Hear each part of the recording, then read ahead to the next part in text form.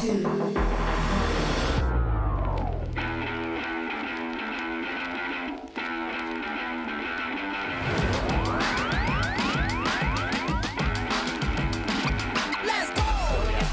With the Intellion, she's playing quickly. I feel like she thinks she's got it. See what can happen on this turn And the for draw for turn. You've been patient. You've been waiting all this time, but you ready. You've been putting in that grind, so let's go. Champions are hard to find, but you know the goal when you're ready to shine. Have they heard of you? Then they know. You got your sights set on that road. If it's time to battle them, then let's go. 'Cause you'll never stop. Show them what you got. Riding through another turn, and the Palafin is going to join it! Very impressive showing and a really good understanding of how these teams work. Show 'em what you got. Yeah, they already know. You got your sights set on victory road. Show 'em what you got. Yeah, they already know. You got your sights set on victory road. The Mindfield wants to go for a sweep of his own. Scrafty has already knocked out 2 Pokemon. He said this match was too hot. I need to cool things off here with an ice beam. A Bastion, it rumbles onto the field and the smackdowns are adding up.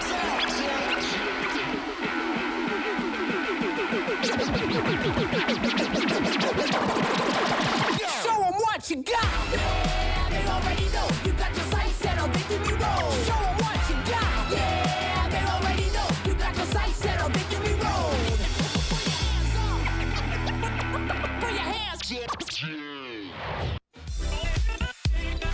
Good morning, trainers, and welcome back to Toronto, Canada for our Day 2 of competition here at the Regional Championships. It has been already 24 hours of extremely fun battles, extremely fun costumes. Everything is going down here in Toronto, and even the plush are getting involved and having fun in our spooky backdrop here. My name is Evan Gardania Lat, the master of vivid plant Pokemon herself, and I am joined by my good friend Sierra Incineroar Dawn. Sierra, I don't think you're allowed in the venue just yet. Right, I haven't been released yet. That's the next DLC. Should I leave? You might need to step out, but you know, we're kind of understaffed right now. We're missing one of our compatriots here. We have the empty chair over here ready, but I think we have one of our friends is running. Oh, there you are, running just a little bit late. Is that the salary man himself, Aaron Larry Zhang?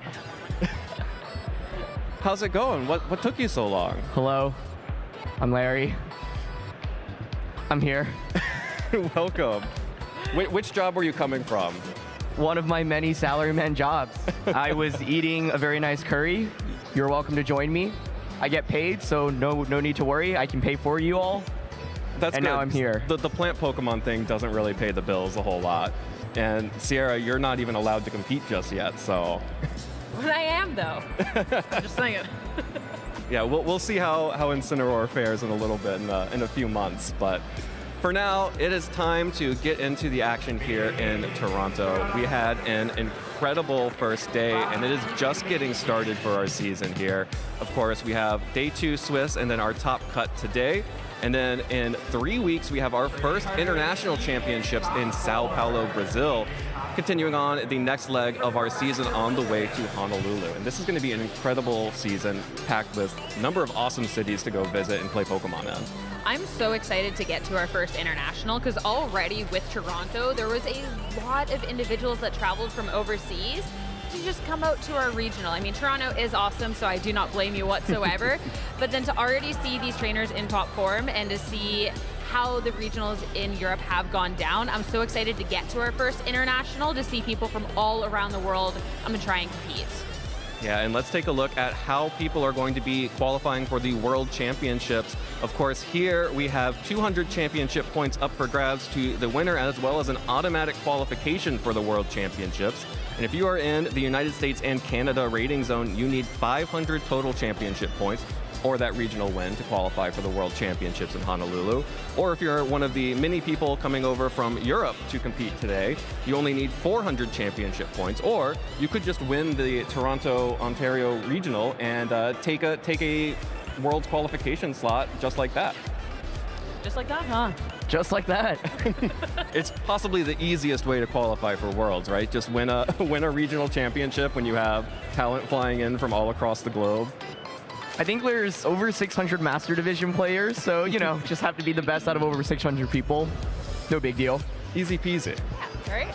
Well, we already saw some of the best competing in our first day of Swiss competition here. Let's take a look back on some of the highlight moments. I think one of the biggest things to focus on is a couple of one of our veteran players, Jamie Boyd, who is coming in from the United Kingdom, has qualified for day 2. He faced off against last year's upstart, Justin Tang, who won 2 regional championships. Both of these players are now in day 2. We saw Jamie take this victory over Justin in day 1, using a very Jamie Boyd team up against Justin's very interesting sort of Rain Salamence team. This was such a match that came down to the wire too, because there was a lot of really key pivotal moments here when we're especially looking at Jamie's end. We saw that Draco Meteor live on that 1 HP with that Roaring Moon, as well as really pivotal icy wind mist going on in that game 3. The most important though, Justin's mom was messaging him and just really basically chalked up Jamie's win to his Roaring Moon was just really mean to you, and that's that. It was extremely mean how that Roaring Moon had the invisible focus sash, held 2 items at once in that second game, and then also had the Bright Powder for game 3, 3 items at a time. It was a really fun match to watch. I think 2 players that brought really unique and interesting teams to this tournament. I think a lot of the top teams at the top tables right now centralize around most of the Pokemon that you would expect, but to see Salamence make an appearance and to see pretty much everything on Jamie's team make an appearance, especially this Thunderous Therian, super, super neat, and both of them made it to day 2 and are competing right now in contention for that top 8. I think Jamie easily just one of the most creative team builders in the history of competitive VGC, always bringing really interesting compositions, and it's amazing to see him perform so well once again. Yeah, and both of these players using, sort of we called out in the pregame to day 1 how heavily physical the meta is right now. Both of these players found unique ways to integrate new special attackers into their teams. You have the Thunderous Therian form on Jamie's side, as well as the Gholdengo, which is a little bit more standard. But also, of course, Justin running that special Salamence, finding new ways to integrate new types of special attackers into the meta. Which I'm a really big fan of, because we got to see in our Sacramento regionals that looking at these Iron Defense Pokemon, looking at things that can bulk up, looking at all the Intimidators that are out there, there is a lot of ways to try and be dealing with the uprise of these physical attackers in the format to where maybe these special attackers kind of get disrespected, kind of get looked past a little bit. So being able to find these Pokemon to really kind of make that flash, I think is really good. And I mean, obviously it shows because they have been doing phenomenal so far in this tournament. It's one of those things you think about when you have a meta that becomes overly centralized like that. And this, obviously, we saw 12 different Pokemon in the finals, but we saw a lot of physical attackers, so over-centralized in the form of just too many physical attackers. People are over-indexing for that. They're covering for physical attackers by Iron Defense Body Press Pokemon. We saw the Como win Sacramento. We have a Como team in the field here in day 2. We also have Hisuian Gudra in the field here at day 2, both running the Iron Defense Body Press sets that match up really well against physical attackers, but with these players weaving in these new special attackers, like we did see the Hisuian Gudra yesterday that Brendan was running go up against Raghav, who is also running the Gholdengo and Regidrago teams, and these are new powerful special attackers that are coming out where maybe people who are fighting the last regional are trying to catch up. Yeah, it's interesting hearing the word new because it's like Gholdengo was so good since day 1 of Scarlet and Violet VGC, but it actually feels like it fell off a little bit in Regulation E. It won a regional championship with James Beck winning the very first regionals of the season with it. And I was talking to my brother who, is using Hisuian Gudra, and he decided to bring it because he thinks that a lot of teams just aren't equipped to deal with it, especially the common like Tornadus, Urshifu, Rillaboom, Shampao, Hisuian Arcanine compositions. And Gholdengo has been really strong this tournament, but what's interesting is seeing item adaptations, like Jamie Boyd, for example, using that Metal Coat to just get an increase, or Life Orb, I believe. We also saw Metal Coat being used, and so typically a lot of the players would use something like Leftovers or Citrus Berry, but with that item, you can get a lot of burst damage, and at that +2 benchmark, be able to actually pick up knockouts that your opponents otherwise wouldn't expect. Yeah, and in addition to some of our old favorites from way before in Jamie's case, and last season in Justin's case, we do also have new players that are showing up and making a splash here in Toronto. We saw Ollie Zilka punched their ticket to day 2 in the win-in yesterday up against Jonathan Lin. And they were running this really cool snow team like we had seen previously in Sacramento. Some variations on that, which also seemed to have a much more offensive Ogre Pond than we're used to. Yeah, I was a really big fan of Ollie's team and just how they piloted as well, because there was a lot of talk, because we casted that match, Aaron, about this Ninetales and the screens, and Ninetales can sometimes feel a little bit bad, but showing that there is a little bit of dimension with this Pokemon right away in that first game, going for the Moonblast onto the Urshifu on the other end, and already starting off with such big momentum, showing that there is a couple of different ways to be piloting this team, which I'm excited to see going on forward. Yeah, that was easily one of my favorite matches from yesterday, and it's just so cool to see Alolan Ninetales and Baxcalibur being used as a duo. The Baxcalibur set was a unique Swords and Skill Shot composition as well, and so I had a lot of fun seeing how Ollie piloted it. They played it really well. In both games, Alolan Ninetales was just threatened on turn 1 by a fake out, and Ninetales decided to just attack both times, and that gave Ollie a huge advantage. Alolan Ninetales was one of the 4 Pokemon I had on my list of Pokemon to watch out for, so I was really happy to see it take a victory on stream. Yeah, I'm glad you shouted that out, because they played really like a veteran player by not sort of falling into the trap of, oh, there's fake out pressure on my Alolan Ninetales. I need to either protect it, or I need to switch it out, or I just need to play otherwise passively. Instead, Ollie, like you said, went on the offensive, fired off a Moonblast in game 1, then was able to set up the Aurora Veil in game 2.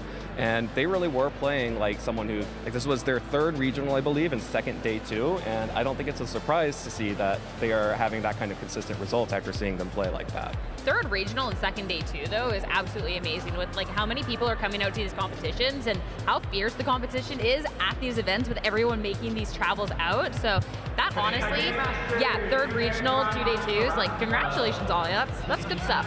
Yeah, and let's take a look at the competition that Ollie will be facing in this day 2. We have so many strong players here. You will recognize a lot of these names from our streams. There are so many people like Paul Chua, who is just a mainstay, a staple of the VGC series. Players like Chup Across the Fourth, Gavin Michaels, Raghav Malavia, of course, Riley Factura, who has not failed to day 2 in this entire season so far. In fact, has not failed to top cut the regional championships in this season so far, and is potentially on pace to do that again.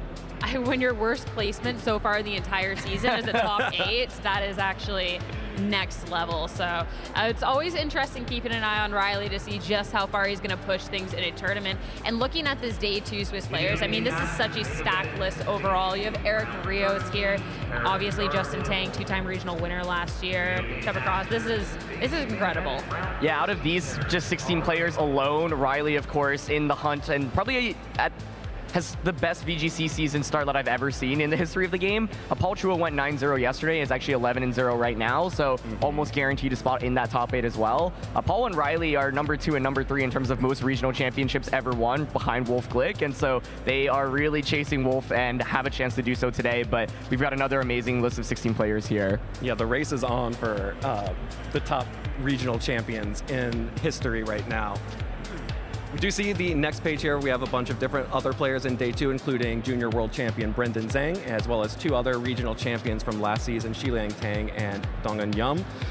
Here we have our regional champions from this season. Of course, Riley Factura took the first one in Pittsburgh, and James Beck took Peoria, using that Goldango, the Terra Dragon Goldango that has become standard ever since James's victory.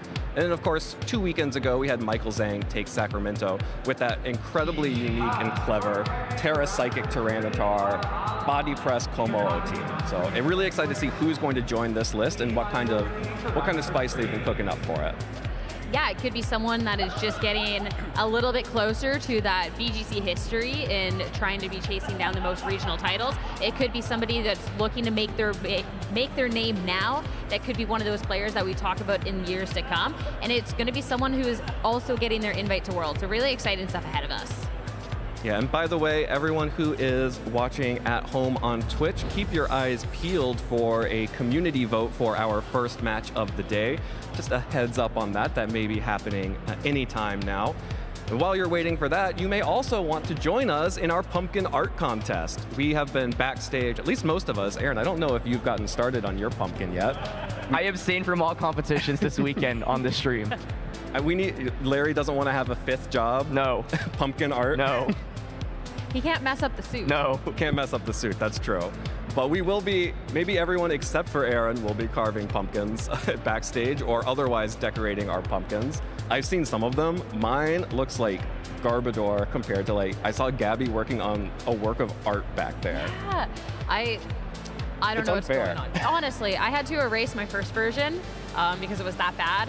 And now I'm trying to like scrape together something drastically, so good luck.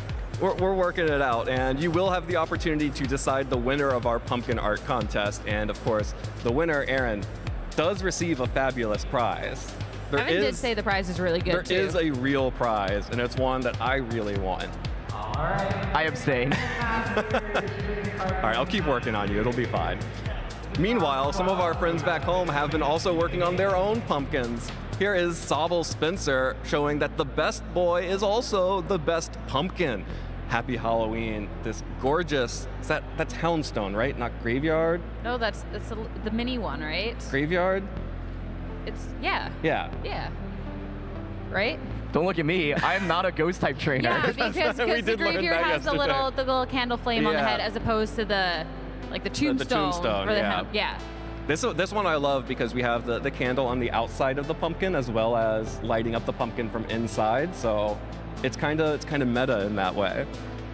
You could have had two pumpkins and you could have had the candle like go all the way to the top of the bottom pumpkin to then have it light up the first one. I mean the top one.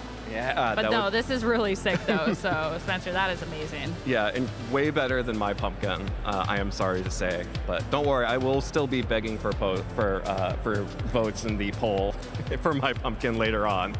Let's take a look at our next pumpkin. We have the Worthy Mage, proving that simplicity is sometimes best with a simple little Pikachu.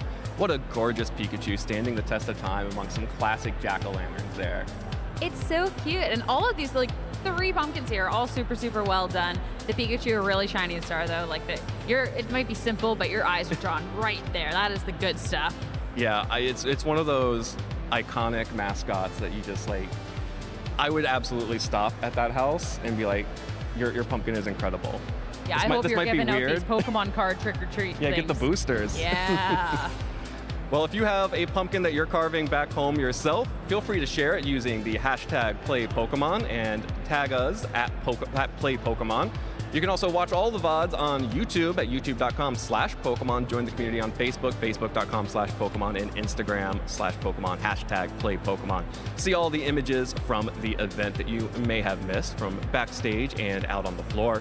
Of course, make sure you're following the channels here and on Twitch and on YouTube to make sure that you do not miss a single section, a single moment, a single second of any of the action coming up both today as well as at the International Championships in a few weeks, and then the Regional Championships continuing on after. Just click that follow button and you will not miss a single moment.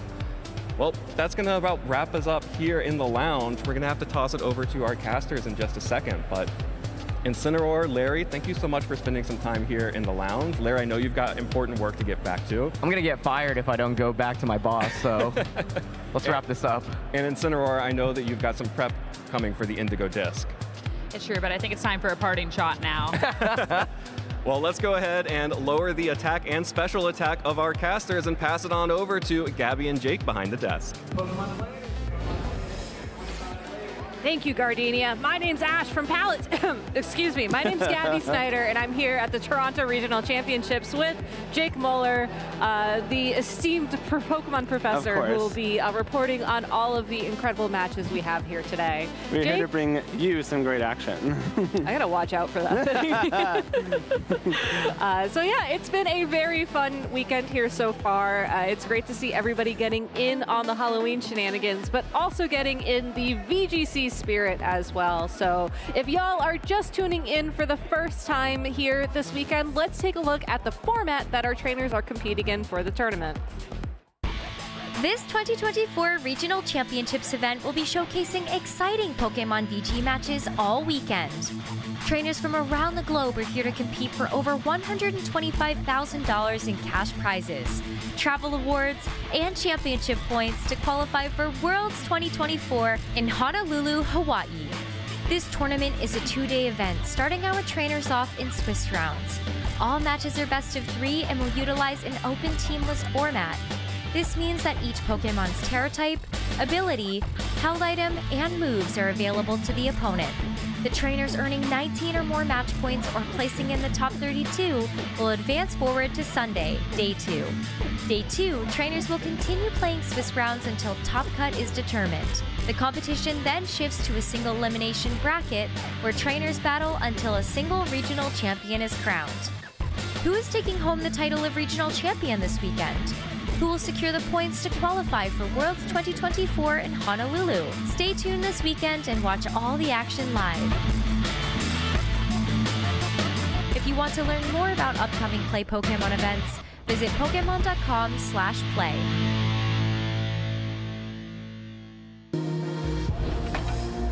So we have completed day 1 of Swiss of this competition as covered in the format video. We are kicking things off with day 2 of Swiss. I believe we are 1 or 2 Swiss rounds into the day already. So there's going to be a couple more rounds and then we'll get to top cut and then we'll crown our next regional champion and our next Worlds qualifier as well. Yeah, very exciting. We will have a 4th player join the ranks of the regional champions, unless Riley wins again, which I think is very possible. But we will have our 4th regional champion crowned, hopefully our 4th player qualified for Worlds, and maybe even more on top of that just by points. I think there's a lot of players, even this early on in the season, inching close to that 500 mark with some incredible performances throughout the year. So I'm going to be following along and seeing what happens. Yeah, there's also a mid-season showdown going on in the hall as well. So a lot of championship points are up to grabs for today. And even if our players don't quite make it to that 500 or 400 bar that they need to qualify, depending on if they're from or if they're competing in North America or not, there are certainly invites to be had, which is exciting. You know, like you were saying, this is very early on in the season, but yet some trainers are already punching their ticket to compete in Honolulu, which means they can maybe relax a little bit, get ready for the Indigo Disc DLC that's going to be dropping eventually, and get ready to compete in whatever format we'll be in next August. Start preparing their Incineroar like Sierra was talking about. Yeah, you know? exactly. Maybe doing some warm-ups or something. There we go. I feel like you need to definitely do some stretches before you start hitting those Darkest Lariats or what have you. Yeah, it's really exciting though. If you're fortunate enough to get a Worlds invite confirmed this early on in the season, that can take a lot of the pressure off. A lot of times, especially late in the season, you know, people are attending as many tournaments as they can, trying to get those last few championship points to clear that bar. But if you get yourself over 500 or you win a regional very early on, you can kind of refocus your efforts on maybe preparing, you know, for the larger tournaments like the international championships, maybe, you know, continuing to have some success at regionals as well, but more importantly, chase one of those, you know, early round buys at the World Championships, which is a new feature of the CP system this year. Yeah, and those buys will definitely make a difference because that's one less round of Pokemon you have to play, which means it's one less round that you're essentially adding on to the marathon at that point, because you have to make it through day 1 of Swiss, day 2 of Swiss, top cut, and then potentially finals to win. Right. And that is competing against the best of the best. But we still have a ways to go before we get there. But what we do have ready for y'all is the day 2 usage stats of the Pokemon in the tournament. And if you think back all the way back to day 1 yesterday, you might notice a couple of differences here. I think the significant one there is our #1 slot. That has been a Iron Hands Fluttermane race neck and neck throughout this tournament season, was taken by Urshifu, and that will be the Rapid Strike form Urshifu, that water typing one. Yeah, the top 2 slots are fighting types, which is something that I don't think we've seen ever, Gabby, in this format at least. That's really cool. Urshifu proving its strength. I mean, Surging Strikes we've seen all day yesterday, all day the past few tournaments in this Regulation E format. It's one of the best moves in the game, kind of undeniably. Those guaranteed critical hits can give you so much play against pretty much anything in the format, as well as combined with the Unseen Fist ability, it makes Urshifu a really force to be reckoned with. Yeah, and real quick, y'all, please keep your eyes on Twitch if you are watching via Twitch, as we will be rerunning the community choice poll for our next round of Swiss. It's going to be coming up quick, and you will not want to miss it. Rapid strikes indeed will be needed to vote in that poll. So again, please keep your eye on that, and we will let y'all know know what match is picked after y'all vote, so thank you very much. Now, going back to the top 12 Pokemon, I think the other thing that jumps out at me is, yeah, there's no Ogerpon. Yeah, there's literally none of them. Not the Teal Mask, not the Heartflame Mask, just no Ogerpon in day 2 for top 12. That is shocking because we've seen Ogerpon both forms, the Wellspring and the Hearthflame. I mean, there have been times that they've both been in that top row in the top 6. I think every tournament so far, they've both been at least in this top 12, both day 1 and 2, and they were on day 1. The Wellspring was 5th and the Hearthflame was 10th on our first day of competition. But here on day 2, the trainers that made it through were not relying on their Ogerpons.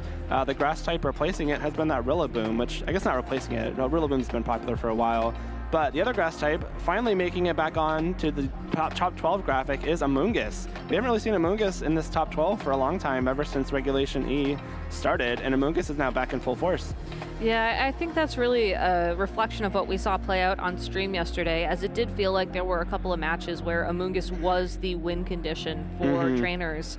You know, whether it was due to the redirection that it brought to a matchup, or if it was just the fact that it had Spore, it was the deciding factor. And I think the fact that Rillaboom is so high up in the rankings as well is kind of an acknowledgement of an Amoonguss. Like, I almost feel like the two of them kind of travel together. You don't necessarily run them on the same team, but if you see a lot of Amoonguss, you want to have a strong grass-type Pokemon so that it's not put to sleep.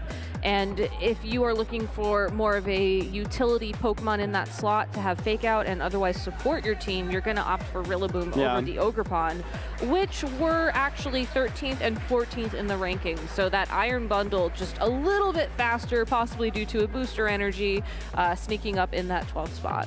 Iron Bundle, Golden Go also are along with Amoonguss, the 3 things that made it onto this list that were not there on day 1. Yeah. And Golden Go, we saw on stream multiple times, with whether it be the Leftovers Nasty Plot set. I think we saw Metal Coat and Life Orb, 3 different items from Golden Go's on stream. One other thing I would love to talk about too is that Arcanine has now matched Landorus in usage. We've seen Landorus be kind of a pretty firm top 3 with Iron Hands and Flutter Mane pretty consistently over the past few tournaments in this Regulation E format. And now people are kind of catching on. You know, Arcanine's won 3 regionals in a row here in North America. Maybe we should start using it a little bit more.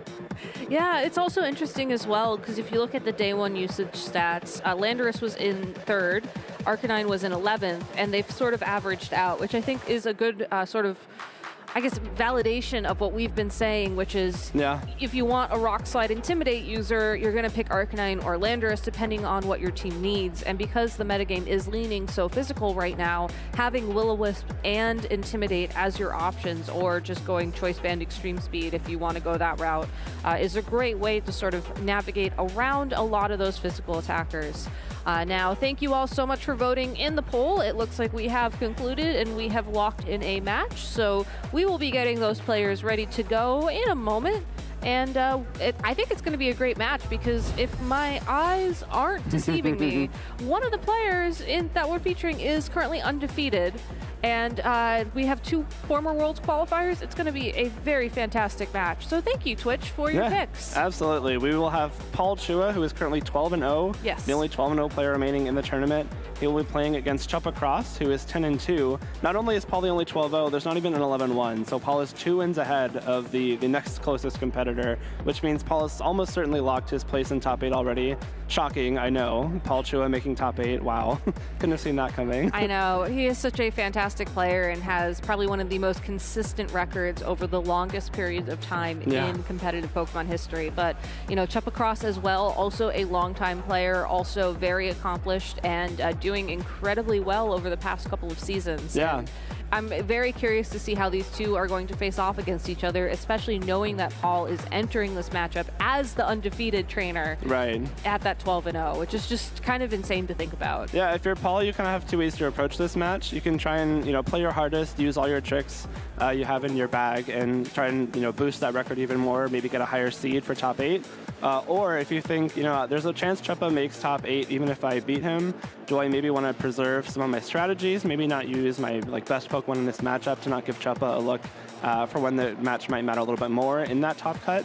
And so Paul has some options here. I think, you know, I don't think Paul's the kind of player that would just kind of sandbag and maybe, you know, toss the last couple rounds because they don't matter as much. But it's going to be interesting because Chuppa has to win, essentially. I think an 11-3 probably makes cut, but if you're 12-1, or rather 12-2 at the end of the day, you will definitely make top cut. And if Chuppa wins his last 2 matches, he's at that 12-2 point. Yeah, this is round 13 of 14, so we will be featuring 1 round 13 Swiss match and I believe 2 round 14 Swiss matches. So.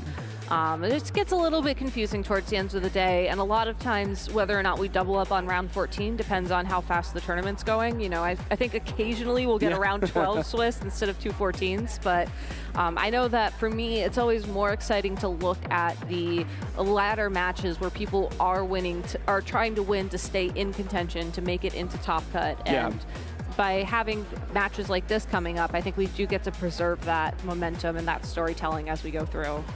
The other thing I want to touch on, though, and this is something that if you haven't taken a look at the pairings yet, you might not know there are some incredible notable matches coming up this round. In addition to our stream feature match, there's also Eric Bartlett versus Raghav Malavia, Nate Wright versus Andrew Krug, and Daravan versus Jamie Boyd. And Daravan and Nate are the 2 Canadian heroes that are in contention for top cut. So all players featured on this graphic, other than Paul, of course, are 10-2 with their records. So they're in that same boat as Chuppa. 1 win is a likely lock for top cut, but is not guaranteed. It might come down to some tiebreakers later on in the tournament. But if they do win their last 2 matches, they will finish 12-2 and will most certainly make it into that top 8. So very important matches for all 8 of these players. Maybe other than Paul, but of course every match is important at a tournament like this. For sure, and we're getting some fun facts coming in as we get these players seated for our next stream match. Paul Chua has won 6 regionals. I believe that puts him in the lead in terms of the number of regionals won, though. Maybe behind Wolf, maybe tied with Wolf. I think tied with Wolf. I think Riley's creeping up there too. Yeah, but like... I was going to say, I know it's Paul Chua and Wolf are like 1 and 2, if not tied. Right. And I think 6 is the number that is like the top. Got it. Yeah. And then Riley obviously making a great go at it this season, trying to catch up. And Chuppa Cross is the player that has earned the most championship points with both Dondozo and Dragonite. Yeah, I mean, that makes sense. There's an assumed Tatsugiri in there, but you can't always assume Tatsugiri. That's true. There was a hot moment in time where people would just run Dondozo alone. No, I mean, Chuppa, I believe he got 2nd place at the very first regional of Scarlet and Violet in San Diego back in January, running that Dondozo-Tatsugiri combination. Yep. And a lot of teams featured Dragonite on the Dondozo-Tatsugiri teams as well, so that makes a lot of sense. And Chuppa's someone that we've seen at top tables forever. Someone he's gotten 2nd place at a few regionals over the years. I know he's looking for that, first big win, which could very possibly come here in Toronto. But big hurdle to get through is Paul Chua, who is obviously no stranger to regional success. Yeah, and it's going to be a really interesting matchup as well once we get into their teams. We will wait until they are seated and ready to go to cover that, though. So stay tuned. Yeah, I don't know. I think if you're Paul and you're Chuppa here, they are both very familiar with 1, big important matches at the later stages of tournaments, 2, playing on stream. We've seen them many times. I think most recently Paul had a really big finish, winning the European International Championships for his first international win. Whereas Chuppa, again, looking for that first big win in the Masters division. I think he won like a regional back in like 2011 in Rhode Island, I believe. That sounds right. Yeah, that sounds right. Yeah. I forgot there was a regional in Providence back then, honestly. Oh, those were the days. But obviously, very successful since then, and especially in the Scarlet and Violet era. I know back in Sword and Shield, he was doing very well too, but I think once Scarlet and Violet came around, Chuppa really established himself as like a top player, like one of the best in the country, if not the world. Yeah, and it does make you wonder if the fact that we've kind of moved away from Dynamax and gone into terrestrialization is just more like aligned with his play style and just has allowed him to sort of understand the game a little bit deeper and, be able to get these stronger finishes overall. I think that something that we talk a little bit about is just how these like game mechanics, the titular mechanics, if you will, really change how you play VGC. And I think the one comforting thing about terrestrialization is there's so many different ways you can play it. Mm-hmm. It's really easy to sort of say, okay, I'm a defensive player. I want to play defensively. This is how I do that. Versus something like Dynamax, where you really had to go all in at a certain point to take advantage of those moves. But we will be moving on into the head-to-head showdown of Paul Chua versus Chuppa Cross. Paul Chua on the left-hand side of your screen, running Heatran, Iron Hands, Roaring Moon, Amoonguss, Fluttermane, and Landorus Therian. Yeah, and Chuppa on the other side will have the Chien-Pao, the Rillaboom, the Arcanine Hisuian form, the Rapid Strikes Urshifu, Tornadus, Incarnate, and Fluttermane. I like a lot of what I'm seeing from Paul here because it's very similar to the team that he actually won European and National Championships with. I believe the Iron Hands, Roaring Moon, Amoonguss, Fluttermane were all there. And he had the Palafin as well back when that was a big thing. But the Heatran and the Landorus taking those slots this time around. And Paul is actually just sticking to the Dragon Dance Roaring Moon. A lot of the Roaring Moons that we've been seeing so far this tournament have been the more supportive sets with something like Tailwind, Breaking Swipe, instead of the Terraflying Acrobatics. But Paul sticking to what he knows does well and sticking with that Dragon Dance, which I think is pretty cool. Yeah, it's interesting as well that there really is no speed control on Paul Chua's side of the field, instead opting for Dragon Dance, Booster Energy, presumably to boost the speed of that Roaring Moon, but we'll have to see how that plays out in battle. You also have the Choice Scarf on the Landorus as well to provide you a little bit of an edge when it comes to speed control. Chuppa's team, however, is taking a ton of inspiration from San Vito's team, who won, Simone's team, excuse me, who won the regional last weekend in Lille with that Chien-Pao Rillaboom combination, I think, being the highlight, the core of that team, as it gives you a ton of playability. You can drop the defenses with the Pokemon on the opposing side of the field, and then use your Rillaboom, use extreme speed on that Choice Band Arcanine, even just the Urshifu, a naturally fast Pokemon to deal damage very, very quickly. So, you know, when you look at how these teams match up on paper, I feel like Chuppa does have a bit of an advantage simply because he can control speeds with Tailwind or otherwise with access to extreme speed. But I don't think Paul Chua would have made it this far in the tournament undefeated if he didn't have a game plan for the team that won the previous regional. I think a lot of the time Paul's game plans tend to revolve around like being very bulky. You know, he's got the Landorus, he's got the Amoonguss, he's got the Iron Hands, all of which can contribute to a slower game plan, especially since a lot of the time we saw Paul on stream back in London for the European International Championships this summer. A lot of his games were just kind of pollen puffing with Amoonguss, you know, keeping things healthy, redirecting things with that Rage Powder. And so it doesn't really matter who's attacking first if no KOs are being taken at all, and that's kind of Paul's game plan into a lot of these kind of teams.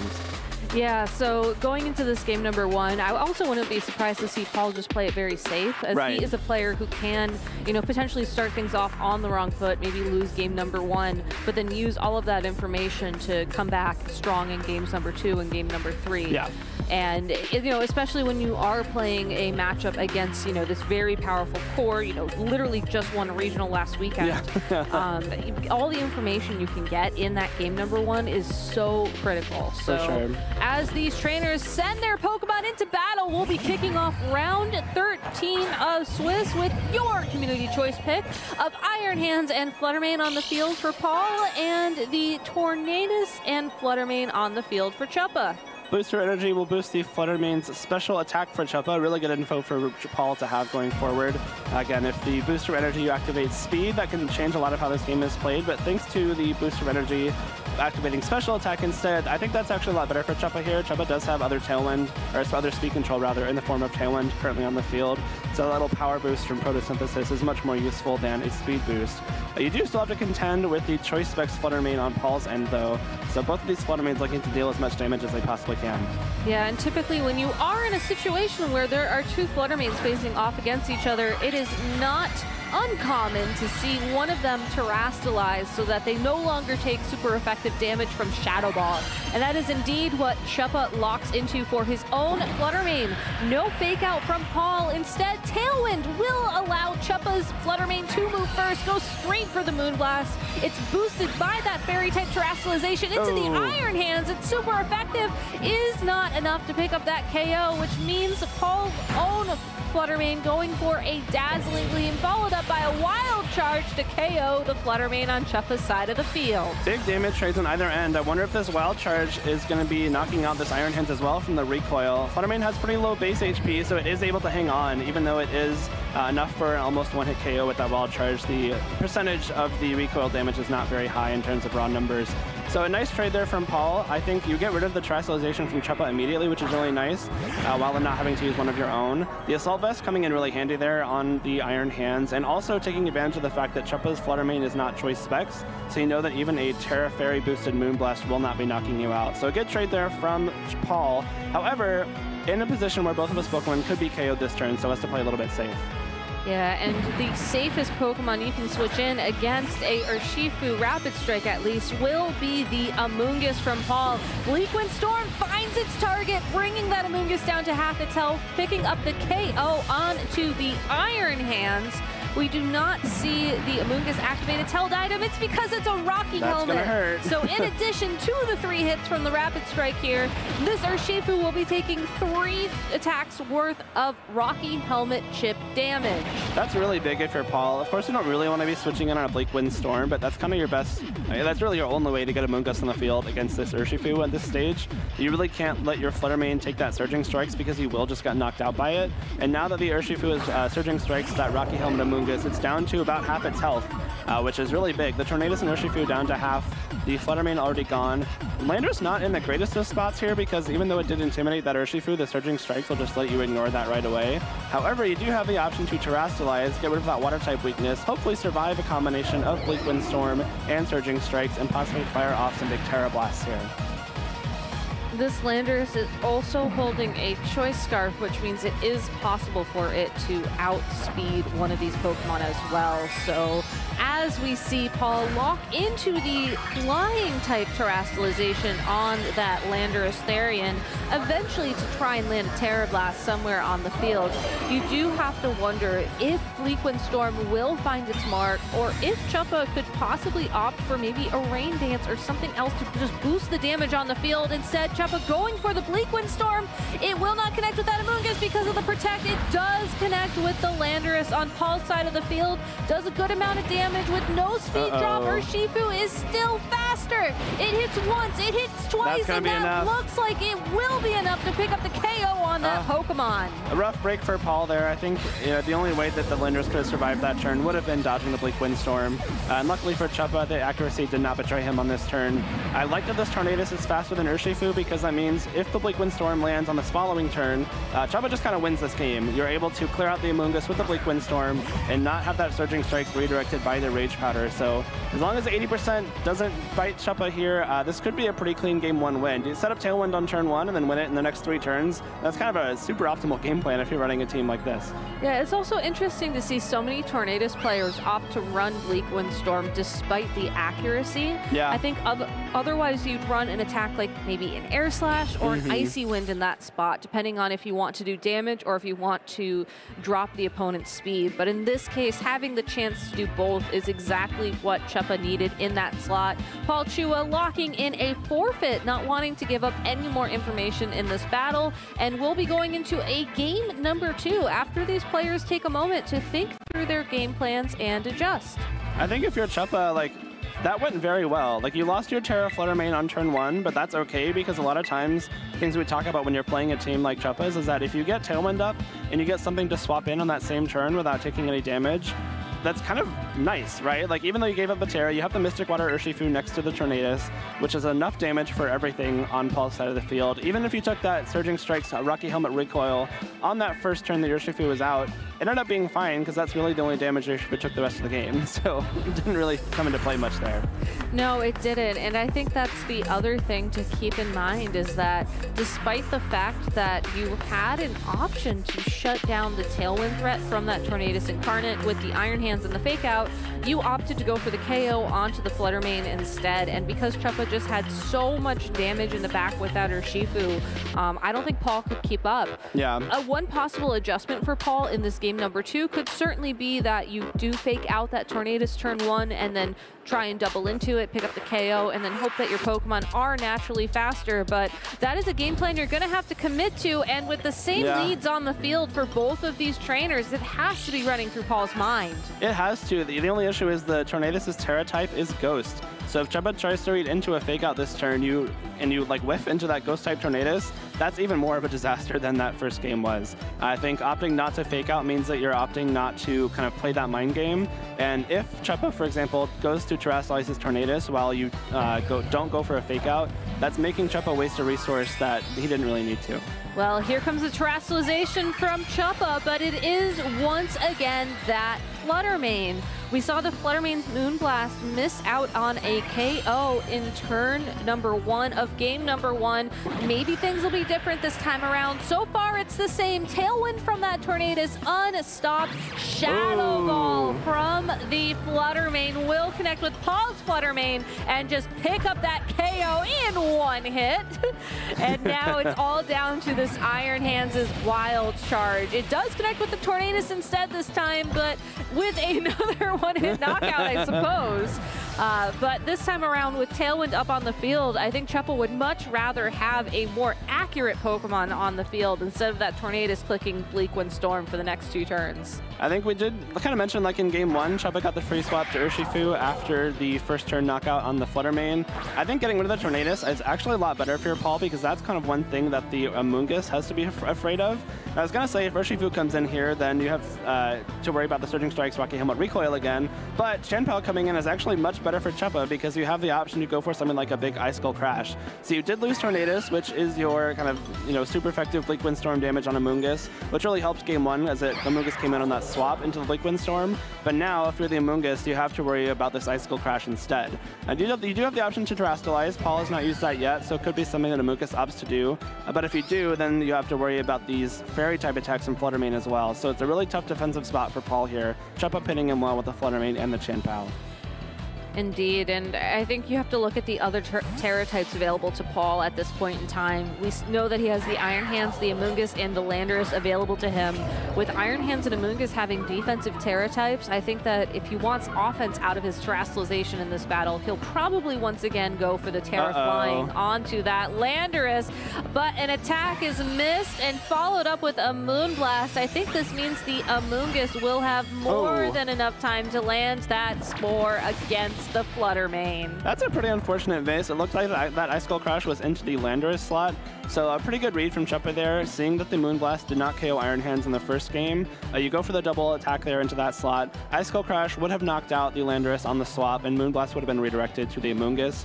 Not for some great damage, it does resist the Fairy type with that Poison typing, but you would have knocked out the Landorus, gotten Paul down to his last 2 Pokemon, and gotten some valuable damage on Amoonguss, which isn't holding a Citrus Berry, while at the same time locking it on the field with no option for a generator thanks to Paul being down to his last 2. So unfortunate miss there, and you pay for it with a score.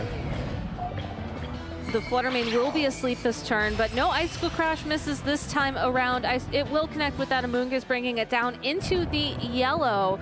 This Amoonguss now free to go for a second Spore. This time will be into the Chien-Pao. So I think Chepa has to hope that the Flutter Mane wakes up this next turn to try and stop this Amoonguss from running away with the battle like we've seen so many do throughout the format. The benefit of running Ice Skull Crash over Ice Spinner as well is that you did not break your Focus Sash on that Rocky Helmet. That's the reason a lot of players have opted to run Ice Skull Crash. Even though it is less accurate like we saw in the prior turn, it does do slightly more damage. It has a flinch chance as well, which hasn't come into play just yet. But the Focus Sash still being intact for the Chien-Pao is really nice for Chepa.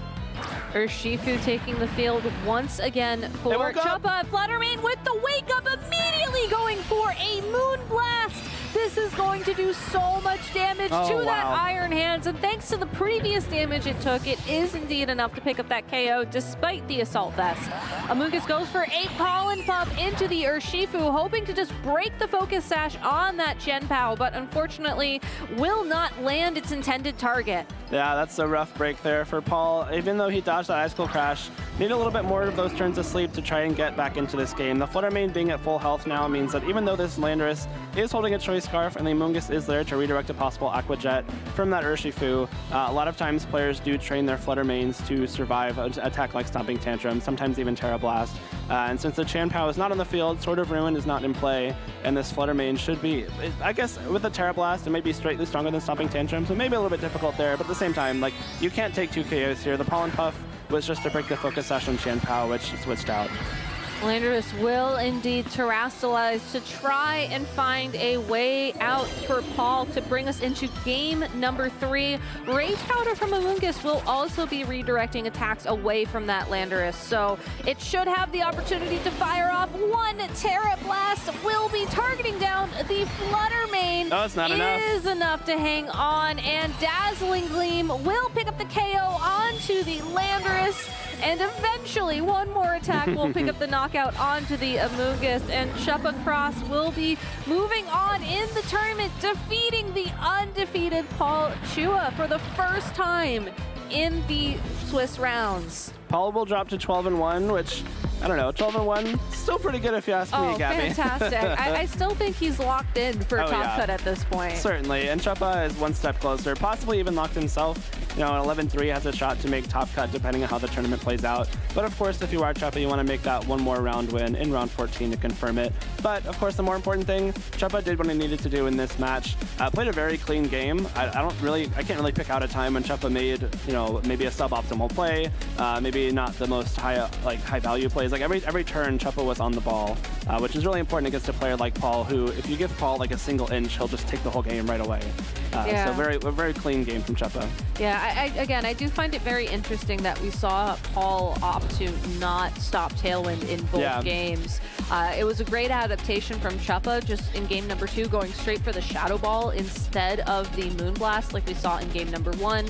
And even though Paul was able to knock out the Tornadus, it had gotten its speed control up already. And again, that just was enough of an edge to give Chuppa the advantage when going for these super powerful attacks. I think part of it too, like maybe if you're Paul, you're considering those kind of plays where you try and go for a fake out on Tornadus if it doesn't terrestrialize. You even maybe, like there have been times where players have gone for a fake out into Flutter Mane as it terrestrializes into a fairy. It's just a pure fairy type and drops the ghost typing. And there's certainly plays that Paul is very capable of making, and I wouldn't be surprised if he's made them before in his career. But in a situation like this where, you know, again, if you lose this match, it's not a big deal. You're still going to make top 8. Maybe you try and save those plays for top 8 or top 4 or finals when you might face Chuppa again when it really matters. Not wanting to kind of give Chuppa any kind of insight into how he might want to play that matchup. So I fully understand maybe not wanting to show all your cards if you're Paul there, but at the same time, Chuppa is, like, it's never easy to beat Paul, even if Paul's maybe not giving 100%. So kudos to Chuppa. Yeah, you know, when you were saying that, it made me think maybe there is some sort of like speed interaction, or maybe there is some sort of like alternate play that we didn't get to see because Paul did want to keep that information secret. And I think a lot of times, especially now that we do have open team sheets, I assume that there's enough information in play that you don't necessarily have to preserve as much. But if you are essentially locked into top cut, regardless of how you do the next couple of rounds of Swiss, and you know that there is a high percentage that you will be facing your opponent again in that top cut, it does make sense to, if there's maybe a Pokemon that you've trained in speed, maybe if Roaring Mood does indeed have that speed boost that we were talking about, keeping that information secret could give you the edge in a much more important match. Yeah, I think one thing to that end, we didn't see the Flutter Manes interact without Tailwind up on one side. No, we did not. And so we saw that Chuppa's is the special attack booster energy, which means it can't possibly be like the trained maximum in speed. Like it just, the math doesn't work out that way if you want it to be boosting special attack. So that could be good info for Paul. You know, a lot of times Choice Specs Flutter Mane can be trained to be like bulky and strong. A lot of them are as fast as they possibly can be because you can make up the power difference with that Choice Specs. And so if Paul knows, like maybe my Flutter Mane is maximum speed, you're going to be outspeeding the Flutter Mane on Chuppa's side of the field without Tailwind up. But maybe not wanting to give that info to Chuppa, possibly why he just allows Tailwind to go up on those first turn both games. Yeah, well, there's still a lot of information at foot here, or at hand maybe is better to say. Though Flutter Mane has no hands nor feet. That's true. So, no limbs. Yeah, no limbs. Only vibes. And nice hair. Flutter Mane has nice hair. Yeah. I might have to ask for some tips later. But we are getting ready for an interview with the winner of the previous round of Swiss, and I believe we're going to be taking a quick break to get that set up. So please stay tuned, everybody. We will be right back.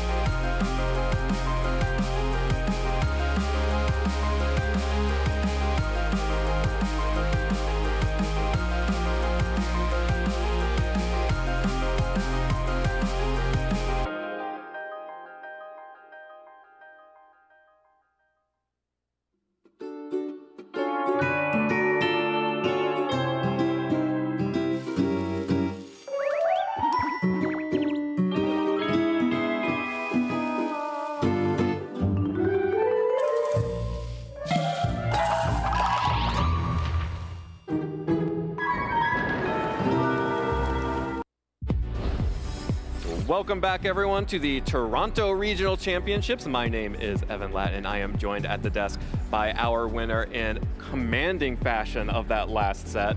Chup across, you took down the undefeated Paul Chua to, I think you're not quite guaranteed top 8, but having Paul Chua in your resistance probably feels pretty good. Never hurts. Yeah, I'm really happy to be able to move up to 11-3 and have, I was in the same position at U.S. Nationals where it's like, if I win the last round, I can definitely make it in, and if I lose, I still have a shot. It's definitely a lot more comfortable than having to play that last round at 10-3 and knowing that even if you win, you might just miss. Absolutely.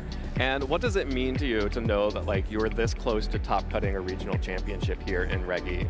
Feeling really good. At Pittsburgh, I got kind of close, finishing, I think, 18th, but felt like I wasn't quite playing my absolute best, and now it feels like I've kind of just been able to take some lessons from that and continue leveling up.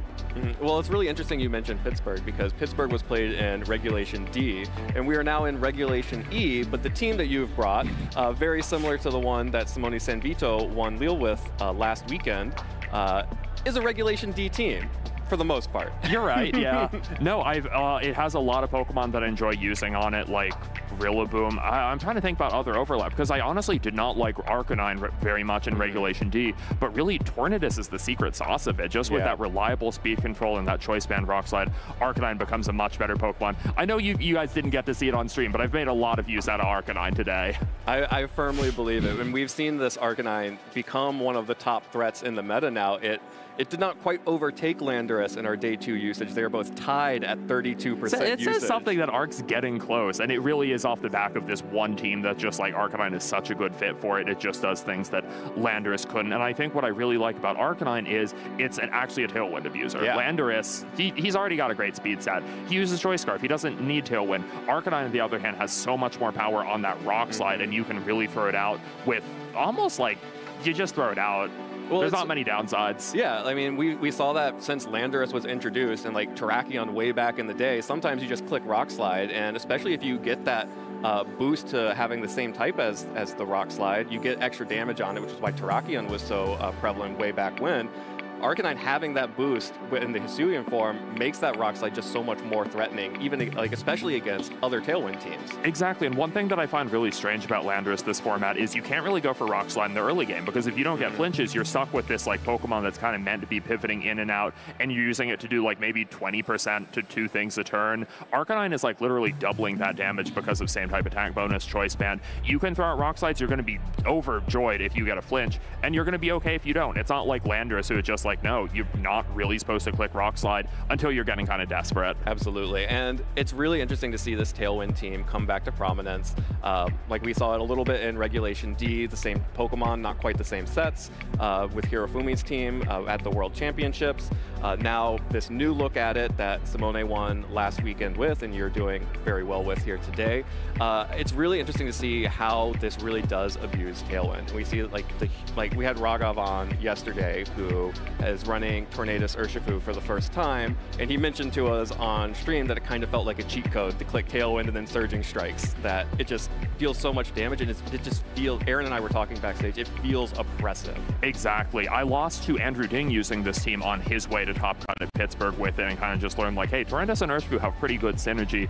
The one damage calc that really convinced me to use the team that I am is just if Urshifu's in the rain and it's used Terra, it's usually going to one-shot Iron Hands. That I feel if you're familiar with the format, that kind of says everything about the duo that you need it to. Oppressive is a good word to use for them. It's so interesting you say that that's a one-hit KO. Maybe you can settle a debate that we are having. Is 3 hits of the Surging Strikes a one-hit KO? Yeah. They come packaged as the bundle. That's okay. That works for me too. Also, so let's take a look at the match that we just saw against Paul. Of course, Paul is an incredible competitor, won the European International Championships with a team that looks fairly similar to the one that he brought today, especially with that Roaring Moon that he was known for back then. What did you think looking at team preview going into this match? I know that Paul's really a master of that archetype. Even talking with him before the regionals, I was urging him to use a team like this because he excels with teams like this, with just lots of pivoting, but still a respectable damage output. And Soaring Moon, which is a Pokemon that not everybody's going to be able to utilize, but really, especially with knockoff, the people who are already good with it can now be great with it. Yeah. However, he had a few choices on this team that made it not quite as scary as it could be. Like, let's say Heatran being Shuckleberry when I don't think my team has any ground coverage on it, so it's effectively kind of a dead item slot. The advantage of running Arcanine instead of Landorus. And then as well, Iron Hands being Volt Switch instead of Heavy Slam, when usually like Flutter in the lead against Iron Hands, I have to worry about getting one shot. When if it's Volt Switch, it's just like, no, you can Wild Charge me for heavy damage, but you're not getting rid of me in one turn. Yeah, and that Flutter main proved to be extremely bulky in this set, able to actually survive that Landorus's Terra Flying Terra Blast in the end of game 2. Like, if you don't have Heavy Slam on that Iron Hands, what are you supposed to do? I guess what Paul tried to do and double target it up. Yeah, and that's like really the cool thing about bulky Flutter main like mine. Just like, well, if it's not going down in one hit, that might mean you're taking 2 Terra Fairy attacks, which is just like, nobody wants to deal with that, except maybe a Moongus, and even that's like, you know, Flutter main always has partners that are ready to deal with the Moongus. And the other really interesting thing about this team is that you went with the Booster Energy Flutter main, which I think has been sort of the big question and debate amongst Flutter main users since, you know, the introduction of Flutter main. There was a brief moment we thought about Life Orb, but really it's become Choice Specs or it's become Booster Energy. You've decided to go with Booster Energy. Is that just because you prefer to have that flexibility as opposed to the immediate raw power? And Sandy told me it was a good idea. Simone told me it was a good idea, and I ran with it, and I've been very happy with it. I agree. Like, I think the flexibility to do different things is great, and I just try to play my Flutter in a way that means, like, okay, if I switch out, I'm ready to, you know, accept that I don't have an item any longer. And Life Orb's just not a good item. The recoil just, I tried it once. It's just not worth it.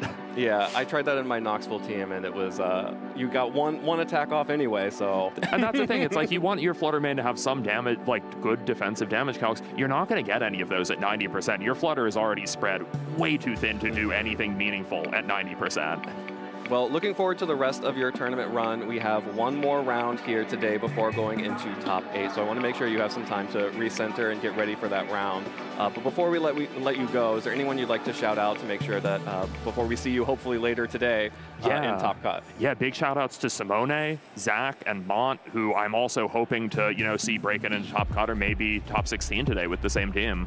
Awesome. Well, Chuppa, thank you so much for joining me here at the desk. It's awesome to see you win that match, and hopefully we'll be seeing much more of you later today. Thank you, Evan. All right, well, we're going to take a quick break, and when we come back, we'll have even more action from the Toronto Regional Championships.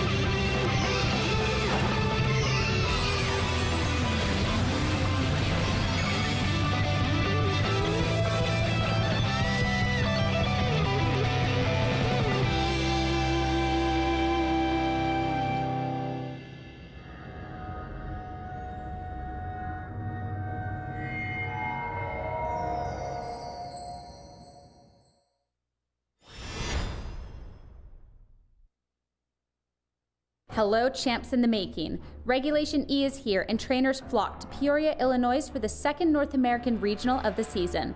Let's take a moment and look back at the competition. A new regulation usually means new chaos, and we saw a variety of interesting teams utilizing the new Kitakami Pokedex Pokemon. Ogerpon found a bunch of new friends, slotting onto a variety of teams in a couple different ways. Even with Ogerpon, Luka Trejka didn't leave his old friends in the dust. His Kingambit, who has served him so well, showed it was still a force to be reckoned with, as the pair claimed the first finalist spot. On the other end of the bracket, multi-regional winner James Beck was on a tear, swiftly making his way to the finals with strong classics like Tornadus and Urshifu, trying to add another title to a long list of accomplishments. The odds were stacked against Luka, though, who had lost to James earlier in Swiss. The first game didn't go his way after a big KO onto his freshly swapped-in Fluttermane. Game 2, a storm was brewing, as a rain dance from James slowed Luka's Ogerpon down and let his Iron Hands and Urshifu rapidly strike their way through Luka's team. With that, James Beck became the Peoria Regional Champion and earned his invite to the Pokémon World Championships in Honolulu, Hawaii. Now, it's time to show that you too can go up against the best. Check out Pokemon.com/compete to learn how you can get involved in the competition.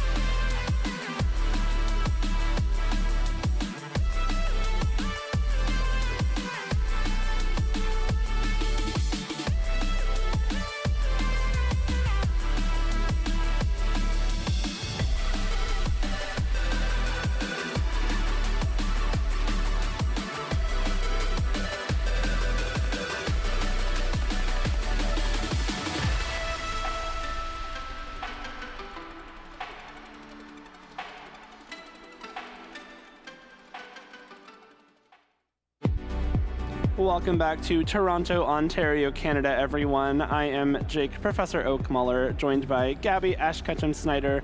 I've provided Gabby her very first partner Pokemon. She's on her way to become champion, but we have another champion to crown here in Toronto as well after our final 2 Swiss matches of the day. We're going to be bringing you 2 round 14 matches. These are the rounds that will decide who makes it into that top 8 cut, which is the most important part of the tournament. Yeah, and these trainers are competing for some incredible prizes here in Toronto. Not only are they competing for the title of regional champion, the auto invite to Worlds, and 200 championship points on top of that to boot, they are also playing for some incredible cash prizes and booster packs as well. I mean, 72 booster packs, that is a lot of Pokemon cards that you could open up on Halloween for some tricks and treats, if you know what I'm saying. Exactly, a lot of tricks and treats in those packs. Of course, the money very enticing as well. $6,000 for our first place at regionals is, if you're playing, you know, back in the early days, maybe back in like the black and white, the X and Y eras, that's kind of unheard of. $6,000 for a regional. I think that's less than, or that's more than even we were getting at tournaments like the International Championships in their previous forms back then. So some great new support for prizing this season, and something that players are very excited about as well. For sure, and we've already crowned 3 regional champions so far. The first being Riley Factura, of course, winning the Pittsburgh Regional Championship, coming second in Sacramento, making top cut in Peoria, but unfortunately will not be making top cut here in Toronto. But I gotta say, the fact that he was able to not only make day 2 of Swiss yet again, but just fall 1 round short of making it to top cut, in Toronto is incredible. We get to see what a 2024 Regional Cup without Riley looks like. It's weird. It took this long. I know. It's such an incredible run, so congratulations to him. And honestly, I wouldn't be surprised if he just bounces right back and is once again at the top for San Antonio. Yeah. Possibly even the Latin American International Championships as well, depending on his travel plans. But because he is no longer in contention, that does mean that we will be having a new regional champion joining this board. And if we want to take a look at the current standings of the tournament, chances are, well, this is the leaderboard for championship points. Chances are a couple of these people could be winning the tournament this weekend, but I think more importantly, it's incredible to me that so many trainers are either at or just below the halfway point to that 500 championship points needed to qualify for Honolulu. Especially considering, again, we are barely a third of the way into our season so far. And that means that we have so many more opportunities for championship points, both at regionals, at our 3 internationals, and at the local level as well. The mid-season showdown going on today here in the Toronto venue being one example. And so many players looking to add to their current totals, which, I mean, with this much time left in the year, you have to imagine that so many players are still feeling pretty good about their shot at hitting that 500. Oh, 100%. I mean, it is true that this is the first year that the championship point bar has been so high for VG. I think typically it's maxed out at around 400 in previous years. But the fact that so many trainers are already halfway there, and a lot of trainers have not hit their best finish limits for the locals, that I believe it's like 6 Premier Challenges, maybe 4 mid-season showdowns. If you want the actual numbers for that, you can check out the Pokemon website. Do not take my word for it. It just goes to show how many points are in play this season. And I think if you are a new trainer to the Pokemon Regional Championships, if you are somebody who's maybe returning from a bit of an extended break, maybe Scarlet and Violet, you realize, oh my goodness, these games are so fun, I want to compete again. Setting your first goal as getting championship points for a year, I think is a great goal to have, because not only can you go to these larger events and compete for points, you can also go to your locals as well, join that local community, get that practice in, and really just run some fun teams. I think one thing that a lot of people may lose track of in all of this incredible Pokemon action is that because locals are on a smaller scale and they happen more frequently, and maybe you're not buying a plane ticket per se to commit to going to one.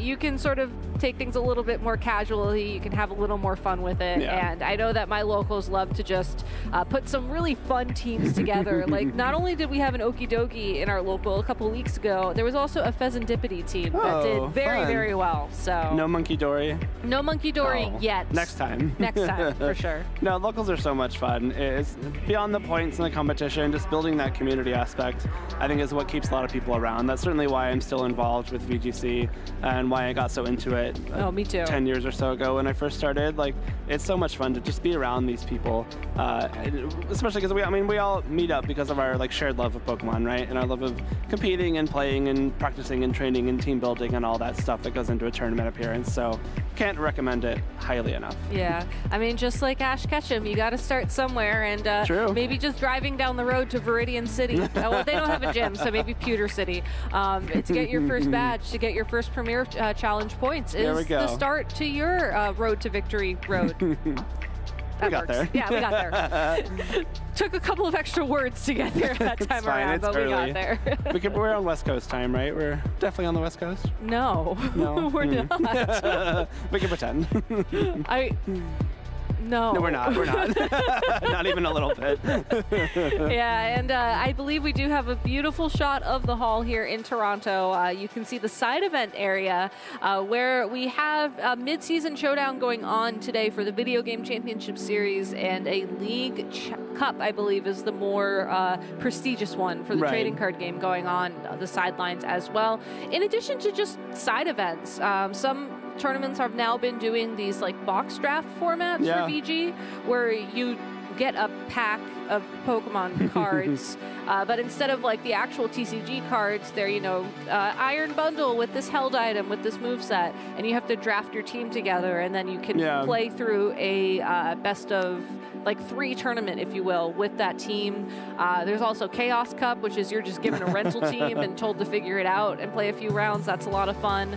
And there's also the TCG First Start program as well. So if you want to learn how to play any of these games, there are opportunities at the regionals as well. It's not all points. Certainly no shortage of fun things to do at these regional championships. I'm very partial to the Pokemon Stadium mini games over on the retro game setups they have going at these events.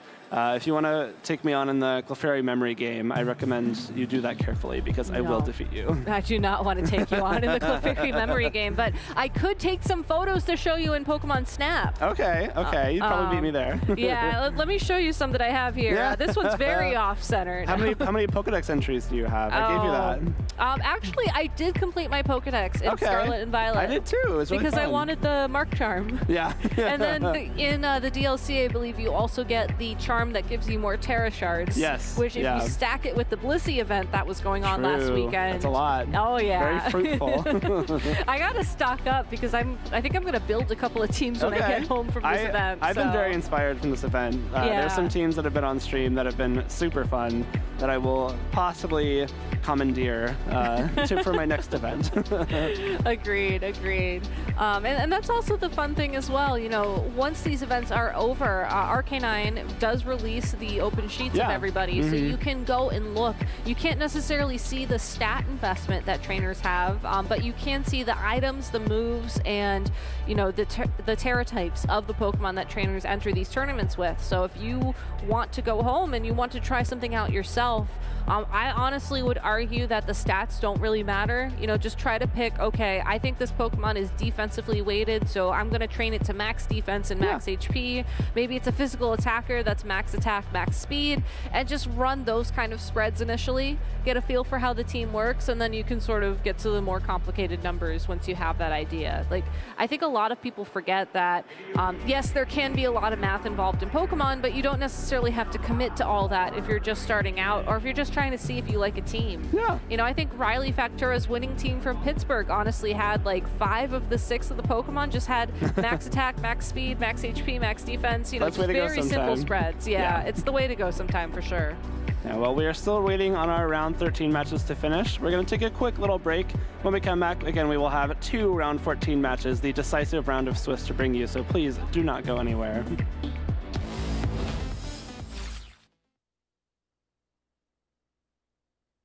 Hey Pokemon trainers, welcome to Pokemon Championships History, a series where we showcase important matches throughout the history of competitive Pokemon. It's time to flash back to the 2014 World Championships to relive arguably the most iconic moment in competitive Pokemon history, Sejun's Pachirisu. It may be true that the Electric Squirrel stole the show at Worlds, but first let's focus on this story's true protagonist, Sejun Park. From South Korea, Sejun was known as an innovative team builder who performed consistently at the world's largest stage. 2014 was Sejun's 4th consecutive top cut of the World Championships. Certainly one of the game's legendary players. I think that most people in the community around the video game would probably agree that Sejun is the best player who's never won a World Championship. But if Sejun wanted to take home the title this time, he would need to utilize his creativity. Many people think Sejun's team was built around Pachirisu, but it was actually a team revolving around another uncommon Pokemon, Mega Gyarados. 2014 was a new era for VGC with Pokemon X and Y, and the first 3D installment of VGC introduced a very powerful game mechanic, Mega Evolution. Mega Kangaskhan dominated the 2014 metagame with its ability Parental Bond, and Mega Mawile was also picking up momentum before Worlds. Because of the prevalence of physical attackers in VGC, Sejun viewed Gyarados and its Intimidate ability as a great counter that other trainers wouldn't expect. Then once Gyarados Mega evolved, it became surprisingly bulky, and after a Dragon Dance or 2, it would become unstoppable. Sejun's team of 6 Pokemon for Worlds is a quintessential example of how to properly team build in VGC. Whether it was Talonflame to hit first and hit hard thanks to its Gale Wings ability, or Gothitelle to endure almost any hit, or Garchomp and Gardevoir to provide valuable chip damage, each Pokemon had a clearly defined role on the team and a way to aid Mega Gyarados on its path to the peak. With those 5 Pokemon on the roster, how did Sejun decide on the final slot for his Worlds team? To answer that, we have to look back at Sejun's previous team at Worlds. At the 2013 World Championships, Sejun lost in top 8, but there were 2 major influences on his team, Marowak and Magmar. By no means were these 2 Pokemon staples in VGC, but they provided Sejun's team a specific type of support needed for success. Marowak had the Lightning Rod ability, which redirected electric attacks away from his Jellicent and Tornadus. And Magmar used the move Follow Me, which was another way to redirect attacks from key targets. How could Sejun combine both electric immunity and Follow Me with only 1 slot left on his team? The answer was Pachirisu. Many trainers were aware of the support Pachirisu could provide to a team, but Sejun was the trainer who fully realized its potential as the ultimate teammate. As a bulky electric type, it only had 1 weakness, and with its ability Volt Absorb, Pachirisu was immune to electric moves, so it was the best choice to redirect electric attacks away from Mega Gyarados. Nuzzle was a new electric move that dealt a little bit of damage, but would always inflict the target with paralysis. Sejun showing off what Pachirisu exactly can do. Nuzzle, I've never seen that move actually been used in competitive play, and now it comes out at the World Championships. And Super Fang would deal half of the target's remaining HP, which helped the rest of Sejun's team secure knockouts. Pachirisu just won't go away. Now that Sejun had locked in his 6th Pokemon for Worlds, it was time for Pachirisu Mania to take Washington, D.C. and the Pokemon world by storm. In the finals, Sejun would face off against Jody Azzarelli. The VGC newcomer was the underdog, but thanks to his double mega team with Lucario and Charizard Y, Jody had multiple roads to victory. Jody wished to be the home country hero and give the US a 4th title in VGC's top division, but the crowd was rooting for the little Pachirisu that could to be the hero of this story. Yeah, and we do see the Pachirisu on the field, and the crowd goes crazy as soon as Pachirisu makes it out. In Game 1, Sejun's skills as a trainer were tested. Ice Punch into that Talonflame. That's some good damage onto Talonflame, and the freeze!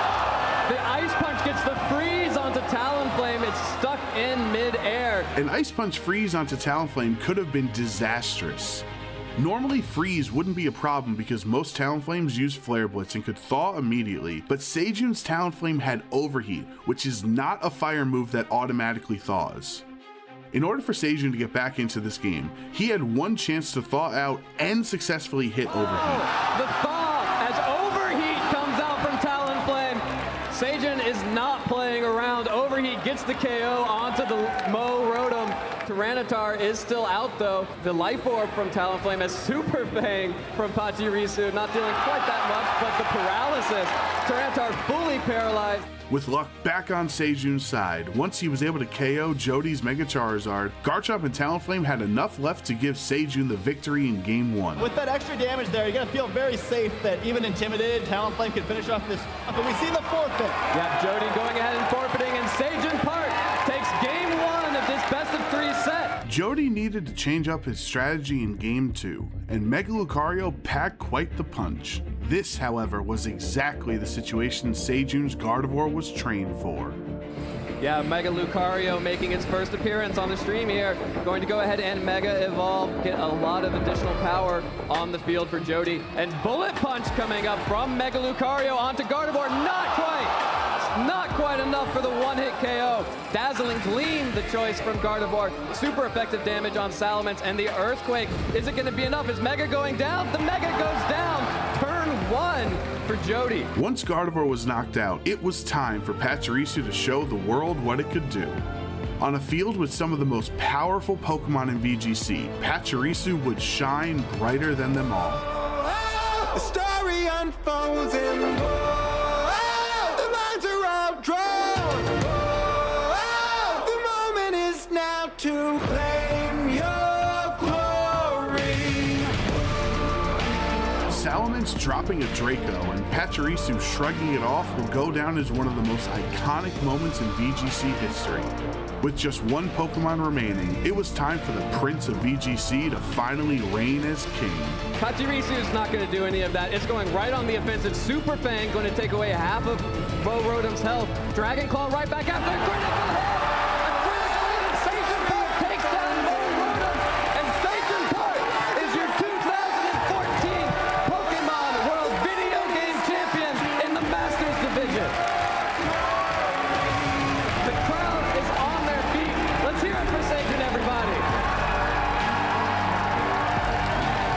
Sejun Park and Pachirisu are forever tied together in the story of competitive Pokemon and have inspired countless trainers across the world to play VGC. It takes a well-rounded team of 6 Pokemon to become world champion, and Sejun proved that success is a team effort. Sejun's lasting impact is not that Pachirisu was the greatest Pokemon ever, but instead it was a great Pokemon for the role he was looking to fill. Thank you for watching, and let us know some of your favorite moments in VGC history by using the hashtag #PlayPokemon.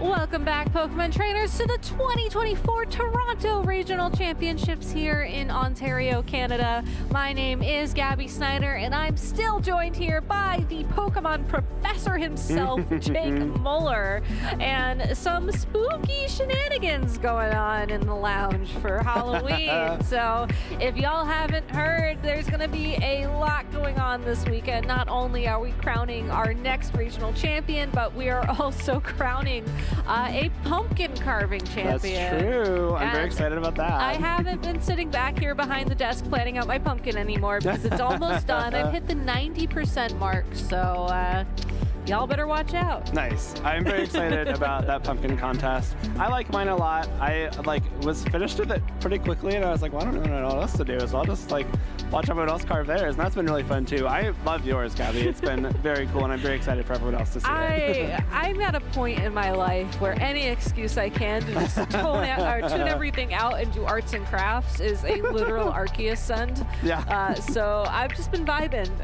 I do have hands and feet, unlike Fluttermane, but we share the vibes this weekend. Vibes all around.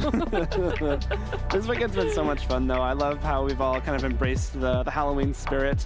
We've got all 3 games participating too. Stephanie and Nick from Go yesterday were so good. If you didn't see them, they were doing Karen and Umbreon, which is a really cool combo. And then Jeremy over on TCG had AJ and his Sandshrew, and that was great.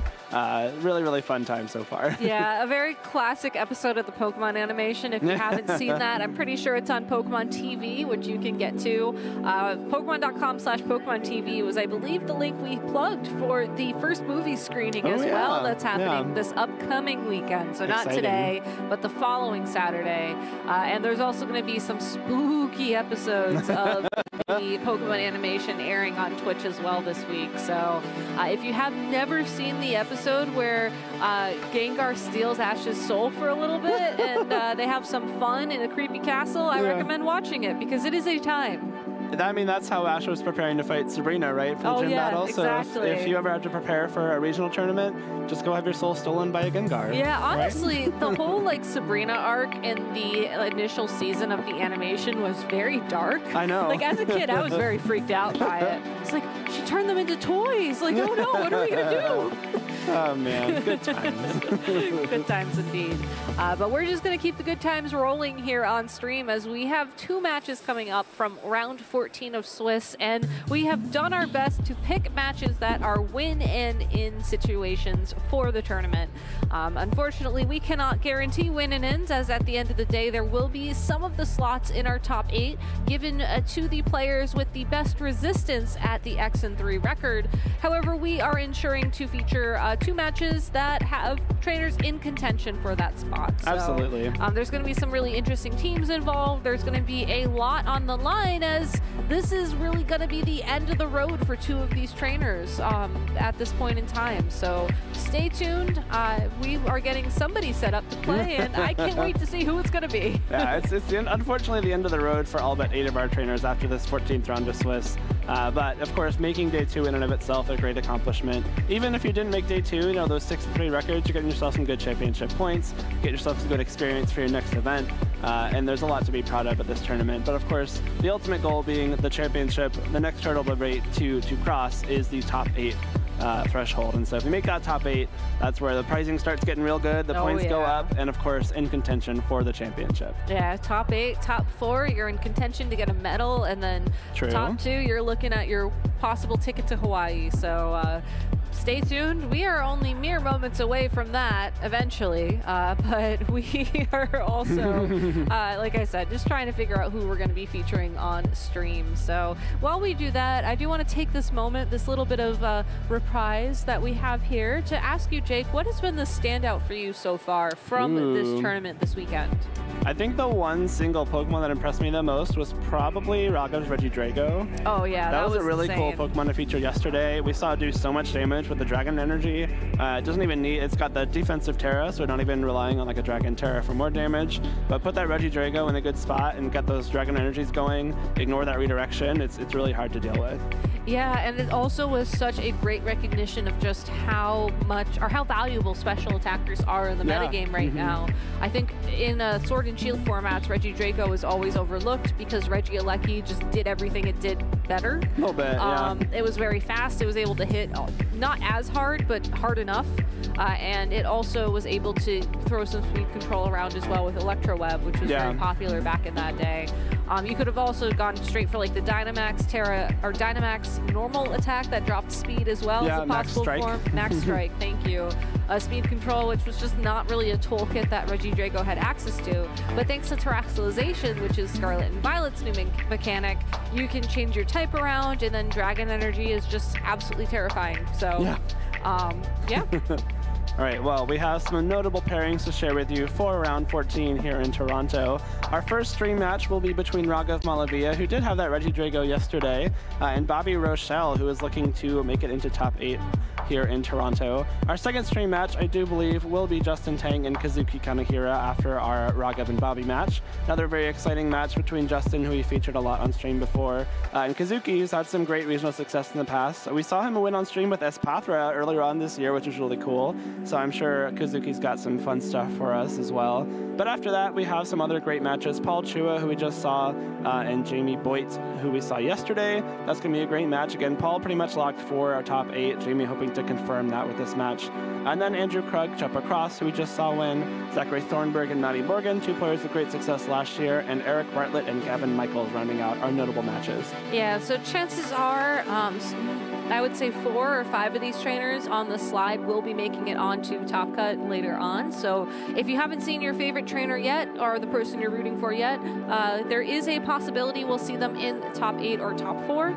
But for now, we will just be featuring Raghav versus Bobby, and then Justin versus Kazuki, like you mentioned, Jake. And, you know, we have seen Raghav on stream before. I believe this will be the first time we're featuring Bobby on stream this weekend. Yeah. And I'm excited to see how their teams are going to work out, because there was one Pokemon I know you were looking forward to see this weekend, and we're finally going to get to cast it. Yeah, there's a Sinistcha on Bobby's team, which is really exciting. I've been a big Sinistcha fan for a few weeks now, and I really like the combination of hospitality and it's like Rage Powder and Trick Room sets. But looking at the team sheets here, Bobby's actually got some really cool tricks on his Sinistcha, not even running that hospitality. But we'll get to that a little bit later. We got some Swiss rankings for you here. Again, Paul Chua, our #1 seed in round 14 yet again. 12-1 is locked for the top 8 cut. All these players at 11-2, even if they lose their next match, will be likely, or maybe not likely, but possibly into top 8 thanks to those resistances. And then the 10-3 players do have to win to give themselves a good shot. But a lot of players on this list here that we have been following for a while.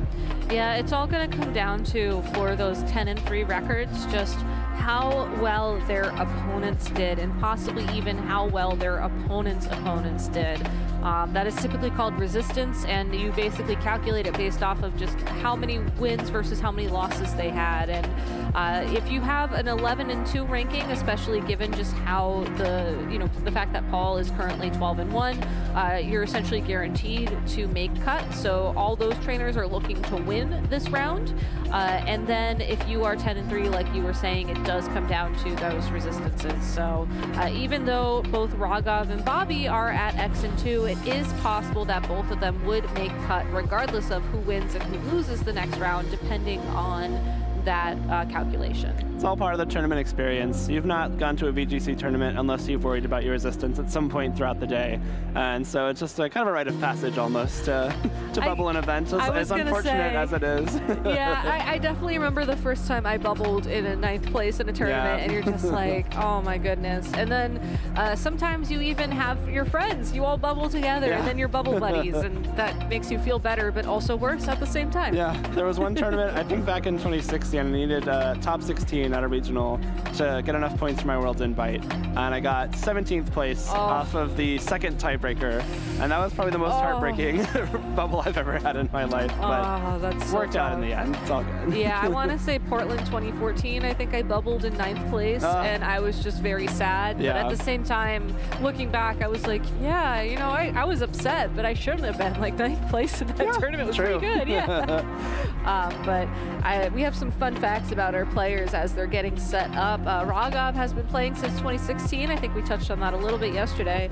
Bobby got top 20 in Peoria, so probably was on the contention of making cut in the last couple of rounds of day 2 of Swiss, and unfortunately did not make it that time around, and is once again in contention. I think he might have walked in a spot to top 16 regardless of how this happens. Yeah. So already a better performance for Bobby, so congratulations. I do have to wonder if he's running the same team, because it's been only a couple weeks since Peoria. The metagame hasn't rotated that much yet. Yeah, I mean, if he did well in Peoria with the team, it would make sense to kind of maybe use the same team, maybe make some tweaks. You know, the meta can shift a little bit between tournaments.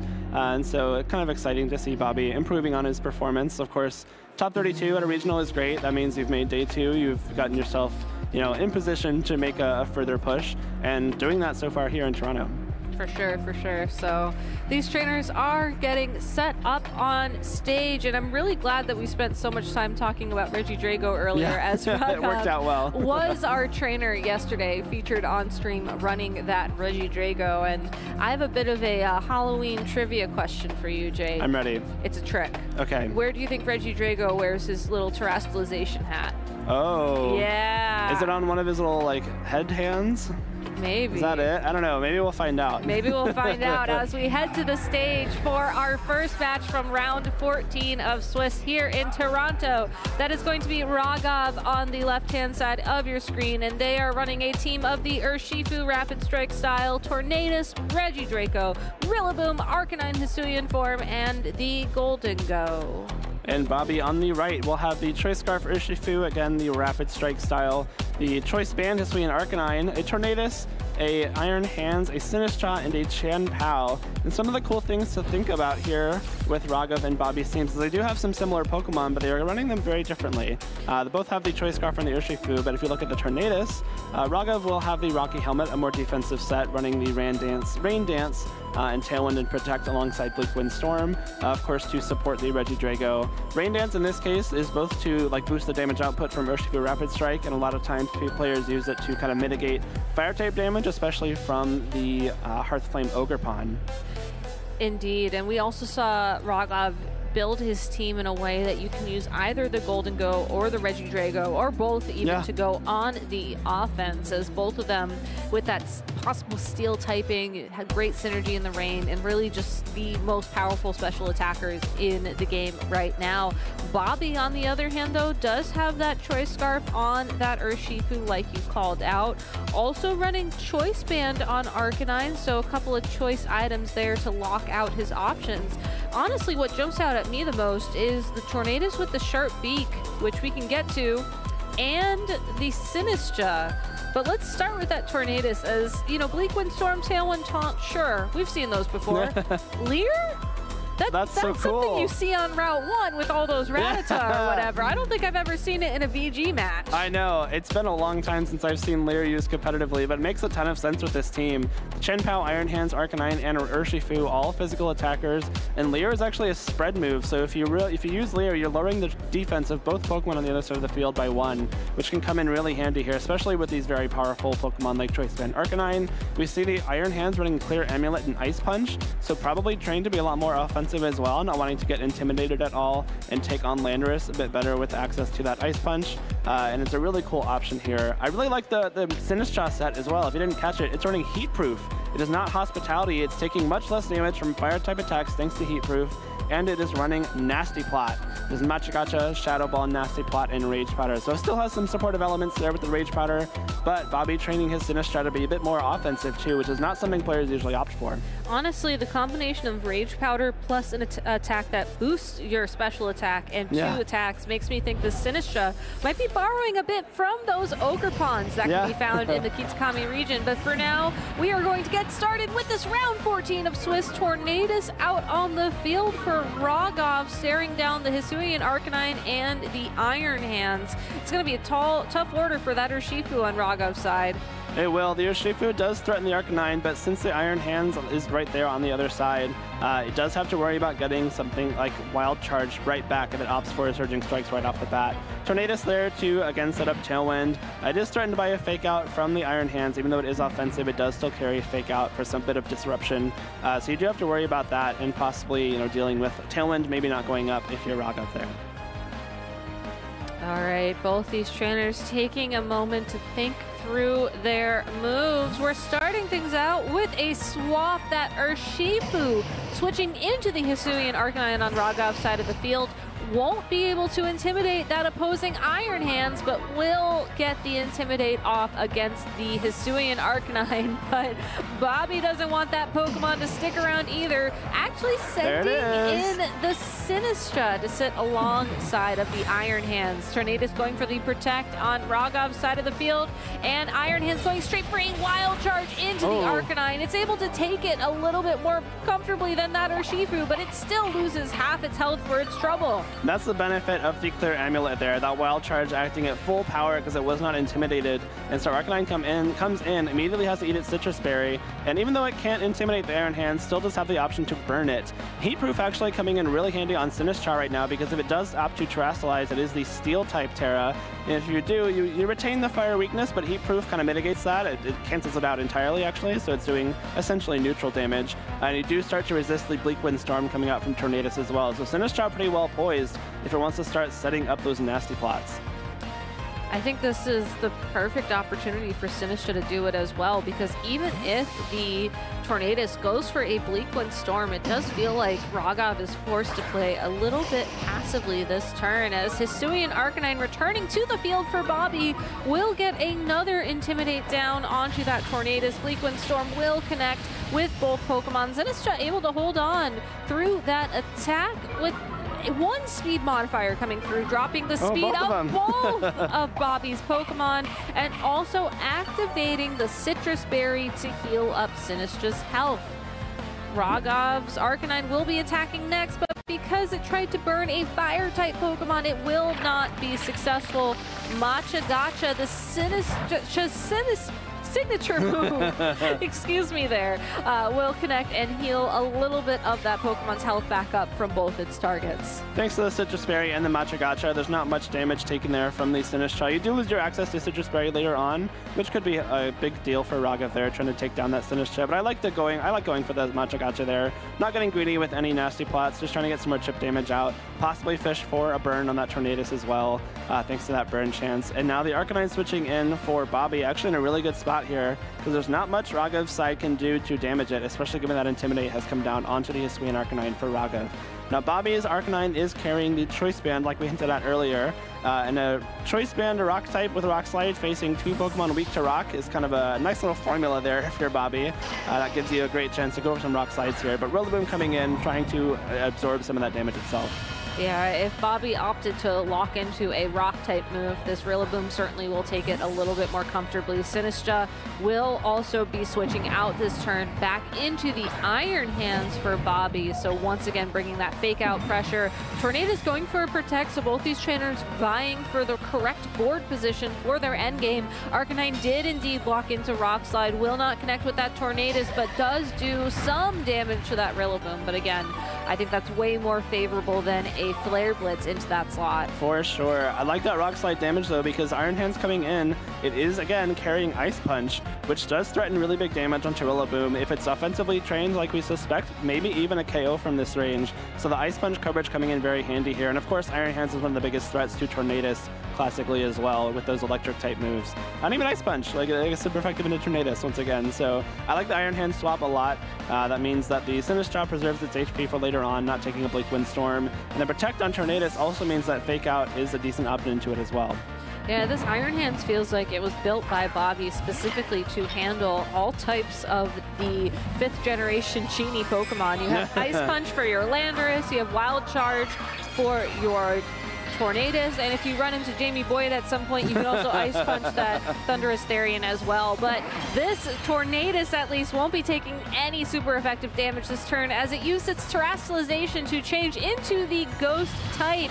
Fake Out into the Ghost type of Sinistcha will be brought back down into the yellow. Wild Charge, not able to secure that KO now that Tornadus' type has changed. Really smart Terastallization from Raghav. The Tornadus surviving that Wild Charge thanks to becoming a Ghost type, which is not weak to Electric. It means that Bleak Windstorm plus a Grass type move from this Rillaboom probably KOs the Iron Hands, and it's not holding that Assault Vest. It does have the Clear Amulet, and if Bleak Windstorm does connect with Sinistcha, it should go down as well. So a really offensive turn there from two Pokemon that are a little bit more known for their utility at times. Even though the Fake Out did go into the Ghost type, that means that Raghav is set up very well on this coming turn, and Bobby doesn't have great swaps here. The Arcanine, it does have Intimidate, could possibly mitigate some damage from that Rillaboom coming out. At the same time, it's more offensively trained. It is the Choice Band Arcanine, so any kind of chip damage will be doing considerably more than against a bulky Arcanine like Raghav's. I find it very interesting as well that both these trainers have been fighting for this positioning, yet the Tornadus has been able to stay on the field relatively unthreatened, all things considered, thanks to the fact that Raghav is running both that Ghost Terra type and Protect, which is not a common move on that Pokemon. Intimidate onto the Rillaboom could make a difference in a little bit of time, but first this Bleak Windstorm will connect with the Arcanine and Iron Hands and drop the speed on that Arcanine.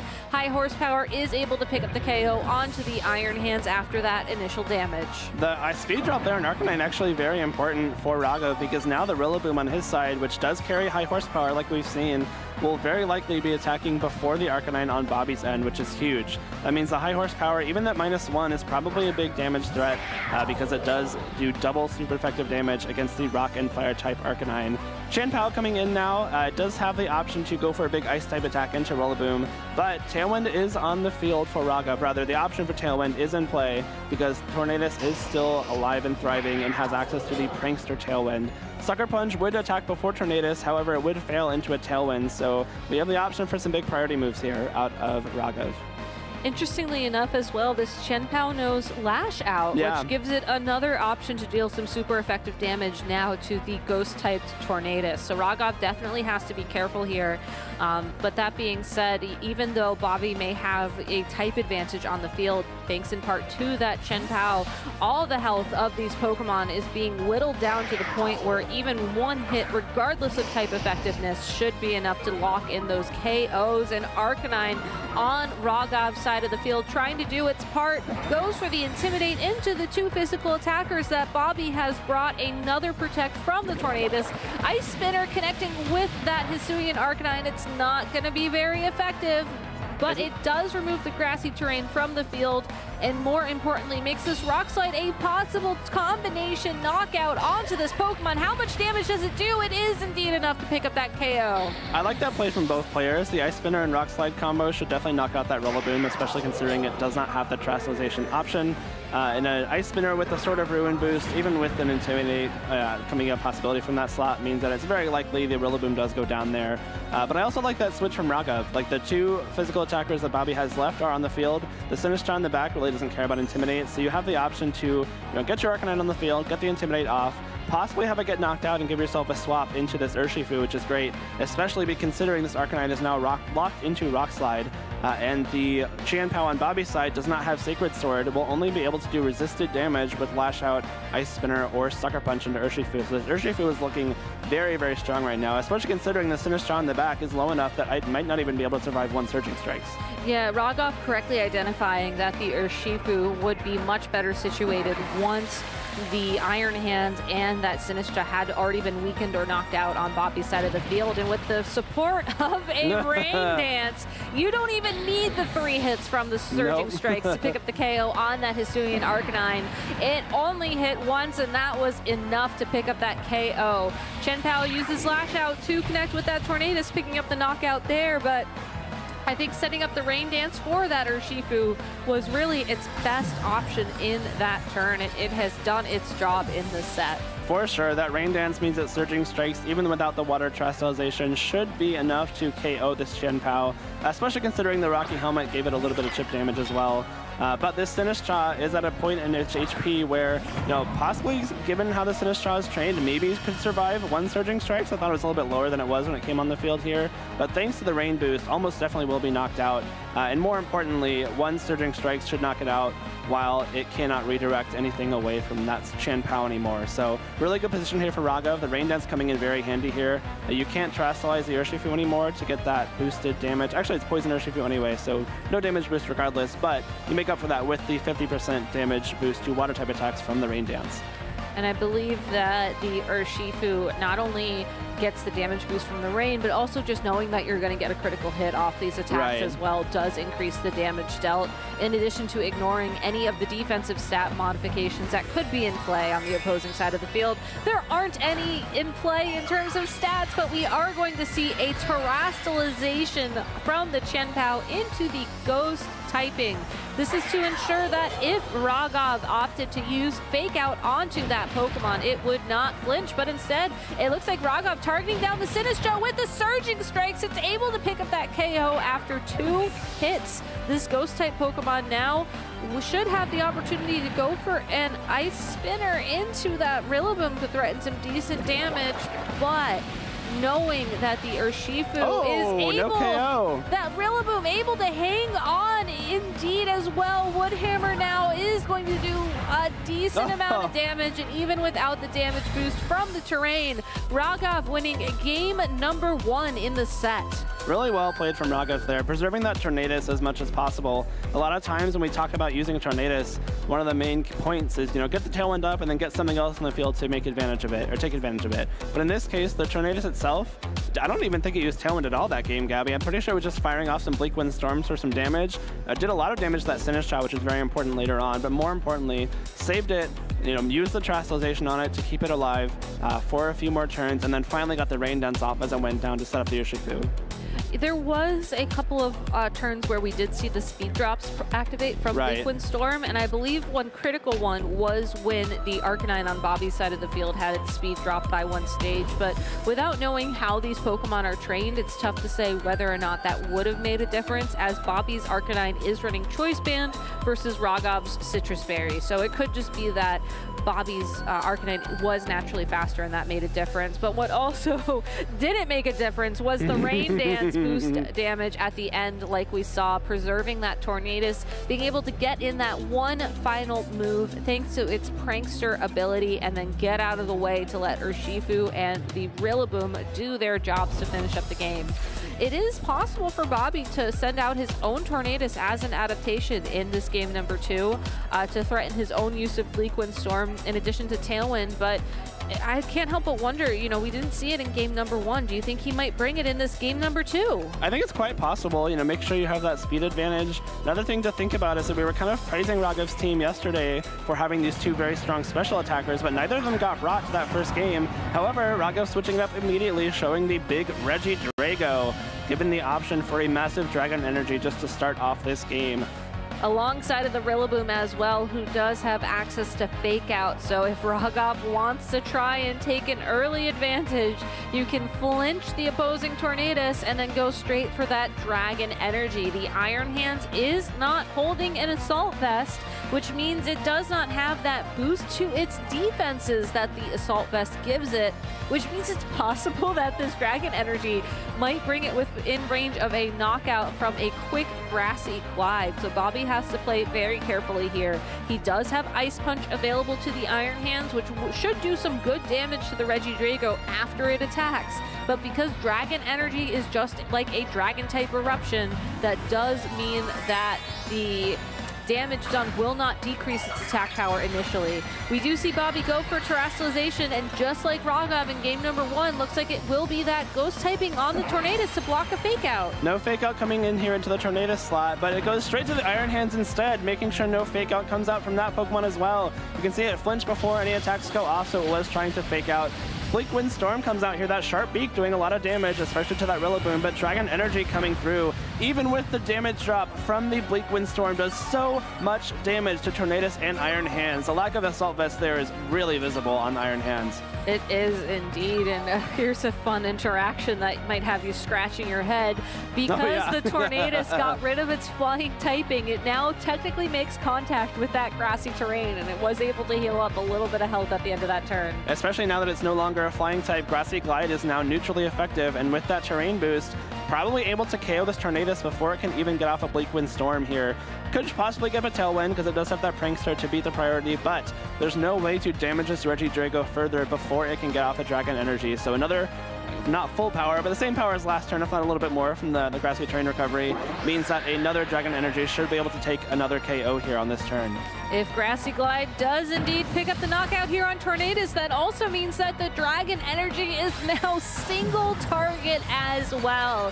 There is no way this Iron Hands will be able to take this attack. Oh, it's faster! But it's faster than the Regidrago and Tailwind, and able to use close combat to pick up that KO first. Massive turn for Bobby there. Even though you do lose a Tornadus, you get the Tailwind up. On the same kind of turn, it gets knocked out. So again, that kind of strategy where you get your Tornadus knocked out as you Tailwind to get something else in. More importantly, the Iron Hands is trained enough in speed to outspeed that Regidrago in Tailwind. A lot of times people don't invest in speed at all in their Iron Hands just to make sure they're really bulky and really strong. But this more offensive Iron Hands, making use of that Tailwind and the close combat, which is not something we see too often either, foregoing the sustenance from Drain Punch and going straight for that close combat instead to KO that Regidrago before it can get off another Dragon Energy. Once again, Urshifu staring down the Sinistra on Bobby's side of the field, but unlike last time, without the rain in play and without the really the damage done to that Sinistra initially, this Urshifu will not be able to threaten a knockout here. Instead, it does look like Raghav is looking to try and secure the KO onto that Iron Hands first. It's true, the Iron Hands is now vulnerable. It doesn't have Protect, and it is at -1 defense. So if it stays on the field, it likely gets knocked out by a Grassy Glide if that's what Raghav opts for. Bobby seeing through that though, bringing in the Arcanine instead. Yeah, and this Arcanine's Intimidate will make a huge difference in terms of damage dealt for both the Rillaboom and the Urshifu. On top of that, we do see a Terrestrialization in play. It will be the Poison-typed Urshifu on Raghav's side of the field, so no longer will be taking super effective damage from any Machagachas. From the Sinistra. Grassy Glide into that Arcanine does a good chunk of damage to that Pokemon, and I think a very smart play here from Raghav, opting to go for the U-turn into that Iron Hands. Just because if the Grassy Glide wasn't enough damage to pick up that KO, you can follow it up. If it does pick up the KO, it retargets into the Sinistra for super effective damage. And if your opponent sends in your Intimidate user, you just swap your own Pokemon off the field so you can protect yourself. But Bobby, predicting that passive turn, goes straight for the nasty plot, boosting the Sinistra's special attack by 2 stages. I love that play. The Sinistra really not threatened at all by the Rillaboom or the Urshifu, resisting all of the possible attacks they could be throwing out. Especially with that Intimidate coming through, means that Sinistra was very safe there. And now it is facing a Fire type in the form of Arcanine, but again, it is running Heat Proof. It is not the Hospitality, so even a Flare Blitz will do not as much damage as you might hope. And so this Sinistra now at +2 special attack has the option to heal itself a lot with those Machagachas, or more importantly, throw off some strong Shadow Balls, which will be much more effective into that Urshifu now that it has Terrestrialized. I like that Urshifu play as well. Gabby, the U-turn is really smart. The Grassy Glide can't be redirected thanks to the Rillaboom's Grass typing, but if the Urshifu opts for something like a Surging Strikes or a Close Combat, that could have been redirected by a possible Rage Powder. So just get yourself off the field, reset a possible Intimidate, and go from there. Urshifu now returning to the field since it can't be threatened by an Intimidate anymore, but it could be taking a ton of damage. Rock Slide from that Arcanine. Oh. Sinistra goes for another nasty plot. This is such a risky play from Bobby, but the Rillaboom does flinch off the Rock Slide. This could be Bobby's opportunity to bring this game back into his favor. I kind of love that play. Like, again, there's nothing really throwing that Sinistra on the field thanks to the heat proof and thanks to the Rillaboom's access to only grass and ground type moves in this case. So another nasty plot means that now they're at +4. I don't think anything really wants to be taking these attacks. And Machagacha is even boosted by Raghav's own grassy terrain. So it's going to be really difficult to deal with the Sinistcha, especially because if you do start firing off Machagachas, not only are you doing good damage to both targets with possible burn chances, you are healing yourself at the same time. So this Sinistcha is poised to be a really nuisance for Raghav here. Arcanine going for another rock slide, and thanks to that Tailwind boost, it will outspeed the Urshifu, but no flinch in play yet. Urshifu is able to pick up the KO onto that rock and fire type Pokemon with a single strike surging strikes. Machagacha from Sinistcha though will be the next attack used and does pick up the double knockout here thanks to the fact that it is at +4 special attack. And I believe after the recovery from this attack and after the recovery of the grassy terrain as well, Sinistcha is going to be right back up to full health if it wasn't there already. I don't think it had taken any damage yet. It got to +4 special attack, having taken no damage. And if you're Bobby, that is quite optimal. That's a big threat. A lot of times, Sinistcha really just run defensively with use of something like a Rocky Helmet, maybe some defensive training, and the Rage Powder and Trick Room set. But Bobby opting much more for offense in this case. Clear Amulet once again coming through here for Bobby. There will be no Intimidate onto Iron Hands. And now that Fake Out is an option, you have a pretty clear Fake Out and Shadow Ball combo here just to clean up this game. So Sinistcha not opting for the bulkier set that I might have expected when I made my prediction there on the caster predictions. But I am very happy to be seeing Sinistcha close out a game here on its own. Yeah, another special attacker when you think about it. Yeah. Not necessarily the special attacker that you think of when you think about the metagame where we're at right now, but also Regidrago is on that list too. Right. So it's really cool to see Bobby's creativity shine through with that Nasty Plot Sinistcha set. And thanks to that Nasty Plot getting all the way up to +4, we have a tied set and we're going into game number 3. That being said though, I feel like if you're Raghav, the adjustment you make is you just don't let Sinistcha find that opportunity to get 2 Nasty Plots in. I mean, that's just an insane amount of damage on the board for that single Pokemon. Yeah, I mean, if you look at what the 4 Pokemon Raghav brought to that game, once the Regidrago went down, it was going to be really difficult to take down that Sinistcha, especially once it started getting those Nasty Plots and Machagachas going. The Regidrago getting KO'd by this close combat here was a really big turning point for Bobby, because at that point, you can identify, like, okay, the big special attacker, the big thing that has neutral damage into Sinistcha is gone. If you look at, like, Rillaboom, Urshifu, and Arcanine, a heat-proof Sinistcha is going to be taking very little damage from any of those 3 Pokemon. So really smart identification that the Regidrago gets knocked out there. And of course, the speed investment on Iron Hands coming in handy there, outspeeding what is normally a faster Pokemon in Tailwind.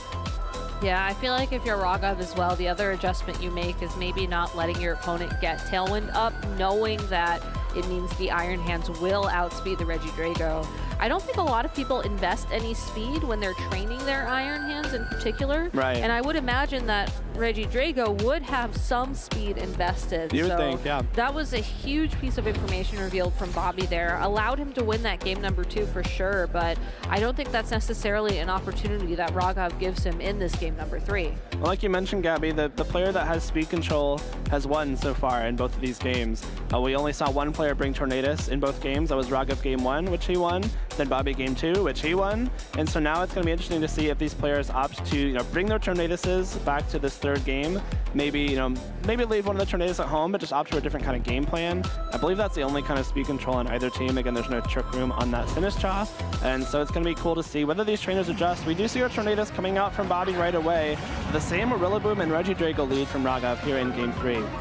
In game number 2, we saw Bobby lock in the Terastallization to Ghost typing in that Tornadus, and given that it would allow him to get Tailwind up regardless, I think that's a very safe play going into this game number 3. Regardless of how much damage you take from Dragon Energy, if you are able to get that Tailwind up on the field and then get out of the way, that does open things up for Sinistcha to make another return. It does, yeah. This Regidrago in a really good spot, though, because we saw the Bleak Wind Storm do just under half in that first game.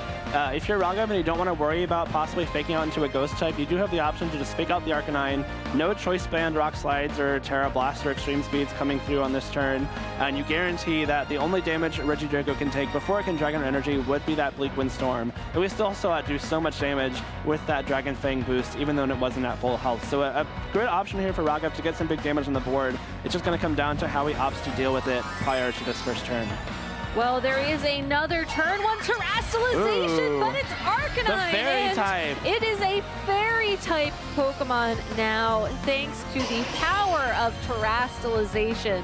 Still vulnerable to Fake Out, unfortunately, but it could be an indication that there is going to be a massive Terra Blast targeting down that Regidrago in the next turn. We see the speed drop come through onto the Rillaboom. Here comes the Dragon Energy. It doesn't affect the Arcanine either, thanks to that fairy typing, bringing the Tornadus down to just below half its health. Really smart Terastallization from Bobby there. That's a big threat both offensively and defensively now. If you look at Bobby's team, just the 6 Pokemon, none of them resist Dragon typing at all, which makes bringing the Regidrago very enticing for Raghav. However, the fairy type Arcanine now is threatening the Regidrago with the Terra Blast. It was flinched that turn, so whatever move that Bobby selected for it has been reset. He can choose to use Rock Slide, Flare Blitz, Terra Blast, whatever he would like.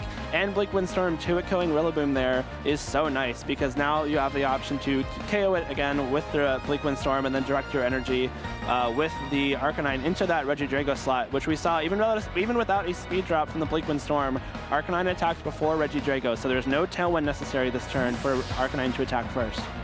No Tailwind is necessary. Raghav, though, has to figure out how to weaken the damage output from this Pokemon, and one way to kick that process off will be to send in your own Arcanine to intimidate the opposing Pokemon.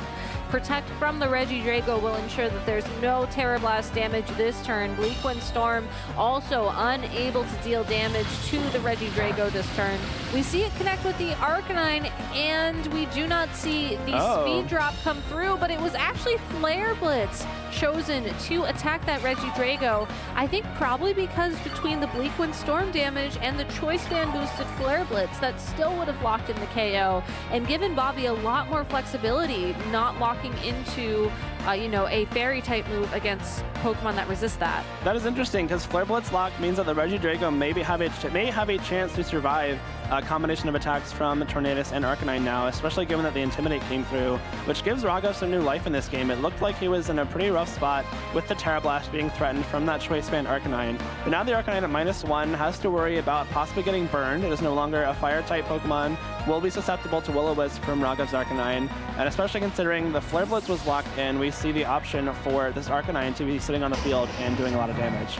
Yeah, Arcanine, I think, is a very easy Pokemon to switch out, though, especially when you are already dealing with stat drops everywhere. And we see Bleak Windstorm make 2 connections, but it's Draco Meteor into the Sinistcha! That was a fantastic prediction from Raghav, anticipating that with the attack drop on the field, that Pokemon would not want to stay in. And now Rock Slide, single target damage is enough to pick up the KO on the Tornadus. Raghav has found a way to keep himself in this game. What a turn from Raghav. The Arcanine swapping out there from Bobby was, I think, not a bad play at all, because you are intimidated, you're locked into Flare Blitz against a Dragon type. It's not the best place to be in. And Raghav going all in, calling that with a Draco Meteor into a Fairy type. That was a deliberate choice there. And the Sinistcha coming in meant that it got wiped out immediately. No need to deal with it with your Urshifu anymore, because it's just gone. And now Arcanine and Iron Hands are locked on the field against the Arcanine and Regidrago for Raghav. And more importantly, Raghav still has all 4 of their Pokemon available.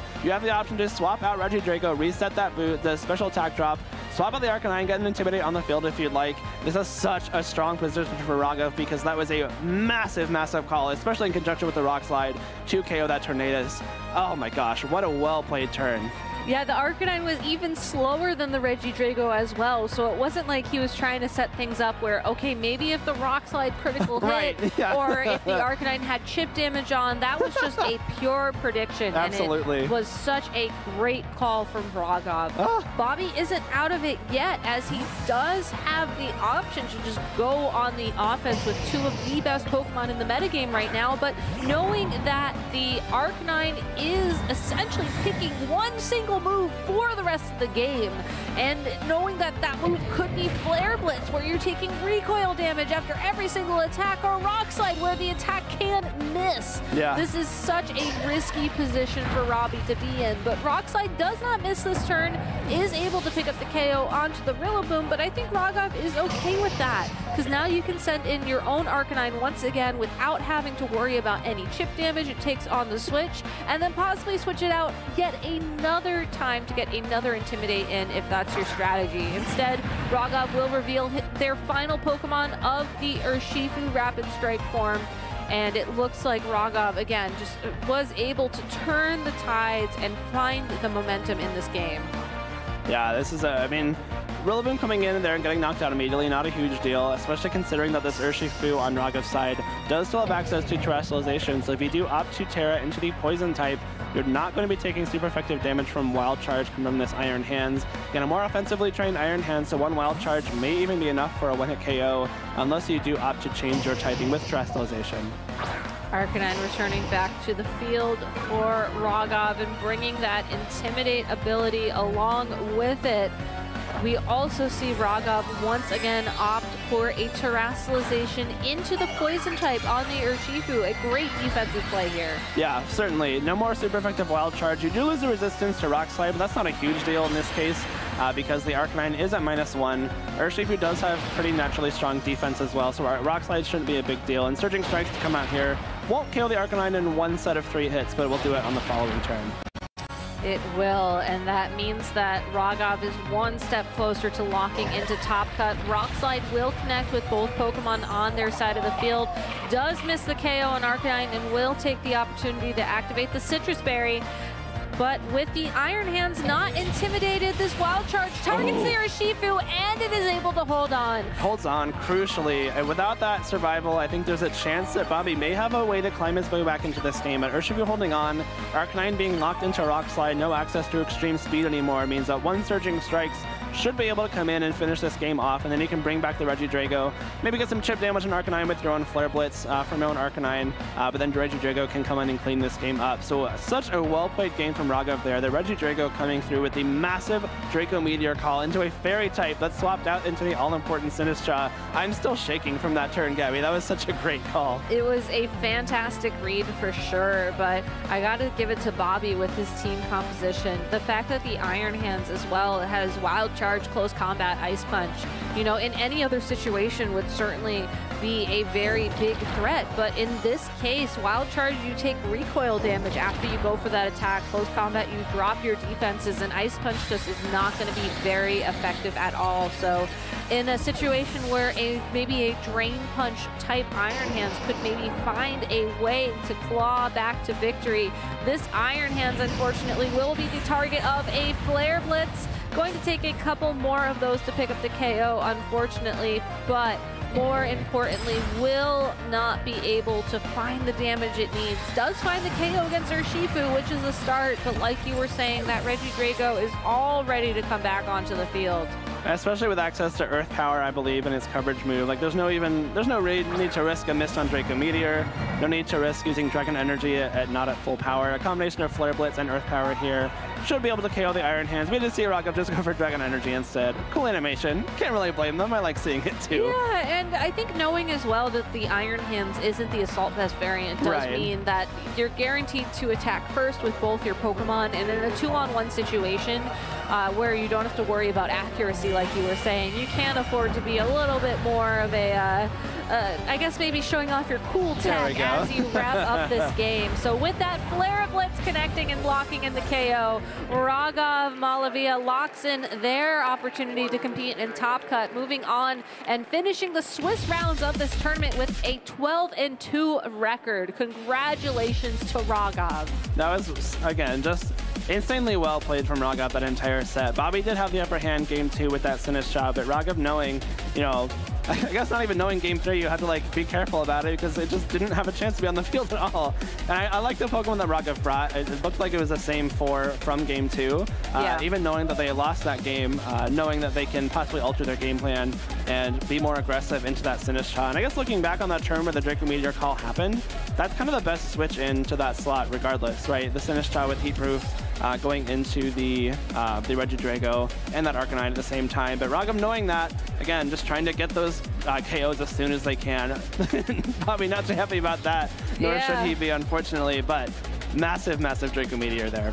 Yeah, and again, you think that it would be a great defensive switch, like you were just saying. You know, yes, you'll take some damage, but thanks to Heat Proof, maybe you're able to then heal that all the way back up with Matcha Gotcha, especially after you give yourself a nasty plot boost as well. But there just wasn't time for that for Bobby. Instead, the Draco Meteor was able to connect, pick up that one-hit knockout, and then from there, Raghav was only a couple of more KOs away from winning the set. Yeah. I also really loved just the defensive terrestrialization on the Urshifu towards the ends of both Games 2 and Games 3 from Raghav, as it just goes to show what understanding they had of the board position at that point in time. They didn't need to use their terrestrialization to go on the offense. They really just needed it to protect the Urshifu and ensure that it wasn't going to be taking super effective attacks from the Sinistra or the Iron Hands. Yeah, I think one really cool thing about Raghav's team is that looking at their Terra types, all of them except one, the Rillaboom is Terra Grass, but everything else has a defensive terrestrialization type. And when you have a team like Raghav's that has some really strong attackers right off the bat with the Dragon Fang Regidrago or the Metal Coat like Nasty Plot Golden Go, a lot of times you don't really need to index into more offensive things with those Terra types, because if you have the defensive terrestrialization like the Poison on Urshifu that came in very handy in that third game, or the Steel Regidrago or the Dragon Golden Go like we saw yesterday, that means that if you stick around for more turns, your kind of total damage output is going to be a lot higher, even if your damage output on one turn is slightly lower. So I think a really well-managed use of resources from Raghav there in the team building phase of preparing for this tournament.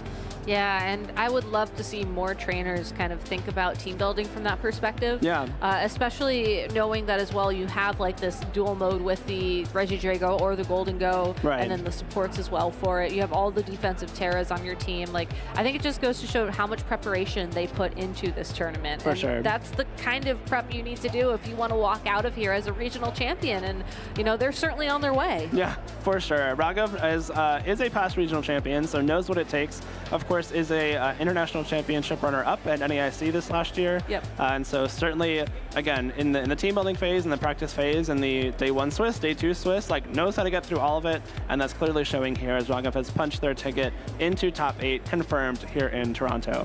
Lock emoji? Lock emoji. Congratulations to Bobby as well. You know, again, I don't know the maths off the top of my head. I am not the tournament organizer software, unfortunately. But I can say with decent confidence that I think they beat their top 20 record from Peoria. Most definitely. If that is your most notable accomplishment to date, to then come to another tournament, make day 2 of Swiss again, and then just fall into the top 20-ish, hopefully top 16 range for your next tournament, that is such an incredible accomplishment as well. I know these weren't literally back-to-back, as we did have Lil in the middle of there, just, you know, across the pond, if you will. But as far as North American regionals are, getting a back-to-back finish this high is a very tough accomplishment. So congratulations to him as well. And depending on how things shake out, 11-3 can still make top cut as well. That's actually true. So Yeah, he's not out of it. We'll see Bobby again in top 8. I would love to see more Sinistra action, but we're going to throw over to Evan and Raga for winner's interview here in round 14. Thanks, Gabby and Jake. I am joined in our lounge by our first Top Cut competitor. Raga, congratulations on making Top Cut again here in Toronto. It feels great. I can't believe I've cut like 2 in a row now. Yeah. I don't think I've done that since like 2017. Yeah. When I was a wee child. Just you a know? child. Exactly. It was my first year in Masters, so I feel really good about this consistency because I wasn't doing so hot at regionals last year. Yeah, I mean, previously you made day 2 of Worlds based off the strength of your international championships showings. And now, here you are in the regionals showing that you can do it on the smaller scale, not just the biggest stages. Yeah. I mean, I think so much of Pokemon is mental and feeling like in the right attitude, being calm. And I feel like going into the season, I've just been super chill, so. Yeah, well, you are well on your way to your goal. Last we spoke of improving on your previous performance, top 4 in Sacramento. You're now top 8 at least. And from the way you were playing in that set, I think you got a finals in you at least out of that. That's what I'm saying. Like, I think, I mean, okay, I played a little sloppy. We can get into that, but I definitely think I can do it. I'm anxious for it. Like I really want that second win. So totally. Yeah. And I think that let's get into the games a little bit, because game 1 was kind of a clinic using the power of that Tornadus plus Firewire Grass core with the Rillaboom, the Arcanine, and the Urshifu. And it looked like you were in a really good position. You pretty much dominated that game. And then game 2, you didn't bring the Tornadus again. You opted for the Regidrago mode, which left you wide open to that Sinistcha. Right. And I really like how Regidrago played, as we saw eventually. But yeah, drop the Torn just because when I'm up a game, I like to switch it up sometimes. And I actually think I would have won game 2, but there was a crucial turn that I messed up. They switched in their Arcanine, and I U-turned instead of Surging Strikes. And as soon as I made that play, I thought, oh my god, if I just Surging Striked, I think I won no matter what. So, but that was a really cool showcase of the power of Matcha Gotcha. Yeah, I was going nuts back here just saying Matcha Gotcha over and over again. It was probably for the best that I wasn't mic'd up on that one. No, it was pretty sick, and especially when they went for the second plot, I was like, oh god, nothing is living this now. Yeah, Sinistcha was stirring up something nasty in there. Yeah. But speaking of big plays, you went for the conservative U-turn play in game 2, and in game 3, you went for one of the biggest plays that we've seen this weekend of targeting down the Terra Fairy Arcanine, which of course would take no damage from a Draco Meteor from Regidrago, but you still targeted it down anyway. Yeah, so in the turn before I did that, it locked into Flare Blitz, and I just thought, okay, that's not really the strongest move to lock into here. There's a really strong chance this Arcanine is going to switch out. Like, I can just see it in its eyes. Like, this is switching out. And even if it didn't, I feel like they did not get much momentum out of it. So getting that Draco, because I know like with a Bleak Wind, Dragon Energy is not going to be the strongest. And picking up that Sinistcha was crucial. It still looked a little close near the end. I think, again, I got a little sloppy, but once I picked up that kill, it was curtains. Yeah, it really was like, I was popping off backstage because I just couldn't. Like, I saw you lock it, and I was like, "Oh no, what are they doing? Like, is this actually gonna work?" And then when Bobby switched out, I was just like, "Oh my God, Raghav is a genius! How did they see it? How did they see the play?" Dude, honestly, I'm so impressed by Regidrago's damage. Like, in game 2, they clicked Bleak Wind, and I'm like, oh, okay, I took a good amount. They still did so much to both Pokemon. So, I knew, if Regidrago gets a move off, I'm going to win the game. So, I had to do it to him, Yeah, you definitely did. And we're going to have to see if Regidrago can continue that rampage in our top cut, because, Raghav, you have qualified for the top 8. Congratulations once again. Thank you so much. We're going to go ahead and cut back to our casters back at the desk to take another round from round 14 to see who may be joining Raghav in the top 8. Take it away, y'all. Thanks so much. I am so excited to have our other top 14 match. Last opportunity for trainers here in Toronto to try and make that top 8. I'm Sierra Dawn, joined here by Aaron Zhang. Competition already today has been so good. The player list is stacked. I mean, I can't wait to get underway. We've got Justin Tang for this final round of Swiss, looking to make it into another top 8 at a regional championship. Of course, Justin started his VGC career last season, won the very first regional championship he ever attended, and then won another regional championship just a couple of weeks after that. And so he, I think, is obviously one of the rising stars in this game, and I'm really eager to see him play, especially because he's got a very interesting team featuring Salamence as well as Pelipper. Yeah, it's not every regional I'd expect to see a Salamence out there, considering we now have better Salamence, some may say, in this Roaring Boon. So being able to see this Pokemon make its way potentially to the top, at least making it this far, has been absolutely fantastic. And going up against Justin at this record, we have, and I apologize for this, Kazuki Kanehira. So I'm really excited about this team because this is just like the good stuff team, and we have this Farigiraf that can be so pivotal, sometimes so lackluster at points, and of course looking back at old VGC times, this Dragonite that is still kicking around and doing the most here in Regulation E. This is our third match casting one of these teams. We featured it multiple times yesterday as well, and so there have been a bunch of different variations of this team, but the core 6, I think a lot of players actually attribute to Rinya Kobayashi. And if any of you watched VGC in the 2022 season, there was a team that was called Rinya Sun, which was one of the most dominant teams throughout the entire season. That team featured Pokemon like Gigantamax Charizard, Zacian, and Groudon, for example. And so Rinya, which is one of the best Japanese players of all time, building a team now that features just some of the strongest attackers, but of course does have that Farigiraf providing support. And I believe Kazuki is using almost the exact copy of Rinya's initial version. We've seen different variations. For example, Citrus Berry being used on the Farigiraf. We've seen Assault Vest sometimes being used on Dragonite instead of Rillaboom. But this is almost as close to the source material basically as can be. Hey, if it's not broke, don't fix it, right? Yeah. So I have loved to see all the different spins that have been put on the 6 Pokemon, because I'm sure there is, in the end, going to be the best way to be running it, but still at this point, it seems to be a lot more tailored to an individual player's play style, as opposed to any which, oh, if you're not doing it this way, you're kind of just doing it wrong, which I find really interesting when you have these lists of 6 Pokemon where the 6 are the same, but we get to see them change up a little bit here and there. I think one thing that's been fascinating to follow throughout this tournament is the lack of Ogerpon and just kind of the lack of brand new Pokemon that were introduced in Regulation E through the DLC. We saw Sinistcha in the last round, which was very cool. Unfortunately, was not able to take the victory, but Ogerpon isn't even in the top 12 of Pokemon represented today, which is absolutely shocking. And looking at both Justin and Kazuki's teams, these are teams that were fully legal in the Regulation D format, so does not introduce any of those brand new Pokemon like Sinistcha, like Ogerpon, and like a lot of those other new tools that are added. And so it turns out that the Pokemon in Regulation D are just really darn good and really darn strong. It reminds me of that meme, like, I don't want to play with you anymore, just dropping the Ogerpon. Like, it was all the wave, and all of a sudden it's not going nowhere to be seen. There's still a couple kicking around, but everyone just going back to the Urshifu, which I have mixed feelings about, because I was kind of excited to see, like, hey, maybe this Wellspring Ogerpon can be replacing, because I'm not Urshifu's biggest fan over here, I'm not gonna lie, but it's no wonder that Urshifu just in the end of the day is gonna be the more dominant water type when you're looking across the, well,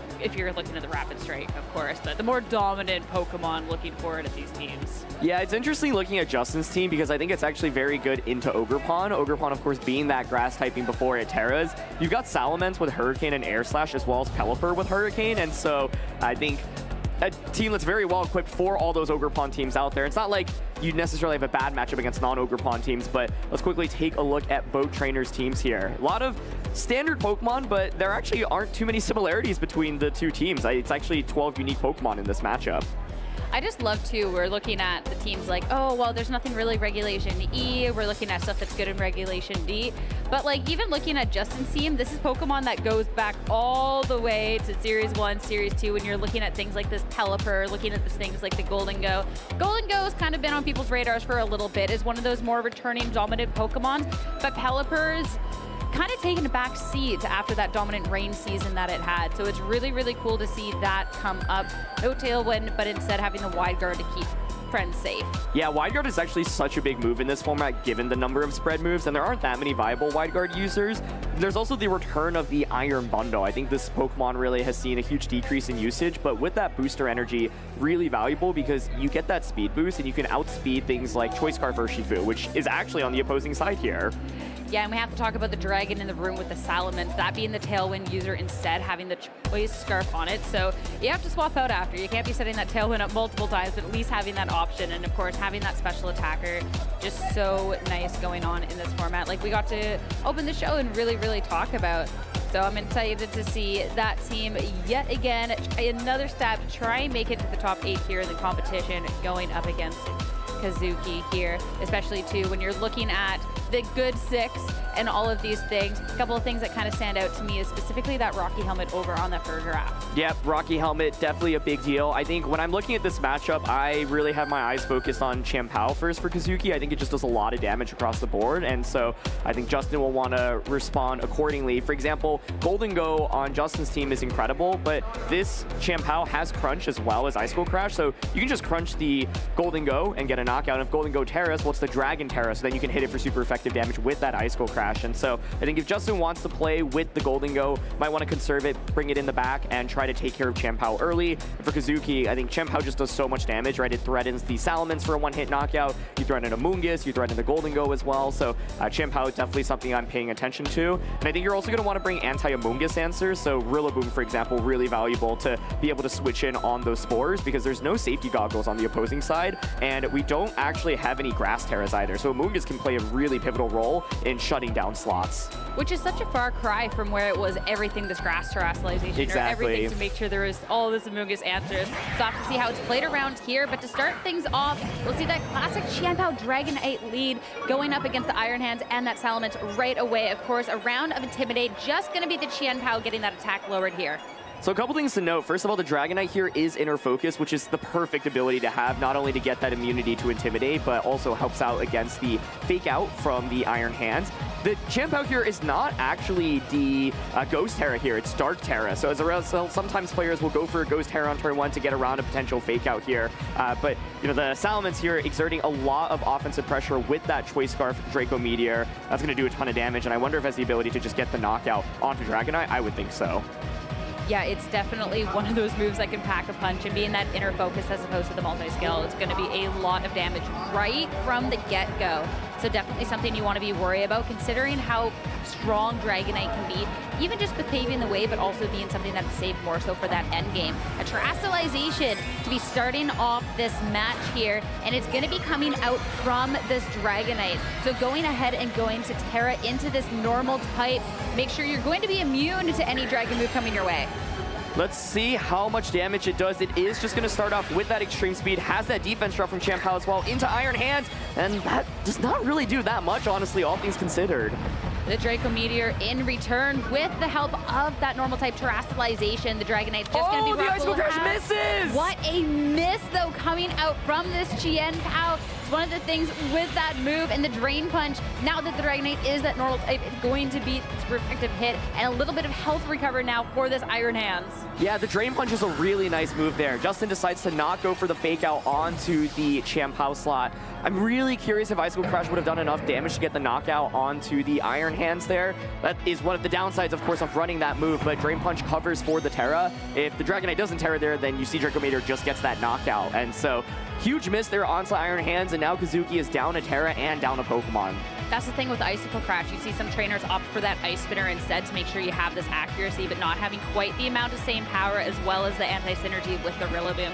That Icicle Crash feels like a bus spring, but man, does it feel bad in those moments. So now it will just be one Pokemon down over for Kazuki, and Rillaboom brought into place.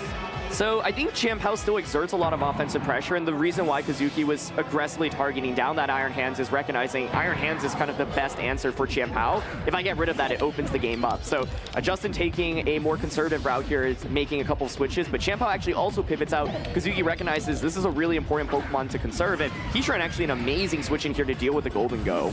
We're not going to stop there switching, though, so maybe there was some pressure this Iron Hands could be switching out, but this Amoonguss coming into play. So the double swap over on Justin's end for a completely different board switch.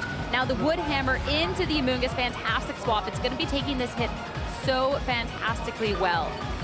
The key thing right now is that there is still the possibility to Terra if you're Justin. So what's weird is the Amoonguss here is going to be the Water Terra. So if you Terra into Water, yeah, you suddenly don't take super effective damage from the Heatran's Heat Wave, but then that's not just can get Wood Hammered, right? So I really like the decision to consider switching it back out into the Salamence here. It resists most of the attacks from Rillaboom as well as Heatran, and the Dragon Terra here on the Golden Go I think is really safe as well. So Justin recognizes he has a lead, and he's just going to try to continue extending that lead. By bringing in Salamence, then you can consider going for Tailwind the subsequent turn, and then that puts Qianpao in a really bad spot as well. Yeah, and that Salamence coming back in will be a nice little Intimidate over on the Rillaboom onto Kazuki's side of the board here, as of course we will get to see the animation play out for the Dragon Terrestrialization on this Golden Go, which is one of my favorite adaptations going with this Golden Go set going forward, considering it resists all of these Fire, Water, Grass hits. So it's great with the Ogre Pond, but it's great in this board state as well. There's that Nasty Plot getting to boost up immediately, which is so critical in being able to just dish out a lot of damage in this end game. And that Salamence switching once again just fantastic. You get the Intimidate and that resistance for that Wood Hammer. This Wood Hammer can be such an impactful move, but it hasn't really been putting that work in so far. The Heat Wave will do a significant chunk more of damage with that critical hit, all things considered, but still both of these Pokemon looking quite good at this point. And this Golden Go being this double recovery set to be getting that leftovers as well as this grassy terrain recovery. Yeah, Sierra, you called it the Dragon Terra earlier, and it's basically the perfect Terra to have in this position. The Rillaboom only has Wood Hammer and Grassy Glide, so you resist both of its main attacks. And then the Heatran here has Heat Wave, Flash Cannon, Earth Power, and and Terra Blast, but the Terra was already committed to Dragonite in the beginning, so you can't go for something like a Fairy Terra Blast. So Golden Go is just in such a good spot right now, boosted and not really threatened by too much damage from the opposing side. And Rillaboom is just completely caught out here, does not put on any offensive pressure. The Salamence, it would just there with the Intimidate and swap back out. So there can be this fake out going into the next turn as well. The Intimidate in the back be bringing out at later points. As the Rillaboom is just going to go ahead and protect this turn, making sure it's not going to fall victim to a hit from this Golden Go to make it rain. The double target with this +2 as an attack boost, but the Heatran does not care about that whatsoever. Like, even a critical hit, that was absolutely nothing. And now that's the special attack drop. Flash Cannon out into that freshly swapped in Iron Hand, not very effective as well. We're not really seeing any big damage come out at any point. Yeah, not big damage, but I think if you're Justin, you're happy to take that trade because you have the lead anyway. And I think what Justin was going for there is saying, okay, if your Rillaboom decides to attack or switch out this turn, I get a huge advantage, right? Especially if Rillaboom stays in, maybe Make It Rain just gets the knockout, and then I have fake out pressure the subsequent turn. Regardless, right now, Rillaboom is intimidated, so it's not threatening with that much damage. This Iron Hands has fake out pressure onto Rillaboom. A lot of different things you can go for. I think one thing that Justin does have to be careful about those because you didn't set up the Tailwind. If the Chien-Pao gets it into a good spot, it can still threaten a knockout onto the Golden Go, but just going to be a fake out nasty block here to continue boosting up Golden Go. Maybe not wanting to swap in to be on the receiving end of a big hit, but the Golden Go taking another opportunity to set up to be at this +3, considering the damage coming out from the Heatran.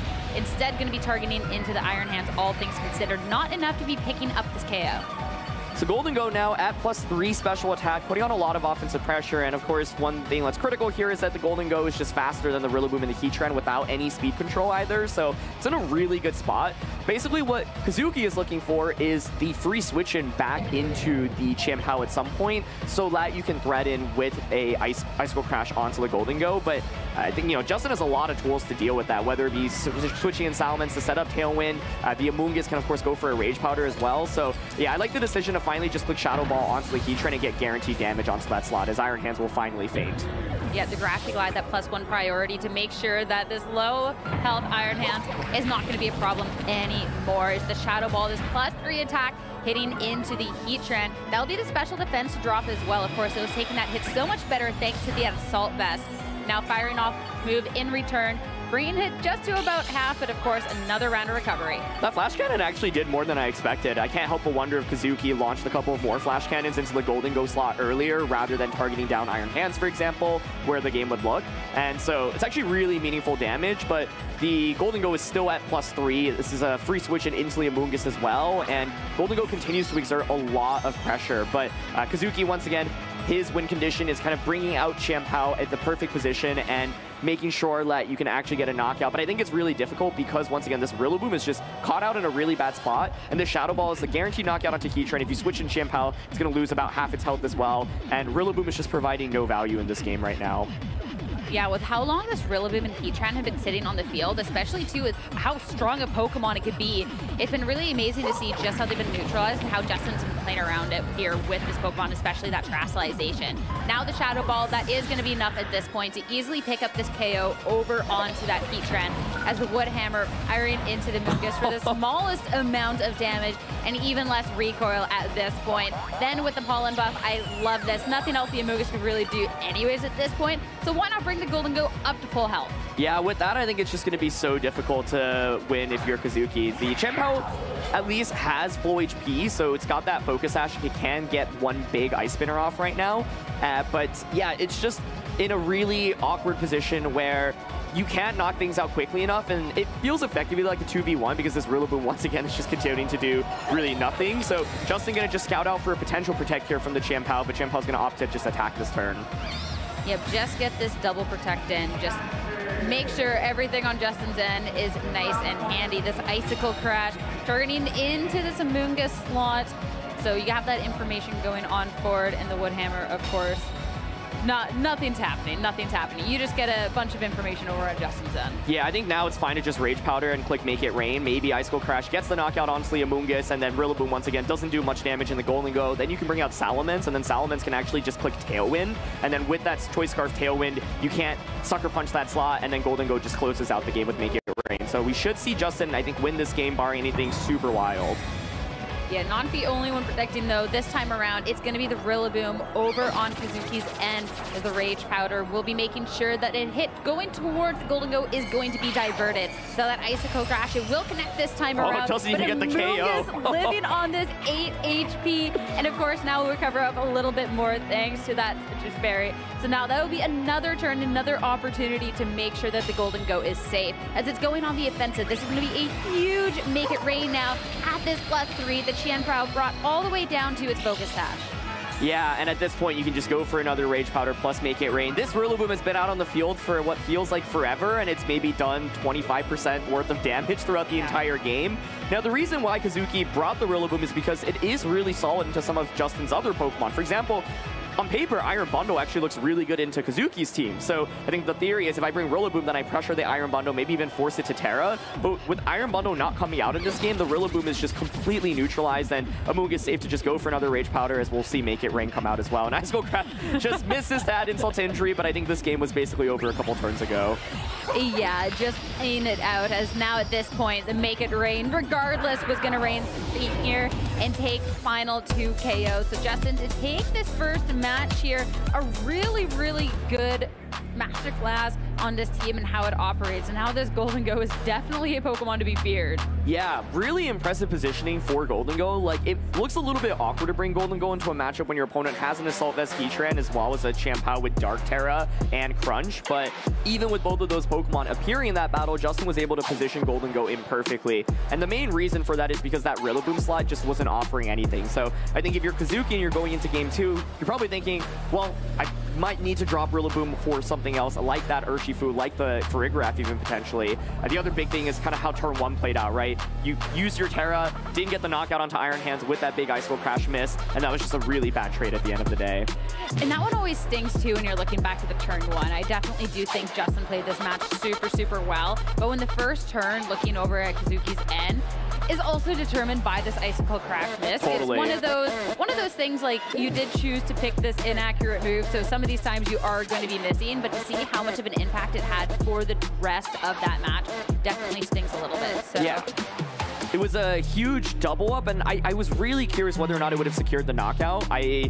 It looked really close, but I think if you get that knockout onto Iron Hands, then the Dragonite doesn't faint from Drain Punch, and then suddenly you pressure with another Extreme Speed the subsequent turn. So turn 1 of the battle alone was a really big deal, and that's once again the risk of using Icicle Crash. So I'm curious if Kazuki is willing to make any adjustments here and potentially drop the Rillaboom for something else. And one thing you can do if you're Justin is if you think Iron Bundle can actually be a good pick here because you expect an adaptation into, say, the Urshifu, then you can say, well, I don't think Rillaboom's coming out this time. I might consider bringing the Iron Bundle. So a lot of mind games going into the second game as we consider team preview. I'm excited to see what adjustments are made headed into this match as we head into game 2 here in our round 14. Right out of the gate, a little bit of adjustment, at least in the Pokemon leads, coming out from both trainers, as we will see the Dragonite paired up with the Rillaboom to start. So not leaving it at home, but will lead it out the gate. I think this is a really good lead for Kazuki because you have the faster fake-out pressure with Rillaboom, and Dragonite exerts a lot of offensive pressure. But, of course, classically with this being the Choice Band Dragonite, very easy to protect and just see what it wants to lock itself into on turn 1. Justin opting for the Protect option on Amoonguss and then pivoting out into Salamence is relatively safe because the Rillaboom slot, once again, just doesn't pressure Salamence whatsoever. But I really like this switch, being very proactive, not going for fake-out onto Amoonguss. It's a fantastic play by Kazuki to get the Qianpao in safely. And Qianpao loves going up against Amoonguss as well as Salamence. And this point, too, that Sword of Ruin coming in will make sure the defense is dropped all around. So this Dragonite can do even more damage with that Choice Band, as it is going to be the Salamence swapping in over onto the other end. So that Qianpao will get that attack drop. Dragonite's going to stay nice and safe, though, with that inner focus. Amoonguss not wanting to take any damage, any pressure this turn, will just protect. Clicking Outrage, though, that could have been huge if it targeted into the Salamence, but it instead hit into that protected Amoonguss. Oh, I really like the decision to go for Outrage there as well. You bring in the Qianpao, get that defense drop, but now with the Dragonite locked into Outrage, it can't even go for a Terra. So one play you could make is just Draco Meteor into the Dragonite slot. You could Terra the Amoonguss and go for a Rage Powder as well, but it looks like Justin's actually considering playing more defensively here, saying, well, this is a good opportunity for me to now bring out the Golden Go and potentially go for a Nasty Plot with it. But let's see. I think there was an opportunity to attack there with Salamence. Well, we're not going to see it. Was instead this Golden Goat coming out onto the field as the Icicle Crash will be targeting into that slot. So the Salamence would have been safe, but that will take it. But that will be the outrage to target into the Amoonguss. One-hit KO. Yeah, that's why I was surprised to see the switch out there. You had the Choice Scarf Salamence, so it just outspeeds the Dragonite, gets that knockout. Dragonite can't really switch out. I thought if I were in Justin's shoes there, I would consider just Draco Meteor into the Dragonite slot and then Spore into the Chien-Pao. We saw the Amoonguss survive an Icicle Crash earlier, even when it wasn't at full HP, so I think Justin probably gave up more than he needed to that turn, but Salamence now coming back onto the field and, of course, putting on that pressure against Dragonite once again. Chien-Pao right now, though, in a really good spot because you can pressure a knockout onto Salamence. The Intimidates have gotten onto the Chien-Pao, but I think it's a little bit more difficult for Golden Goat to just set up in this game safely. Yeah, it's definitely, because we got to see the, okay, we're looking at this. It's definitely one of those, hey, if you're going to be targeting into the Salamence, well, then at least there's going to be this Golden Goat that's putting up this pressure later on. But it's definitely still in such a volatile game state at this point, considering the amount of pressure this Dragonite and Chien-Pao has out. And the Dragonite still will have one more good turn of the outrage, all things considered. Not going to be confused quite yet, but here we'll see the Terastallization coming out from the Salamence will be into the flying type to take away this dragon weakness. Yeah, part of it is to just not faint to a Chien-Pao Icicle Crash, but committing your Terra is a big deal. Draco Meteor here is going to connect onto the Dragonite, get that one-hit knockout. So yeah, can't help but wonder there was an opportunity to do that one turn earlier. Either way, though, Dragonite now is eliminated. Chien-Pao critically not switching out there, so it's going to go for the Icicle Crash, but I think the flying Terra here should save Salamence. Yep.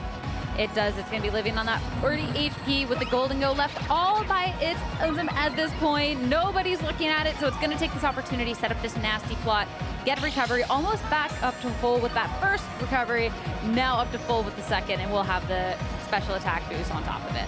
Yeah, the Dragon Terror on Golden Goat was such a big deal, though, because now you can bring out Heatran as Kazuki's doing, and I think I would personally pivot out Chien-Pao into the Rillaboom like Kazuki has in the back, and just have a faster fake out into Iron Hands and then just fake out Heat Wave right now. So I think a big question I have this turn is, does the Chien-Pao make the pivot? But I think it makes a lot of sense to get rid of the Intimidates, and Chien-Pao was one of the win conditions I was talking about before this set started, and I think this time around it's in a much better position. So I think right now, having gotten the Terra out with the Salamence being locked into Draco Meteor as well, it's just in a really awkward position. So I think Kazuki's in a really good spot, and if he makes the Chien-Pao into Rillaboom play, he's going to be very well positioned to take over this game. Yeah, with how huge that Dragon Terra was the first game around over onto the Golden Go, not going to be having that same fortune the second time around. So really awkward kind of pin over on Justin's end that he had to be dealing with. At this point, no, the Salamence will be swapping in, so the Iron Hands coming in. We'll have the fake out pressure for the next turn as the Golden Goat does go ahead and protect. No swap outs coming in from Kazuki's end. Instead is just going to go on the offensive. Icicle Crash first. Finally, better luck with these connecting, being able to connect. Now the Heat Wave going into this Iron Hands as well, bringing it to just above half, but will get that burn. The burn is a big deal because it means that your damage output onto the Heatran is significantly reduced. But the main idea of switching Iron Hands this turn was the pressure with Fake Out going into the next turn, right? So now you can Fake Out onto the Heatran slot, for example, and Golden Goat can go for something like a Make It Rain. But I think if you're Kazuki, you could just protect the Chien-Pao here. Could consider another nasty plot with the Golden Goat right now, saying, well, I think Chien-Pao might protect your switch out here. And so I think what's tricky here is that Golden Goat can actually secure a one-hit knockout onto either slot. So it looks like, yeah, the Fake Out plus Shadow Ball option just to deal as much damage to Heatran as possible. I like that a lot. But Kazuki here, of course, does have the opportunity to just go for something like a Crunch with the Chien-Pao, but it's not Crunch. It is going to be Protect. Respecting that potential of the Fake Out is going to be protected this turn, but of course, faking out into an Assault Vest Pokemon always going to be a safe choice since it has no option to protect. So Heatran can't move, and it has to be taking this Shadow Ball. So it's going to be taking at least a little bit of recovery at this point, but slowly and surely chipping away at this Pokemon.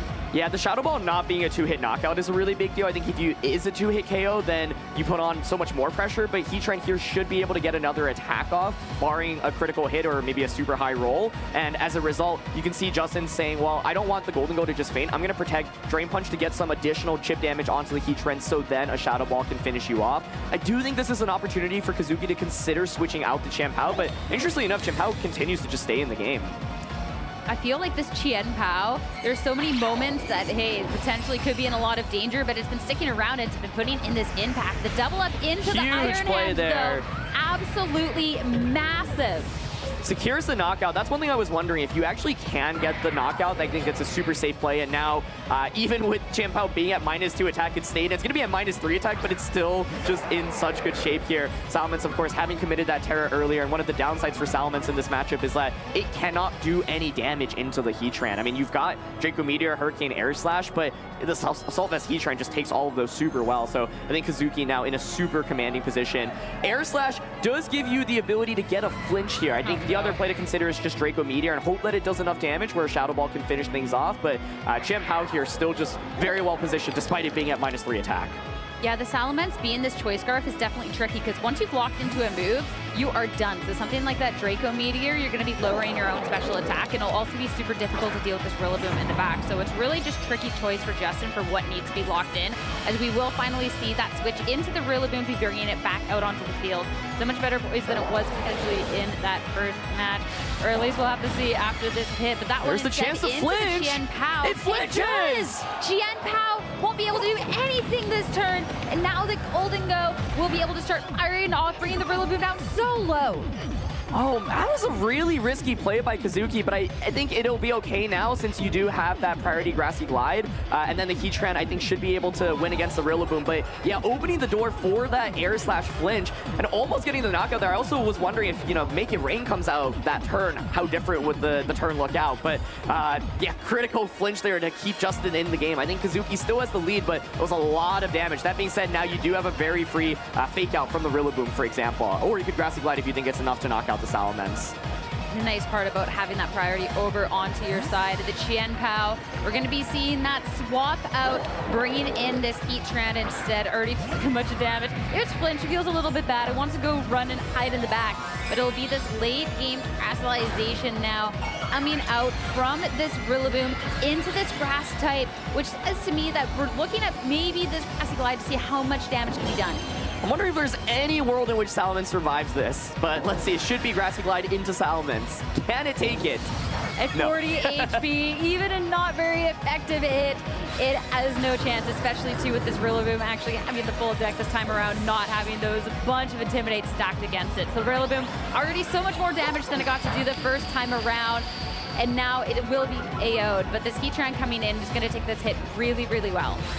And now you've got the Chienpao back in safely. You've got the crunch as well. So the end game looked a little bit scary for Kazuki, but he had enough resources. And even though he took a lot of damage, probably felt comfortable about the game state, knowing that Salamence committed the Terra, knowing that Chienpao here can just come out and thread in a knockout onto the Golden Go. So I think a big deal in this game was, once again, the turn where the Outrage just landed into a Mungus, right? That was a lot of free damage. And Outrage is actually incredible in this matchup with the lack of fairy types. Like, even if it goes into Golden Go, it's still so much damage. But Sucker Punch there just gets the one-hit KO.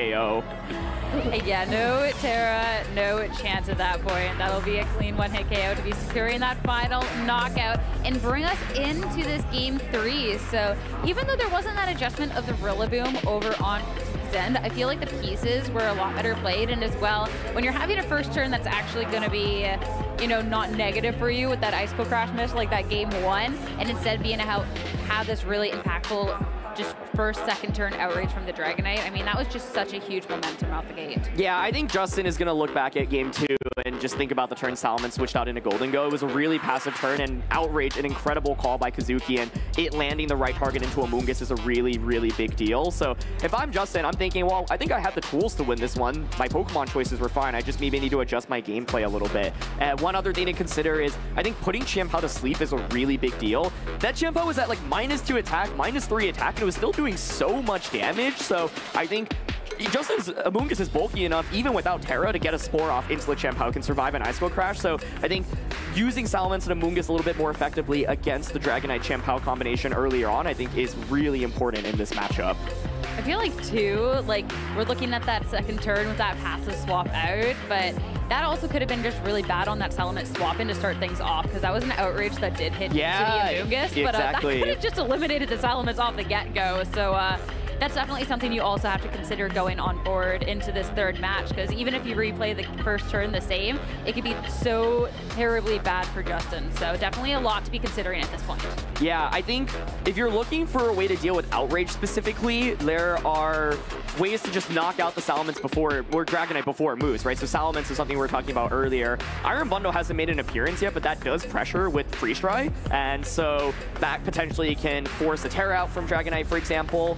You can, of course, also consider leading something that just puts on more pressure against a potential Outrage combination. Like Golden Go is the one thing that actually resists Outrage, so that gives you some defensive capabilities, but I really like Kazuki finding the Outrage play. Like, that is just such a strong combination with the Chien-Pao, and even though you can't guarantee who you target, if it does get into the right target, there are very few things that can get a one-hit knockout onto Amoonguss in this format, but that is one of it. Yeah, especially paired up with the Chien-Pao and you having the choice band, nothing is safe on the swap in, and if something protects, I mean, you have the chance to just eliminate something for free. No Dragonite to start things off, though. In this game 3, it'll be the Chien-Pao and the Rillaboom to start off, going up against this Amoonguss and the Golden Go for Justin. I like Kazuki's adjustment here. I think Rillaboom, once again, putting on Fake Out pressure. So I think Justin going for the double protect just to cover for Fake Out on turn 1. And Kazuki making a switch here. So let's see what it's going to be. Heatran, such a good switch in right now against this combination. It's the perfect Pokemon to bring out right now. Yeah, and considering it was just the double protect over on Justin's end, this is going to be a switch that is absolutely for free. So it's so nice a position here coming out from Kazuki's end. You get to scout what Justin has, you get your Pokemon in to counter for free, and at this point too, you could probably guarantee that you're not really going to be letting Justin set up for free with this Golden Go and let it get out of control. Yeah, so there are 2 plays I think Justin can make here, and he's opting for the switch into Salamence. I actually thought you could maybe consider just going for the Dragon Terra immediately and then nasty plotting while you Spore Heatran, but this Amoonguss having the Citrus Berry is a really big deal. Yes, Heat Wave is a super effective hit, but I expect the Amoonguss to survive a combination of Heat Wave plus the Wood Hammer from the Rillaboom, and the Salamence Intimidate just helps further in case Rillaboom wanted to get fancy, go for like a Grass Terra. But Amoonguss this time around is not going to get knocked out immediately, and that means it will be able to get a Spore off here, barring a critical hit from Heat Wave. We don't want to go for the 2-hit KO. We want to look again at that 1-hit KO coming out for the Dragonite. That'll be swapping it instead, but that's a huge Heat Wave coming out, bringing the Amoonguss down so low, and that'll be the burn onto the Salamence as well. Just a little bit of damage overturns considering it is a special attacker. Amoonguss now will get a little bit of Citrus Berry recovery, but still not even bringing it up to half. And Spore finally comes out. The reality for Kazuki's team is that there aren't that many responses to Spore, Rillaboom being the only Pokemon, and so finally an opportunity to get a safe Spore. Dragonite, however, does come in and, of course, exerts that offensive pressure with that normal Terra Extreme Speed. But the question is, do you really want to lock into Extreme Speed? Because Golden Go can switch in at any point, right? So I think maybe you just commit to Outrage again. But if you commit to Outrage, well, the Salamence can just go for a Draco Meteor onto the Dragonite slot. So Salamence coming out in a really good opportunity to just go for that knockout. And now, if you're Kazuki, you might have to make the call. You can either burn a turn of sleep with Heatran here, or switch out maybe into Chien-Pao, normal Terra, and say, I'm just going to Extreme Speed your Salamence. Yeah, you can switch in Golden Go, but it's fine. I like to see over on Justin's end that it was opted for the more aggressive play as opposed to the passive one that in Game 2 definitely let this Dragonite get a little bit more out of control. So over on Kazuki's end, you have to see if you call it, because Justin's definitely not been too shy on swapping and repositioning, as we get to see it with the Amoonguss swapping out to bring this Golden Go in place. Make sure if there is going to be an extreme team targeted into the slot, it's not going to be there. However, Astalization at this point, it will be the Dragonite. So a Draco Meteor into this all of a sudden isn't going to be hitting for super effective, instead just for neutral, thanks to that normal type Terastallization. Is it Outrage or Extreme Speed? If it's Extreme Speed, it might just knock out the Salamence. There it is, normal Terra, Choice Band, Extreme Speed onto the Salamence slot, and it gets the knockout. That's huge, because not only do you get a KO and prevent your Dragonite from fainting, but the Heatran now gets the burn a turn of sleep as well, which is so pivotal. That is so nice. So at this point, sure, the Golden Go was able to get in for free, but the second slot not so lucky. Now the Iron Hands can kind of come into play. So this will be this opportunity to at least try and fire something off into one of these Pokemon, since the Strain Punch will be super effective and it's not burnt like it was in that second game. Yeah, and with the Terra committed on Kazuki's end, the Drain Punch into Heatran is really safe. There is no safe switch into anything on this side. And so Justin recognizing, okay, well, your Dragonite is locked into the extreme speed, so you can't hit the Golden Go at all. So yeah, maybe you can go for the extreme speed onto the Iron Hands, but Iron Hands honestly takes that pretty well. We saw even with Champao's defense drop in the beginning of the first game, it does just over 50%. So goes for that extreme speed and is able to do a lot of damage, but obviously not pick up the knockout as the Nasty Plot comes out now from Golden Go. Look at that for maybe the next turn, but this Golden Go setting up is definitely one of those Pokemon that can be so scary. Heatran not going to be waking up this turn, but it's going to be taking the turn to sleep. That is so much damage. And oh, the Iron Hands that could have been in a tricky spot next turn will be recovering so much health at this point. Yeah, Heatran there had the potential to wake up, but the odds were stacked against Kazuki since it had only taken one turn of sleep. Now you have this guaranteed Shadow Ball into the Heatran slot. You know that the Golden Go is faster, and Dragonite's just caught in a really awkward spot. Also, critically, the Iron Hands healed back so much from that Drain Punch, so not sure another Extreme Speed will get the knockout even if you switch in the Champao. But the main win condition right now is getting in Champao so that you can knock out Golden Go in the end game, but we might just see a double knockout this turn. Yeah, swapping in the Champao at this point, you don't want to be taking any damage, so it will be the Heatran that's going to be staying in and is going to be fainting to the Shadow Ball.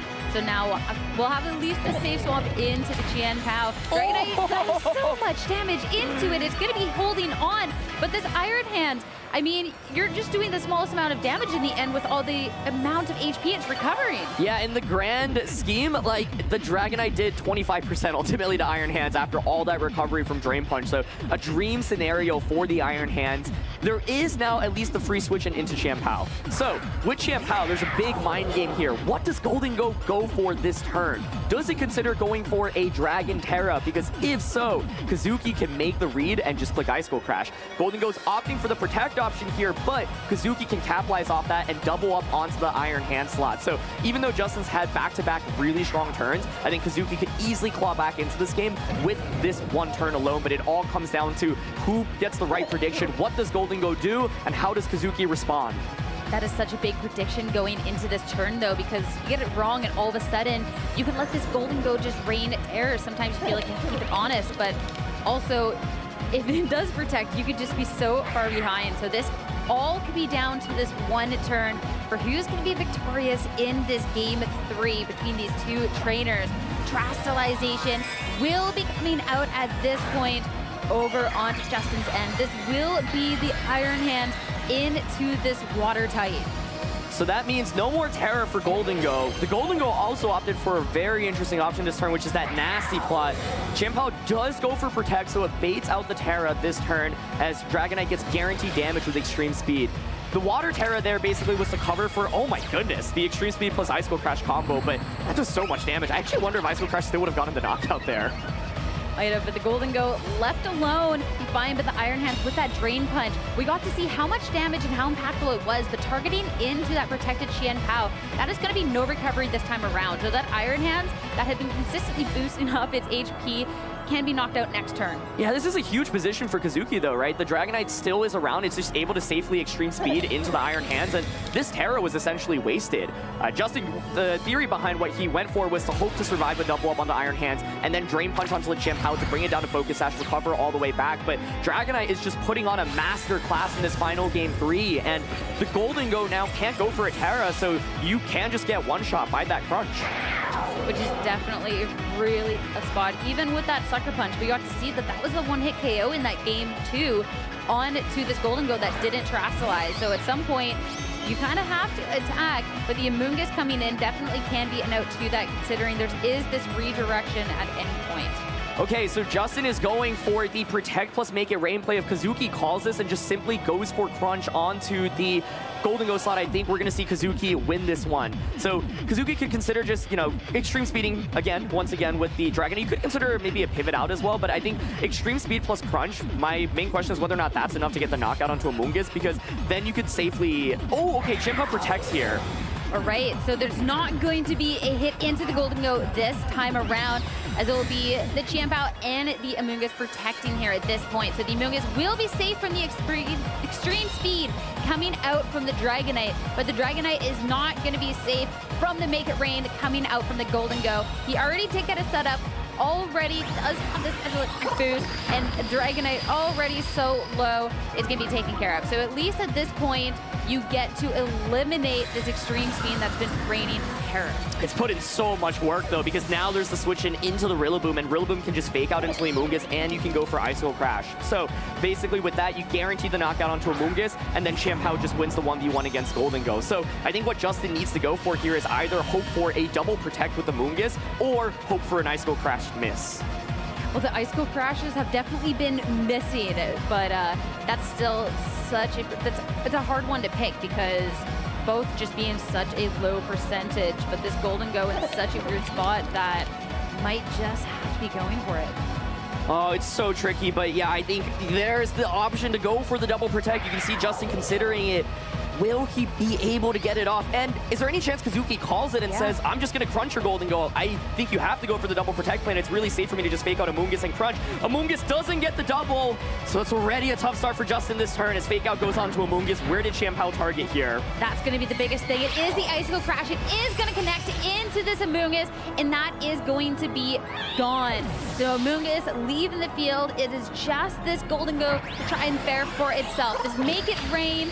It's going to be taking care of the Rillaboom, but the Chien-Pao, of course, with that Focus Sash, is going to be sticking around. 1 HP is all Chien-Pao needs to get the knockout onto Golden Go.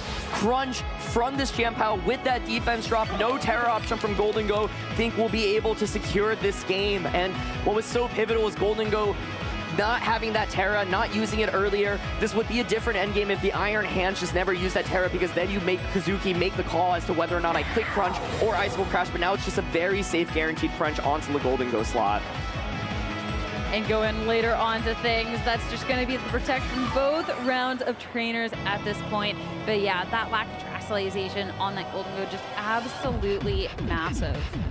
Okay, so opting for another protect here, and it does get it. So I wonder if Kazuki wants to click Sucker Punch here instead of the crunch, but opting for Icicle Crash. Okay, so maybe making a read there. The Golden Go is definitely clicking protect there, a nasty plot, but that was really risky. Please do not click that one again. That is all we're hoping for. If it's going for the crunch, though, we get to see the nasty plot from Justin.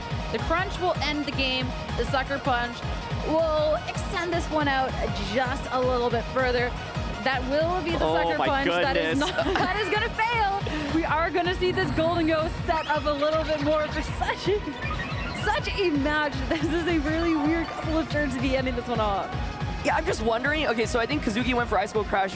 I wonder if he forgot about Terra, honestly, because the Terra was already committed onto Iron Hands. I don't think there's ever a reason to click Icicle Crash there, and Justin actually legitimately could have just won the game by attacking there, but I wonder if Kazuki is worried that Crunch doesn't do enough damage, so he feels forced to click Sucker Punch continuously, and oh my goodness, this, like, is there any chance Justin actually wins this? I don't know. As each turn goes on, I'm getting more Kazuki and more needs his one turn right, like, but Justin has gotten everything right so far. Oh my goodness. All right, it keeps clicking Sucker Punch. And this is gonna fail. Another nasty block coming out from the Golden Go. It's gonna be max special attack now. You have to imagine there's the connector. Oh no, we're going for the attack. This is gonna be the moment. Sucker Punch going in. Golden Go survives! The Make It Rain coming out. The Chien-Pao down. Justin, by the skin of his teeth, to win this match. Unbelievable! I thought the Golden Go was cooked for sure. We saw that one-hit knockout from Sucker Punch in the previous game, but even with the Sword of Root, it actually survives. And Justin Tang is going to move on here. Oh my goodness. In the strangest endgame, that was the one scenario that I did not think was going to be possible, was that survival from that Golden Go. That terastallization it didn't have access to. The fact that it should have gone down to the Sucker Punch, but no, the most clutch survival. If Kazuki had just gotten any damage off during all of those turns of nasty plots, you get the chip damage that you need to just get the knockout. But playing these mind games and it's just, I can't, what? That was crazy. I don't even have words. I don't even have thoughts. That was the most incredible endgame that I've seen. This probably happened this entire season, honestly.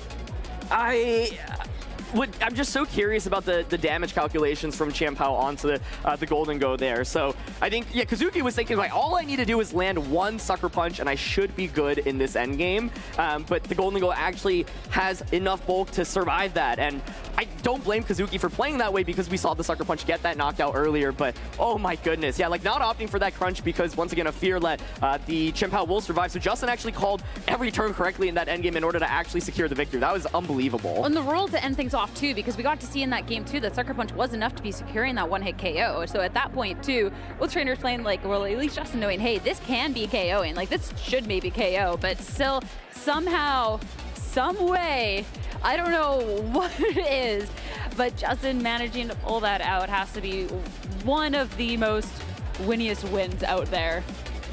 I can't, like watching the replay, I can't believe it. Like I need to know what the damage calc on that is because I did not think Golden Go was surviving that ever. And 3 HP and a dream. That was absolutely incredible. What a match. Coming out from both players too, for it to come down to that sort of end game, especially too after that first match, because Kazuki, that was a really tough first match to be going through, but they've been playing really well this game too, going on forward, and it was so close at the end, especially too looking at Justin, like there was extreme speeds coming out from Kazuki, were stacking up, so for him to still take the victory is insane. Yeah, I think the mind games when you're going up against this Golden Go is always fascinating, but it looked really dire for Justin. I was actually even looking at the player cam, and it seemed I could tell like how stressed he was because I think he thought the game was just definitely over, but able to claw back into the game. And there were so many opportunities for Kazuki to target down that Golden Go, but I can't fault him for the way he played to try to set up that end game, given that you had knowledge that Sucker Punch did get the knockout onto Golden Go previously. But yeah, I just can't help but wonder if Crunch came out just one time, how different that end game would have looked.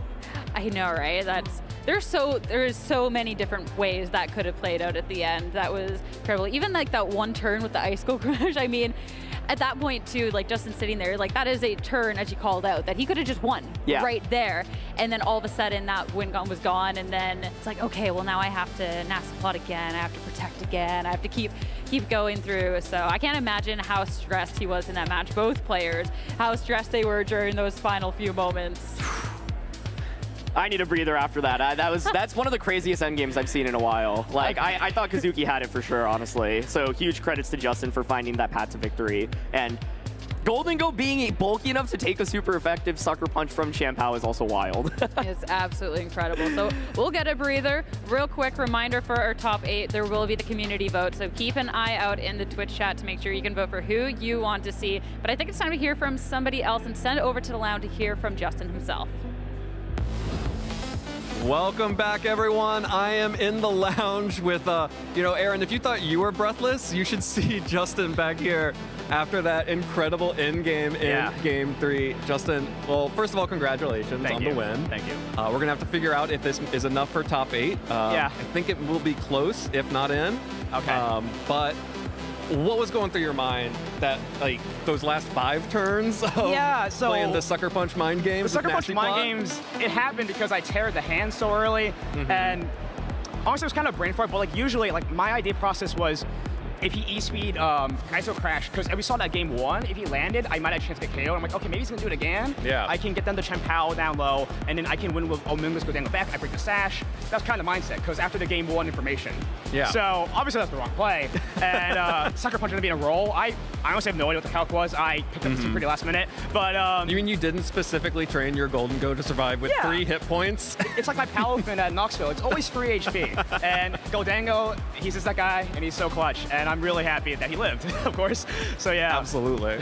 It was incredible to watch, and like going into that game, the whole set rather, when you see the Golden Go and you know that is going to be sort of your ace, it clearly was in all 3 games. And knowing that Chien-Pao is over there, especially a Chien-Pao, it's able to hit both the Ghost typing for super effective damage and the Terastallized Dragon typing. Yeah. How do you approach that, knowing that choosing when to Terra or which Pokemon to Terra is going to be what decides those games? Yeah, so Goldango Terra, as we saw in the game 1, I had to eliminate Dragonite first and then free a Terra Dragon. Obviously, I'm something wary about the Chen Pao with Ice-Roll Crash, but with Redirection, Fake Out, and Intimidate, Godango can actually stay in the field quite long. Dragon Terror was just a Heat Trend. As we saw, it was just the Dragon Knight, honestly. It was the Heat Trend, Chen Pao, and Dragon Knight. And Terran for both, you can't cover all of them at once unless you neutralize one of the threats. Right. So if I neutralize Dragon Knight, Terran is pretty free, because I can get rid of Heat Trend plus Chen Pao with Redirection and stuff, and protect that Godango as long as possible. So Godango is definitely the main win con here, and Iron Hands to tank damage, and Mungus to redirect and take damage, and Salamence is kind of like really good too. Like I saw the game one, like if he didn't Terra, Draco would hit it. If he did Terra, Drain Punch would hit it, and that's kind of the main idea. And I think even if he landed Ice-Roll Crash, I think I would have lived. The only reason I kind of popped this because I was afraid I got flinched there. If I got flinched, it was probably over, and that's the scariest part facing Chen Pao. Of course. So, yeah. You have the flinch chance, but you also have the miss chance, so it sort of evens out in that way. He did miss, so yeah. Well, I want to talk a little bit about the Dragon on your team. Yes. Obviously, Dragonite did big damage with the Choice Band Outrage that we saw on Kazuki's side, but you're Salamence here. Now, I'm really thrilled. I'm happy. I chose Salamence as one of my caster predictions. Amazing. I had no idea you were bringing this team. I didn't know either. But it seems extremely rad, and I want to hear a little bit more about why you decided to go with it, especially on this the Rain version of Salamence. Yeah. Okay, so funny enough, what Katsuki used, that was the original team I was going to bring to Toronto. And then I teamed up with Xiling and Gavin. Xiling has been working with Rain for the longest time, and of course Gavin. But of course Gavin heard about that and he hit me up because he's the Rain guy, of course. Yeah. And we made a crazy trio, and we all day 2'd with Salamence. And it came, and that's kind of happened. And honestly, by 2 a.m. of that Friday, before the tournament, I was doubting my team choice completely. I'm like, I get farmed so hard by all these other mons, and I just hope I get my matchups pulled right. And I think this is an insane meta call. Salamence, Dragon type in general, Flying Stab. Yeah. I just saw Dragonite is really good. I think all the dragons I know, like day 2, Gudra, Dragonite, Raging Drago, Salamence, Dragon types in general are so good right now. I think we're missing Garchomp, but that's about it. Besides Garchomp, sorry. Yeah, Dragon and Flying Stab is so good in this current format. And even though this team looks outdated, it kind of adapts pretty well versus most of the meta threats right now. Obviously, there's some key weaknesses, but going to this, it was like, I'm gonna pull the matchups, and knowing the meta, I think it can do well enough. And even though I was down a little bit of the bad matchups, I didn't really pull that many, and I was able to go far with it. I'm really glad. Luck was on my side, and of course, this was just kind of a good call for a tournament, I feel. So yeah. Yeah, it definitely looked really impressive in all those games that you brought it in, and I was really curious. I saw it on your team sheet, the Choice Scarf Tailwind. Yes. How often were you clicking Choice Scarf Tailwind? Honestly, 0 times. That game with Jimmy Boy I had live yesterday, that was the game I was supposed to do it, but I forgot to bring the Salamence in on that hand slot. And that's when Scarf Tailwind was so cool to see. But Scarf Tailwind is there as immediate speed control when you have to. Right. Salamence, the thing I like about Salamence on this team is that you get Intimidate and Speed Control. Right. And you don't miss as much as Tornadus. Tornadus is obviously the best Tailwind setter in the format, but being able to support your Godango both Intimidate and Tailwind and Speed Control in general is so good. This is a Godango heavy team. So having all that in once is so good. And it means I don't have to have an extra slot to have another Intimidator and Tailwinder. Totally. So I'm saving 2 slots in one. And Scarf Tailwind doesn't really come. Maybe we'll see it next time, but yeah, it's cool tech. It was working pretty good in practice, so yeah. Totally. Well, hopefully we will see it next time. I'm going to let you go and see if we have the standings updated to check to see if you made it into the top 8 here. But before I do, real quick, you shouted out a couple of the people that you built the team with, Xiling and Gavin. Xiling and Gavin, special shouts out to them. Bars also came out a little bit last minute to help out. Thanks for the support. And just everyone in general, like Nick helped me with my bonds. He comes with me at a lot of these events, great friend, and just my friends and family for just supporting me. Honestly, I was rooming with some friends like Marcus D on his house, and I showed the team, and everyone was down in it. And it's always a good feeling. It feels like Fort Wayne all over again, and hopefully I can take another Dragon far. So yeah. And I also have to know, I'm waiting with bated breath to see how your mom is going to react to some of those turns in those games. Yeah, and also shout out, there's so much going on. Yeah, shout outs to my mom and just my parents in general. Just the support has been unreal, and I couldn't do it without anyone, really. Awesome. So, yeah. Well, thank you so much, Justin. It's been incredible to watch you play. That was an amazing set. Thank you. We're going to let you go and see where you finish on the standings. Thank you. And we're going to take a quick break. When we come back, we'll have more from the Toronto Video Game Championships, including our top cut.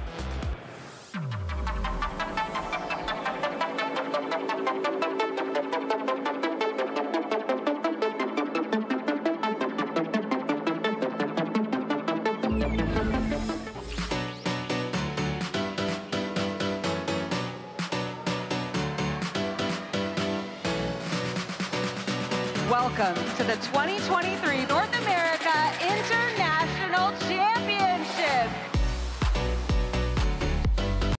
This is my 4th time at NAIC, and I'm totally blown away by all of the new stuff that's going on here, like that setup where it's like you're in Mesagoza and you're like looking at all of the Scarlet and Violet Pokemon, and it's just really cool and really impressive, and I haven't even gotten to look at everything yet. Everyone's so welcoming. I enjoy the community, and all the battles have been so fun so far. It's always an absolutely great time.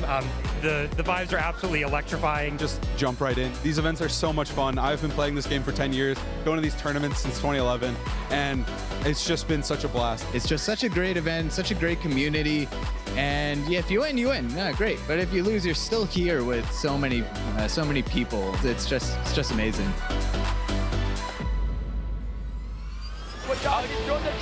A game of inches, go! Here comes the ballot, One time, taking this mid game, and is your North America International Champion! Wow, Woodage!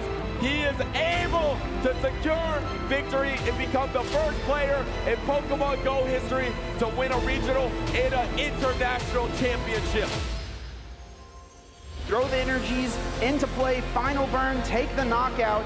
And even though Drake cannot attack this turn with the way his energy are set up, all he has to do is pass the turn, and Drake becomes the North American International Champion. What is it? Another Super Rod. Oh my gosh, Just Bodhi. the scratch pass. Bodhi has to announce his attack, and he becomes the International Champion.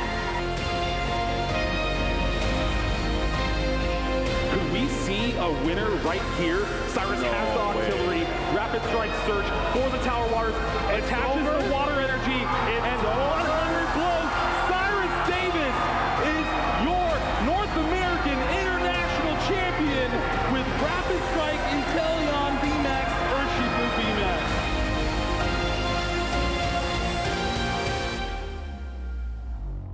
This is going to be massive.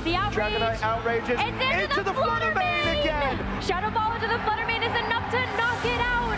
And Takumi's Flutter Mane is down, meaning Dragonite is the final Pokemon that Takumi has.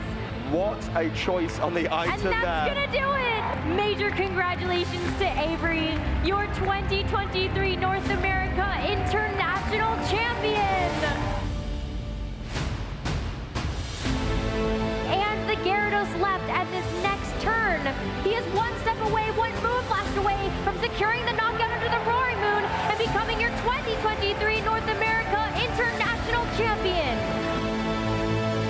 There's the Iron Hand, pretty much at 50% HP. Will the Ice Spinner follow up and knock it out? Sword of Ruin, ruining Iron Hand's day. Alex has wrapped this up. Flare Blitz into the Dragon Ball, takes it down. Alex is the VGC 2023 North America International Champion in the Masters Division. I haven't won a tournament since 2016, so I feel amazing. It means the world to me to be back. When I was on stage and I won, I was just like really hyped up because it was like a super close game, and I didn't think I was going to win, so when I did, I just kind of popped off. This victory means a lot to me personally, and because it allows me to get the travel award for the World Championships, which is very exciting. Winning feels very exciting. I felt so happy. It feels really great, and I'm really happy that I finally got my trophy set. It means a lot, as this is my last year in seniors, so it feels really good to finally get it on that last opportunity. Winning this event is life-changing. It means everything to me. It means I've left a mark on the history of this game, and it means that my long time playing has all led up to something.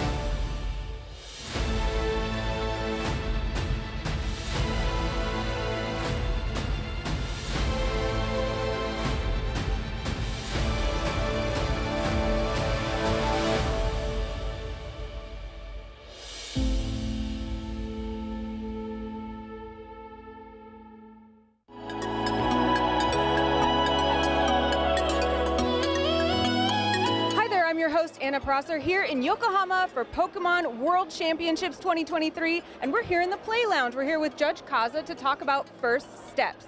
What's first step? ここは、ティーチングエリアです。カードゲームを最初にやる場所です。If a player is just learning about Pokemon for the first time, what would you tell them when they come here? まずは楽しんでください。What games can players learn here in the Play Lounge? すべてのゲームできます。Do they need to know anything before they come here, or can they start brand new? Nothing. 初心者でも大丈夫です。What is your favorite thing about the Play Lounge? ティーチングが大好きです。It looks like you're having a great time. We'll let you get back to it. めっちゃ楽しいです。ありがとうございます。I'm so excited about this WCS in Japan. And that's it from the Play Lounge. We'll be right back with more from the Pokemon World Championships. Top 8 here at the Toronto Pokemon Regional Championships is on the horizon after we just concluded a very exciting round 14 of Swiss here. The Pokemon has been absolutely amazing this weekend. It might be Halloween weekend, only treats to be found here. My name is Sierra Dawn, joined here yet again by Aaron Tsang. We're just concluded our Swiss for top 8. It's been a ride. If you tuned into that final round of Swiss, by the way, just a quick explanation because that end game was really crazy. We, as the casters, were given a team sheet that said that Chien-Pao had Crunch on it. Turns out that it actually was Sacred Sword. Kazuki had caught an error before the tournament started, was able to correct the error, but the team sheet was outdated. So as a result, we were talking about Crunch being an option. Crunch is just stronger than Sucker Punch, so I think both of us were kind of confused as to why we kept not seeing Crunch and why Sucker Punch was the option, but it's because there just was no Crunch actually as an option. So that end game should have been focused more around whether or not Justin is able to stall out the Sucker Punch PP. Kazuki actually managed to finally land that Sucker Punch at the correct time, but Golden Go actually had enough bulk to survive it as well. So an absolutely crazy finish, but I know many of you are confused because we were confused as well. Got some clarification after the battle, so just wanted to provide that context. But Justin actually, I believe, will be 8th seed going into the top 8, so does manage to sneak into that top 8. He will be. And to also just make sure Justin did have access to the proper information as well. It's just us confused, but Justin, both of the players knew what was going on. All of Kazuki's opponents today had the right team sheet. It just so happened that the team sheet we were given was outdated in the database. So all the players are informed. There's no tricky business there. But still, super exciting end game in that scenario. And Justin just managing to get that last spot in the top 8. Then at that point, absolutely incredible. Super deserved after that insane run, especially too, like, considering how just this competition has been over the weekend, and he's been fighting to make his way back up into one of these top 8s. That was just such a wild set, and we still have a top 8 bracket to play through as well. And I want to give Kazuki huge props as well, because I think found some really cool adjustments, especially with that outrage on Dragonite. If you just get a slightly higher roll there, you win that set as well. So Pokemon can have the thinnest margin sometimes, and I really want to know how much HP and defense investment Justin has on the Golden Go, because I wonder what percentage of the time the Golden Go actually survives that Sucker Punch. I think it faints most of the time if I had to guess, but I'm not 100% sure.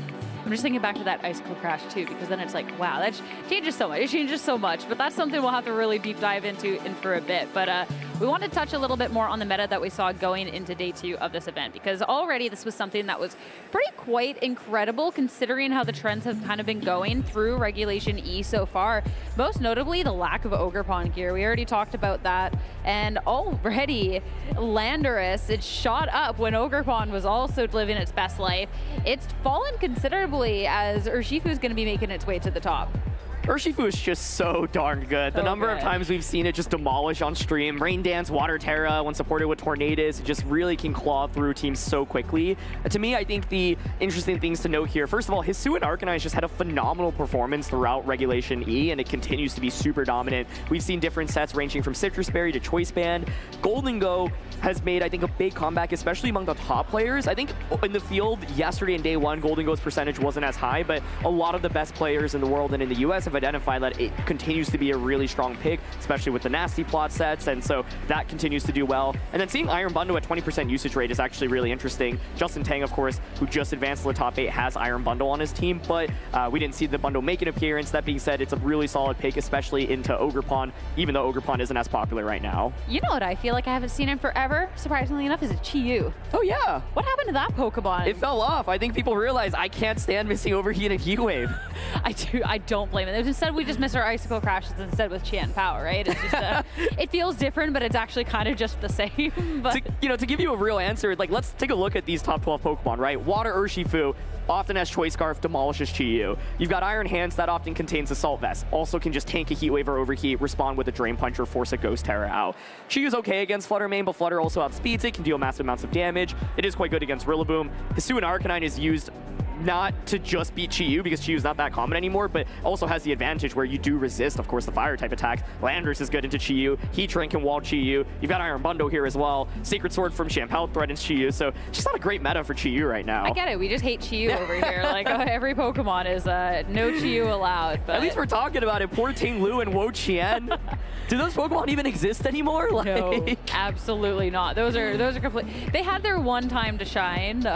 Ting Lu at that infamous Fissure Regionals and Wo Chien at Worlds, and beyond that, that was their one and only time. But it still shocks me with this Hisuian Arcanine how it's really been on the rise, considering that it's a really kind of awkward typing in some cases with how there could be things that hit it for oodles of damage, so much damage. So it feels like a Pokemon you kind of have to commit a Terra to sometimes, but also the Rock Slides that can fire off, it has the potential for such huge damage. It was interesting because I was listening to Chuppa Cross, who was talking about how Hisuian Arcanine, even though when he played on stream didn't come out very much, he put in a lot of work for him for his other games, and I thought his insight was really valuable, where he was saying it's a really good Pokemon and I have the Choice Band set, but I can't really necessarily just lead with it and pick up knockouts, because Rock Slide is a really good move, but it's a spread move, and as a result you have reduced damage. So often it's actually a really good closer where you've distributed damage across the board, you bring out the Arcanine, and then Rock Slide's able to just pick up knockouts when Pokemon are at like 40% or less, for example. But if you lead the Arcanine, you commit to Rock Slide immediately, and you have the Choice Band set, then you're often forced to switch out, because one good switch in can just make the Arcanine look a lot worse, right? Something like a Landorus switching in, or a Golden Ghost switching in, or a Heatran switching in. Yeah, 100%. And you're talking about Chuppa Cross. Well, he was one of the players that we got to hear from, because he's been doing the thing. He's been winning, and he's making it into our top 8. So we have our confirmed list of top 8 participants, and this is a really exciting list. We've gotten to see quite a few of these trainers fight their way up. Of course, Paul Chua was having a really, really impressive run through Swiss. I think went 12-0 before finally the last 2 matches being dropped. Jamie Boyd's, of course, traveling overseas to be here, putting on a show, and Justin just sneaking in after the most intense match all weekend. Yeah, there are some really winning players among this field, an incredible top 8.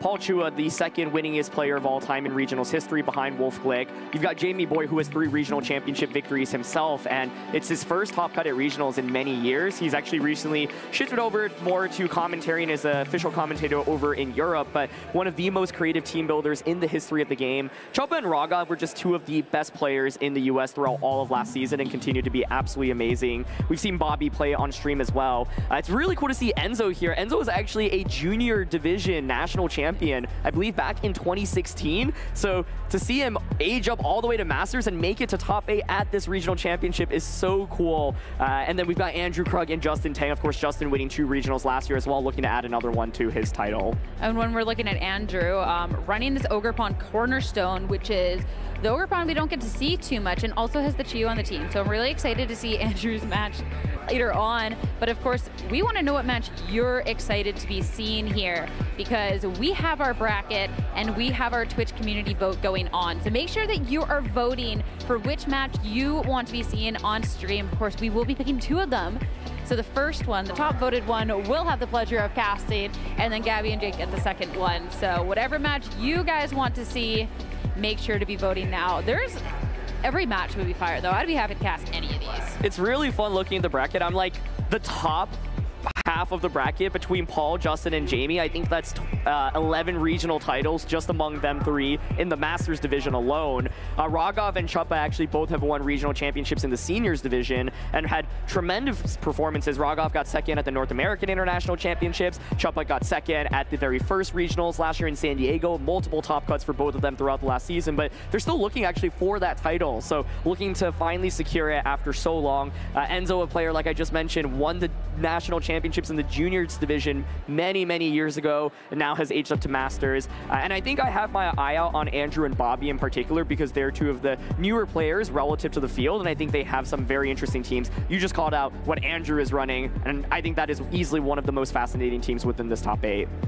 Yeah, considering every other Ogre Pawn has kind of fallen off. We've seen some, but the Cornerstone Ogre Pawn, I think, is one that's definitely been a little bit more disrespected, myself guilty as well of that, but showing that it's definitely just a viable option here, especially to having this Trick Room mode with that Blood Boon Ursaluna also introduced with our DLC and that Dusclops as well. So definitely a really fun team to be taking a look at. Obviously, too, looking at this field, looks like a team that not many were too prepared for all of a sudden, because top 8 is an impressive accomplishment.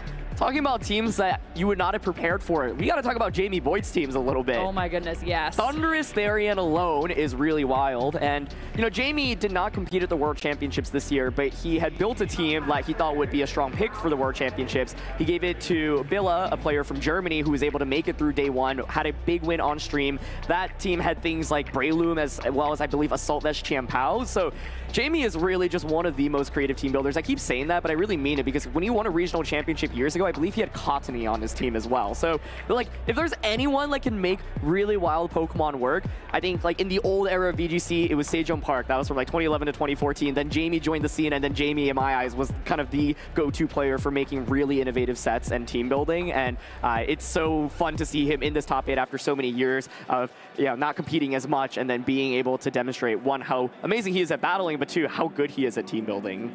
I'm just laughing, too, because I think, too, with this Thunderous that we're looking at, the reasoning was I wanted a special attacker that wasn't going to get hit by ground moves. Like, I just wanted, you know, there's a couple of criteria, but this Thunderous has been working so well for him and really putting in that work. So I'm excited to see just how far that team is going to go, especially to Jamie making the travels over here. Had a 2 o'clock flight today. Like, sorry, buddy. Like, you booked the flight. You got to move that because, sorry, you just won too much.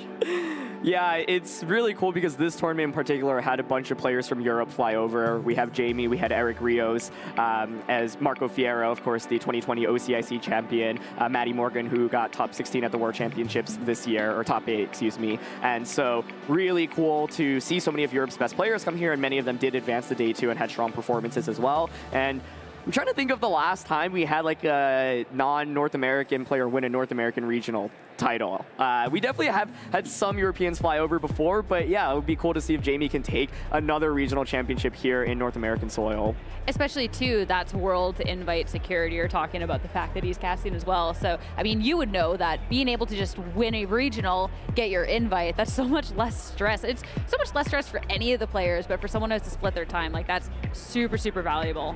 Yeah, it's a big deal in this season in particular because 500 points to qualify for Worlds is a lot. I think the last time we had a bar this high was maybe 2017, and so think about it. You get 100 points for top 8 at regionals, which has over 600 players, right? That's a lot of points, but that's only 1/5 of the Worlds invite. If you're in that top 8 already, you're like, well, I'm just 3 best of 3s away from qualifying for Worlds immediately. And I think everyone in this top 8 is so skilled, and I would expect to see all of them competing at the World Championships, but you still have to go to the events and, you know, kind of make your way through the motions. And Pokemon is a really volatile game as well. So for one of these 8 players, whoever ends up winning, it's really nice to secure that victory and then just not have to stress about it for the rest of the season. And you get to win regionals. That's also pretty cool, you know? That is pretty cool. You get that title, you get that money. It's some cool stuff. Players that are winning right now, or at least winning our Twitch poll, it's going to be Paul Chua and Justin Tang for our first top 8 match, followed by Bobby and Jamie for our second top 8 match. So that was voted by you. So a lot of great matches to be looking forward to. We're going to be taking a short break before we get started with our top 8.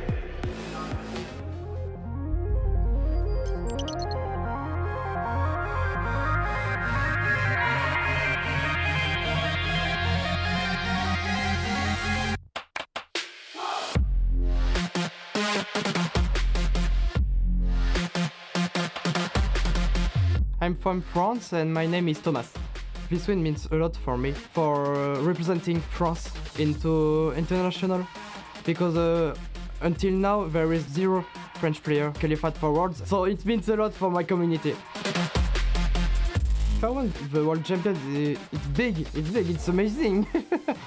So yeah, that will mean a lot, and I know that for every player will be really proud of him because he had such a difficult tournament from the beginning to the end. I'm Alex Shransky from the United States. It feels amazing to win UIC. It's really hard to articulate what this win means to me. Since I've gotten second so many times, I've never really felt the win. And all of a sudden, I finally have won after a lot of years playing Pokemon. It's surreal. I never really doubted my strategy this weekend. I just expected things to happen that happened, and it worked out for me. Winning Worlds would be incredible. I spent a lot of time playing Pokemon, and for that to pay off at a World Championship would be amazing. My name is Paul Chua, and I'm from the United States. Winning EUIC feels pretty good. It means a lot. I haven't been able to win an international ever. Like, the last time I ever made finals was in 2017, and I got second. So being able to finally get past second place feels pretty good. Winning Worlds would mean a lot. I'd be really happy. It's the dream I've been having since I ever started playing VGC. So if I ever became world champion, that would mean the world to me.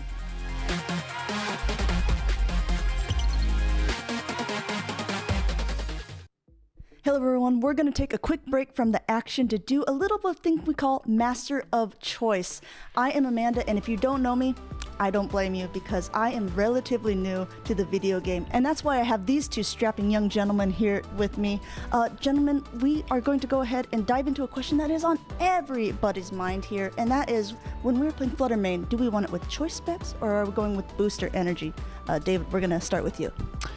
So, booster energy is definitely where it's at, because not only can it give you a stat boost to whatever stat you like, it also still allows you to pick and choose the moves that you want to use. So if you're boosting special attack, you can get a lot more damage, and you can fire out that damage with Moonblast, Shadow Balls as much as you like, and change it up each turn.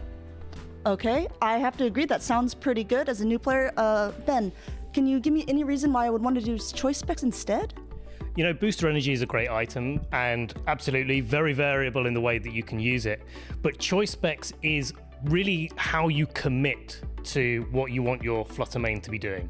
So it has a higher damage potential than booster energy, and it makes sure that you can train your Flutter Main to be a little bit more defensive, maybe a little bit more speedy depending on how you want to go. But the crucial thing is you can pick up the knockouts that you really want to pick up, and that's why I'm going choice specs. All right. Do you have any counterpoints to this? Is this I mean, what is more popular with the people who are playing it? Like, if you see the Flutter Main, what is the majority of people going to be playing?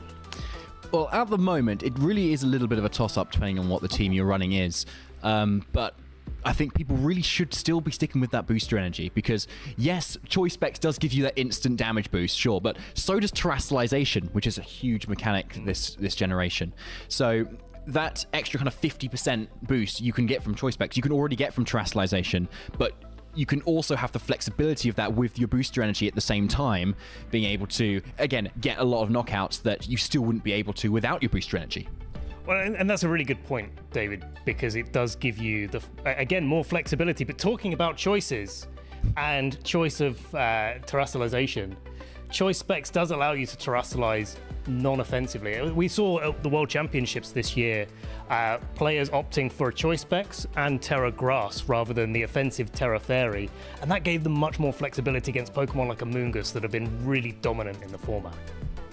I have to say, listening to both of these things, if I had to pick a winner of the two, I'm just going to go with the pun. If this is called Master of Choice, we're going to have to go with Master of Choice specs. What? Unbelievable. Unbelievable. Like, booster energy has so much going for it, but to be fair, Amanda, you are the Master of Choice here. So, all right, that's all we have for this one. We'll get you back to the action. Hello, friends, and welcome back to the Toronto Pokemon Regional Championships. It is time to get started with our top 8 of competition, as we're getting so close to seeing who is going to become our Toronto Regional Champion, who is going to be getting their world invite, and all of that great stuff. The best Halloween treat there is out there. I'm Sierra Dawn, joined here by Aaron Zhang. I'm really, really excited for this top 8 because this caliber of players that we have is just top notch. We broke it down a little bit before the break, but I feel like any of them can take this entire thing. Their teams are all really cool and diverse as well. I think the format's interesting because the top 12 Pokemon are really darn good, but there is room for unique creative picks. We've seen a lot of actually interesting Ogerpon sets in this top 8. I believe no fire or water Ogerpon, which is really crazy to think about. If you told me that before this tournament, I would have been like, there's no way. Like, I would just never guess that. So that's really cool to see. But let's quickly take a look at that bracket once again. Yep, and of course, before our break, it was Twitch chat that voted for which matches we're going to be keeping an eye out on first.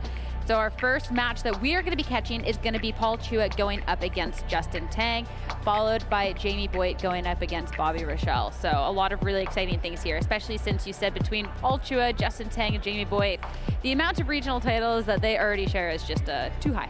Yeah, that's going to be 11 just in the Masters division, once again, if my math is correct. So want to quickly run through the compositions for all of you watching at home. We feature most of these players on stream already. Paul, I think, is the master of using kind of the standard compositions better than anyone else in the world. I think he's a player that I generally don't expect to see super creative picks from in terms of Pokemon-wise, but he's amazing at figuring out how to optimize his spreads to really just maximize value, and he's so good at just using the best Pokemon better than anyone else, it feels like. And so he's running a team of Heatran, Iron Hands, Roaring Moon, Amoonguss, Fluttermane, and Landorus Therian. Justin Tang, we just featured on stream using a team with Pelipper as well as Salamence, Iron Hands, Golden Go, Iron Bundle, Amoonguss, and so bringing Rain back into the core. Which is funny because we didn't get to see any of the Rain last time around. It was all about the Salamence and all about that Golden Go, most notably. But looking at our next matchup, our second featured matchup between Jamie Boyd and Bobby Rochelle, I mean, when you're looking over on Jamie's end, we said it before, Jamie Boyd, one of the more creative team builders out there. We really got to see it with that Thunderous Aryan form coming on out. Jamie is also using the Teal Mask Ogerpon with Swords Dance Razor Claw. We got to talk about that because that's pretty wild as well. The idea is Ivy Cudgel, of course, has that increased crit chance, so combined with Razor Claw makes it super powerful. And with Swords Dance, you just get really consistent Ivy Cudgels off across the board. The fact, too, that it is this Teal Mask Ogerpon, so you can be holding an item as opposed to just the mask that you have to be holding if you want the Wellspring, the Hearthflame, or the Cornerstone version. It's really, really cool to be able to see that come out instead. And one of the few players that actually is still kind of remaining with that Ogerpon. Not the only one in the top 8, though, so we'll get to that. But Raghav Malavia and Enzo, see, I mean, there's a Regidrago on Raghav's team. That is absolutely incredible. I am really happy to see both Raghav and Bobby, who he played on stream in round 13, both advance on, or round 14, both advance on in this tournament, because I love that Bobby has such a unique Sinistcha set. Sinistcha is a Pokemon that I've been expecting to see more of in this format, but what's crazy is that Bobby Sinistcha is not the healing Sinistcha, it's a nasty plot set with the Heat Proof. I don't think I've ever seen Heat Proof Sinistcha. To see it make it into the top 8 of a regionals, and I actually think it was one of the most important Pokemon, if not the most important Pokemon against Raghav's team in particular. In that match, Bobby was able to just set up Nasty Plot multiple times, and Machagacha picked up 3 knockouts. Or I think it was 2 knockouts and then 1 with Shadow Ball, but it was incredible to see. And then you called it the Regidrago. This is a Pokemon people were really hyping up going into the World Championships this year. Didn't see it make maybe as big of a splash as we've expected it to, but it put in so much work on stream. It really, really has, and it's one of those Pokemon that if you leave it, it can really start pulling some damage, but if you're targeting it down, well then, something else is going to be dealing that damage. Enzo, though, when we're looking over at this team, a team that is always talked about, sometimes feared depending on what composition you're running, it is going to be that Armarouge in DD combination, considering just how strong that Psychic Surge and this Expanding Force can be, and Enzo piloting that to a top 8. It's definitely a team that's always sticking around at any point. Yeah, a lot of really interesting things here. Infinity Armarouge, I feel like, is the combo that a lot of top players be like, you know, I don't have a great matchup against it, but my plan is to just dodge it, so I'm not going to play it. But Enzo is piloted all the way to a top 8 finish here. We'll see if he can actually claim a victory. It's a duel that just has so much firepower. You've got the Helping Hand Expanding Force, you've got the Trick Room Pressure, and this team in particular has Throat Spray, Ursaluna, Blood Moon with that Hyper Voice as well. Especially, too, we've talked about Fergaraf and the Armor Tail being able to stop the priority, but of course, when you're looking at this Indeedee being able to set up the Psychic Surge, that just stops the priority right then and there. So super, super nice, helpful thing coming out. And finally, our last and final top 8 match. I mean, it said that there was another Ogerpon in this top 8. The Cornerstone Ogerpon coming out from Andrew. I still can't believe it. Like the no water, no fire. Good. We've got the 2 other Ogerpons making it here, which I think is so cool. That's one of my favorite things about seeing a format develop, because everyone was, I feel like, over-indexing on, oh, we just like have really good offense with the 2 strong Ogerpon forms, but there's a lot of utility from Cornerstone Ogerpon. This is, of course, the set with with Sturdy, you've got Follow Me, and Andrew's team is a Trick Room-oriented team where you've got the Dusclops plus Ursaluna combination. Not the weakness policy on Ursaluna, but just an Ursaluna with Life Orb. I cannot tell you how much damage Life Orb Blood Moon does. It can just pick up so many one-hit knockouts, and Dusclops can also just finish things off with Nightshade or chip things away so that Blood Moon can get a knockout. Yeah, the conversation for today has been a lot of, hey, what was good in Regulation D, what was good prior is still good now. You don't need these Regulation E Pokemon. You don't need anything that was added in the DLC. But Andrew really showing that a lot of these Pokemon actually have really great utility as long as they're piloted and put in this right composition. So being able to see not one, not two, but multiple Pokemon coming out from that Kitakami Dex has just been absolutely incredible. And last but not least, looking at Jump Across, I mean, there's a lot of just really, really strong Pokemon over on this team. We haven't really seen the Tornadus quite as much popping around, but being able to use this, you have access to that Tailwind, you have access to Taunt to shut things down, and I think it's just a Pokemon that just has so many tools. Yeah, the team that Chup was using won the last regional championship just a weekend ago, and so none of the brand new tools in Regulation E, but turns out you don't really need the tools when these Pokemon are just so strong. This was, in my opinion, one of the best teams heading into the World Championships in the Regulation D format, and it continues to just be really strong in Regulation E, even though there aren't actually too many new updates. The main thing, of course, is Rillaboom now getting access to Grassy Glide, which it previously did not have access to. Yeah, being able to use that priority move and kind of like shut things down, get those KOs before anything else, and the amount of damage that can be offering has just been so useful. So I'm excited to see with any of these matches. I'd be excited to see any of them be moving on into our top 4, but the ones we're going to be focusing on for stream, of course, we got to talk about Paul Chua and Justin Tang first, because that is the one that was voted on by the Twitch chat in a very overwhelming amount of support too. We just got to see that win coming out from Justin, and I mean, Paul Chua is a super accomplished player in this game. Paul is one of the most seasoned veterans in VGC. I competed in the seniors division in 2012, and Paul Chu and I fought in the semifinals of the US National Championships over a decade ago. Since then, Paul has won so many regional titles. He finished multiple top cuts at the World Championships, including top 4 at the 2022 World Championships with Calyrex, Ice Rider, as well as Palkia, and of course, won the European International Championships last year. This guy has more experience than almost any player, any competitor, anyone who's played VGC in the world, and he has so many accomplishments to back it up with. And the experience really shows when you get to pilot a team like this, specifically when you're looking at the Roaring Moon, considering he was a player that was using it when it was still that Roaring Mid as well that was out there. And a little bit of a, like, you get to see a couple of different ways the Roaring Moon is built, but being able to go for this Dragon Dance to increase your speed and your attack to then fire off these super, super powerful acrobatics thanks to that flying terrestrialization, I think is just super, super smart. We get to see the Flutter Mane still. We haven't gotten to see as much of it on stream, but it's still a Pokemon with super high percentage that can be putting out some damage. But looking over at Justin Tang, maybe hasn't been in the game for quite as long, but definitely has been racking up his own list of achievements, being able to take down 2 regional championships in his rookie year, which has been so impressive, and already starting off our second season really, really well.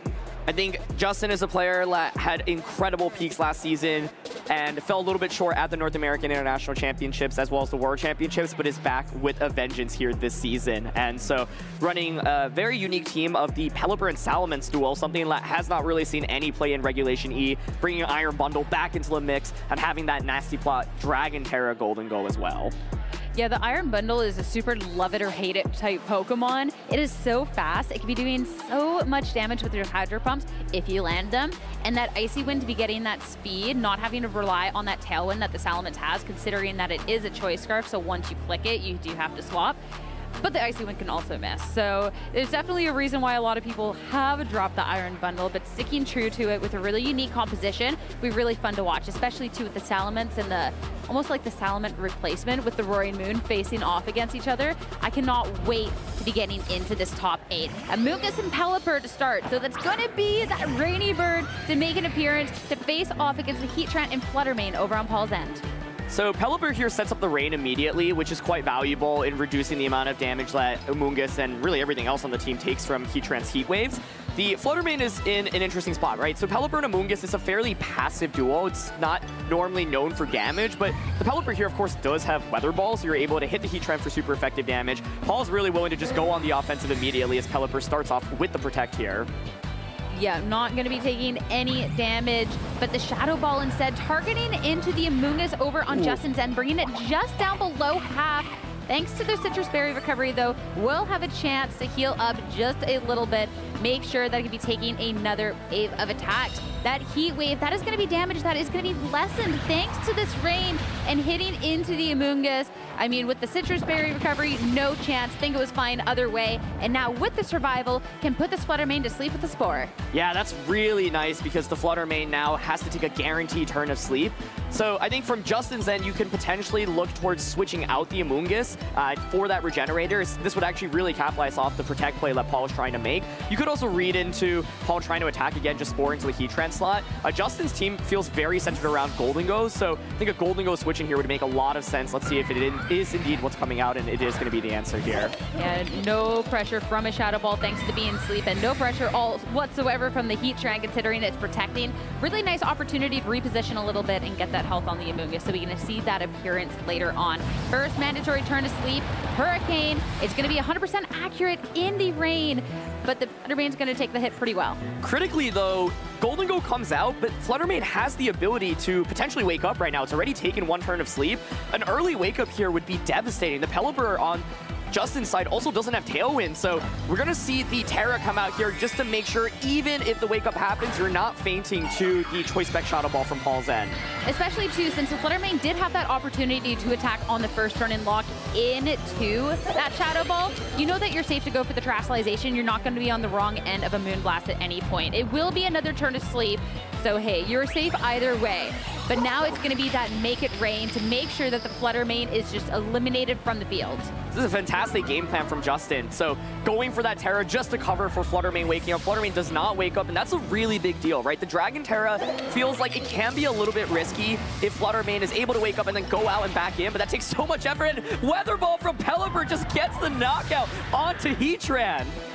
At this Pelipper is there to support, and it's also there to take KOs. And a double KO going over on Justin's end is going to be bringing Paul down to his final 2 Pokemon. And it will be Amoonguss on the field with this Roaring Moon. So Roaring Moon really going to have to put in the most impact at this point. It's going to be so difficult, though, especially with the numbers advantage that Justin has on his side. So I think in order for Paul to come back into this game, you really need to make sure that your Pokemon survive, right? And so getting a single Spore off or hoping that a double up happens into a slot as you protect is a really big deal. Justin right now, though, angling to reset and bring out the Amoonguss here, which of course now will put on Spore pressure in subsequent turns, and that's also an immunity to the Amoonguss' Spore on the opposing side.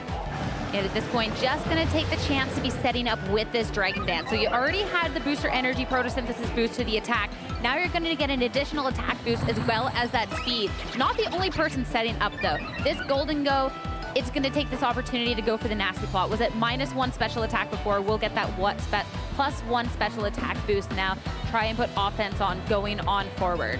It's been fantastic play so far from Justin's end, and I think really covering all of his bases here. But Roaring Moon, with the attack boost and that booster energy, can start dishing out huge amounts of damage. So if there's any Pokemon that can mount a comeback, it is the Roaring Moon. The question now is, can Justin deal enough damage to quickly knock out one of these 2 slots? Even with that Nasty Plot, because we saw the Make It Rain earlier, I don't expect Gholdengo to be able to pick up a knockout onto either slot here, and especially not with the Amoonguss protecting.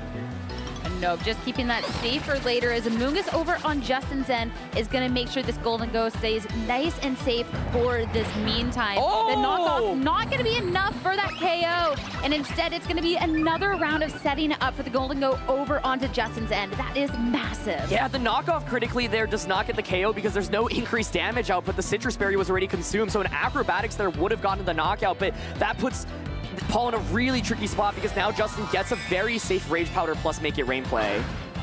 This is going to be the point at which we see the Terastallization, the water type, coming out over onto the Amoonguss, onto Paul's end. But now we have to see how things are going to be shaking out. Just this protect and make sure that this Roaring Moon stays safe for now as Rage Powder yet again. The Gholdengo with this +3 special attack is not something you want to be going down at any point. Now the Make It Rain, it's only going to be hitting into the Amoonguss on this turn, but the Terastallization to make sure it's going to be a not very effective hit. Sure about that, that was still a lot of damage.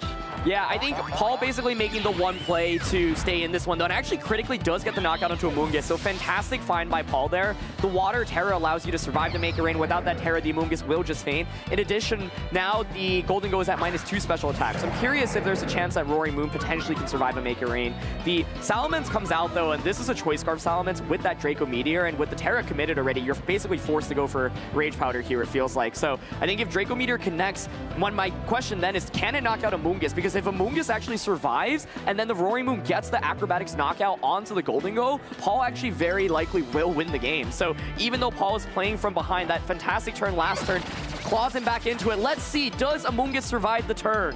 That's going to be the moment, but it's okay, it's just Tailwind Make It Rain. All right, so setting up the Golden Go for the most success at this point to be dealing out this damage. Both Pokemon are going to be surviving at this point. So absolutely huge and critical as the acrobatics firing off. Not nearly impact for the amount of damage we'd like to see, though. Justin's Golden Go has taken quite a lot of physical attacks, but it continues to be clutch. Of course, there was the Intimidate from Salamence as well, so that acrobatics actually not even really close.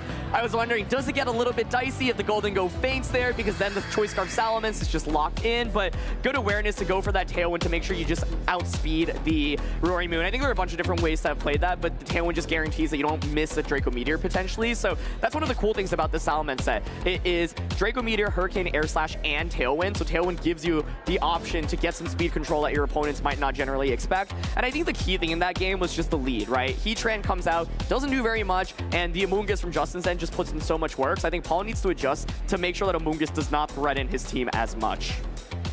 Yeah, so that'll be huge going on into this next match.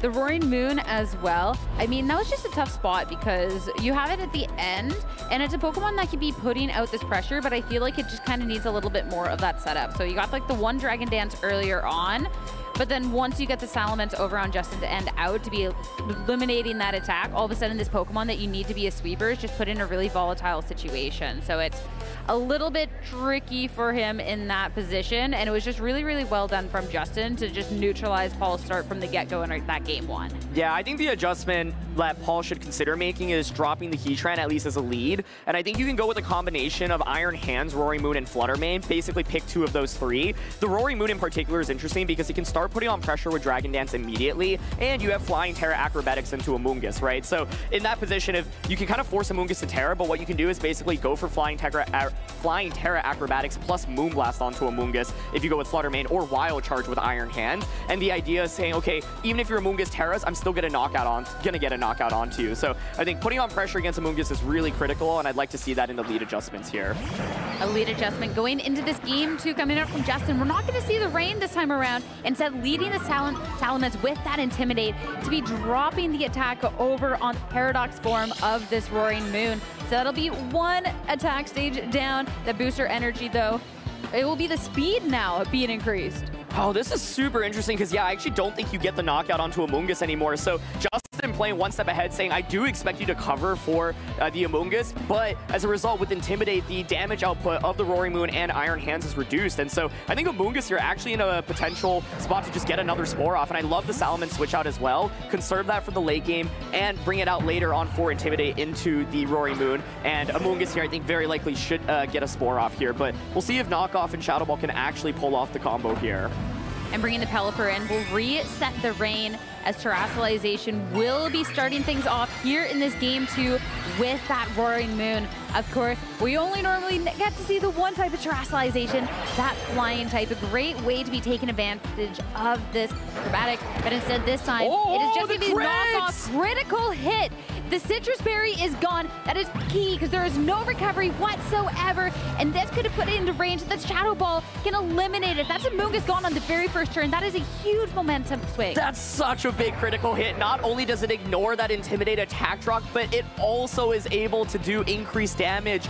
Critically, what Paul was going for there was to get rid of the Citrus Berry, hoping that the Flutter Mane Shadow Ball would just do enough.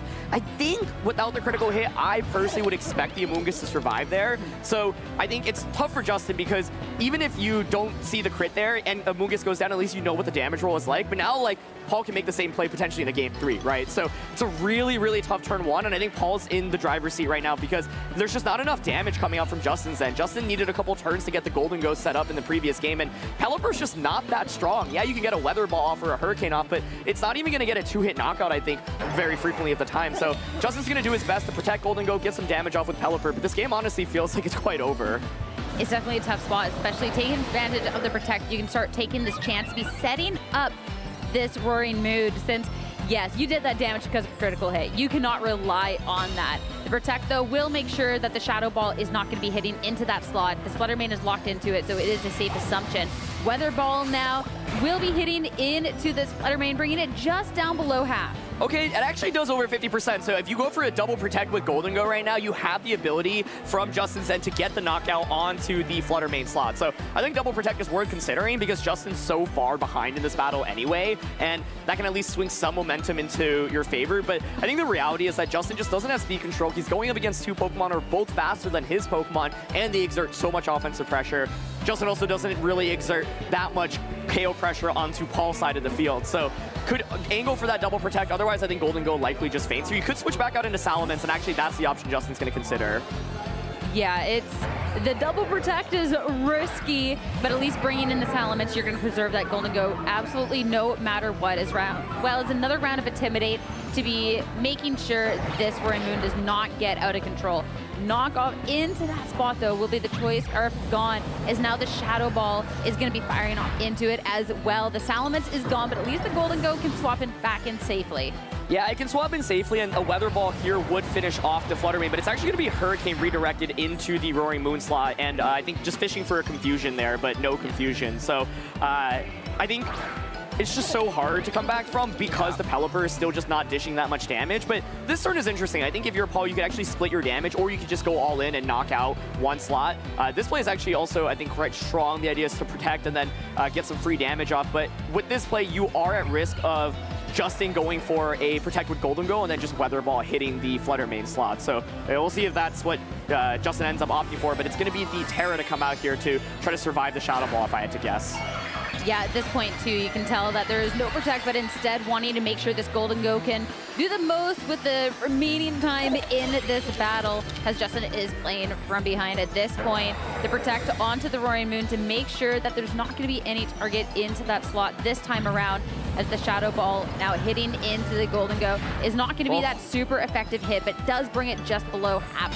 Now, the Make It Rain, it is just going to be hitting into the Flutter Mane this time around. Considering the damage taken, it will be enough to be getting this KO, but it will drop the special attack, and the Golden Go did not get the opportunity to attack first. Yeah, and Paul's got the Iron Hands in the back, which is just going to be amazing in this position where you can very easily tank attacks from both sides. So I think you can just safely bring out the Iron Hands right now. You have Fake Out pressure with it as well. You can even go for something cheeky like a Fake Out Dragon Dance.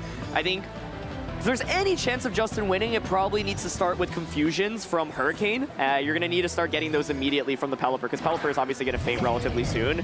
But even with Confusions, I think Assault Iron Hands is in such a commanding position. It just does not take that much damage from either Pokemon right now. Yeah, it's definitely a tough situation at this point, especially too with the Pelipper. I mean, the Weather Ball was nice, but at this point, not really going to be able to do much to that Hurricane. You really have to hope that you get the Confusions, but if it sticks around for longer than the Rain, then the Hurricanes will no longer be accurate anyways. So really it's position, and this Golden Go, you don't want to disrespect it either, because if it starts getting set up, it could be a little bit weird. Yeah, one thing to note, Justin realizes there's just not much I can do.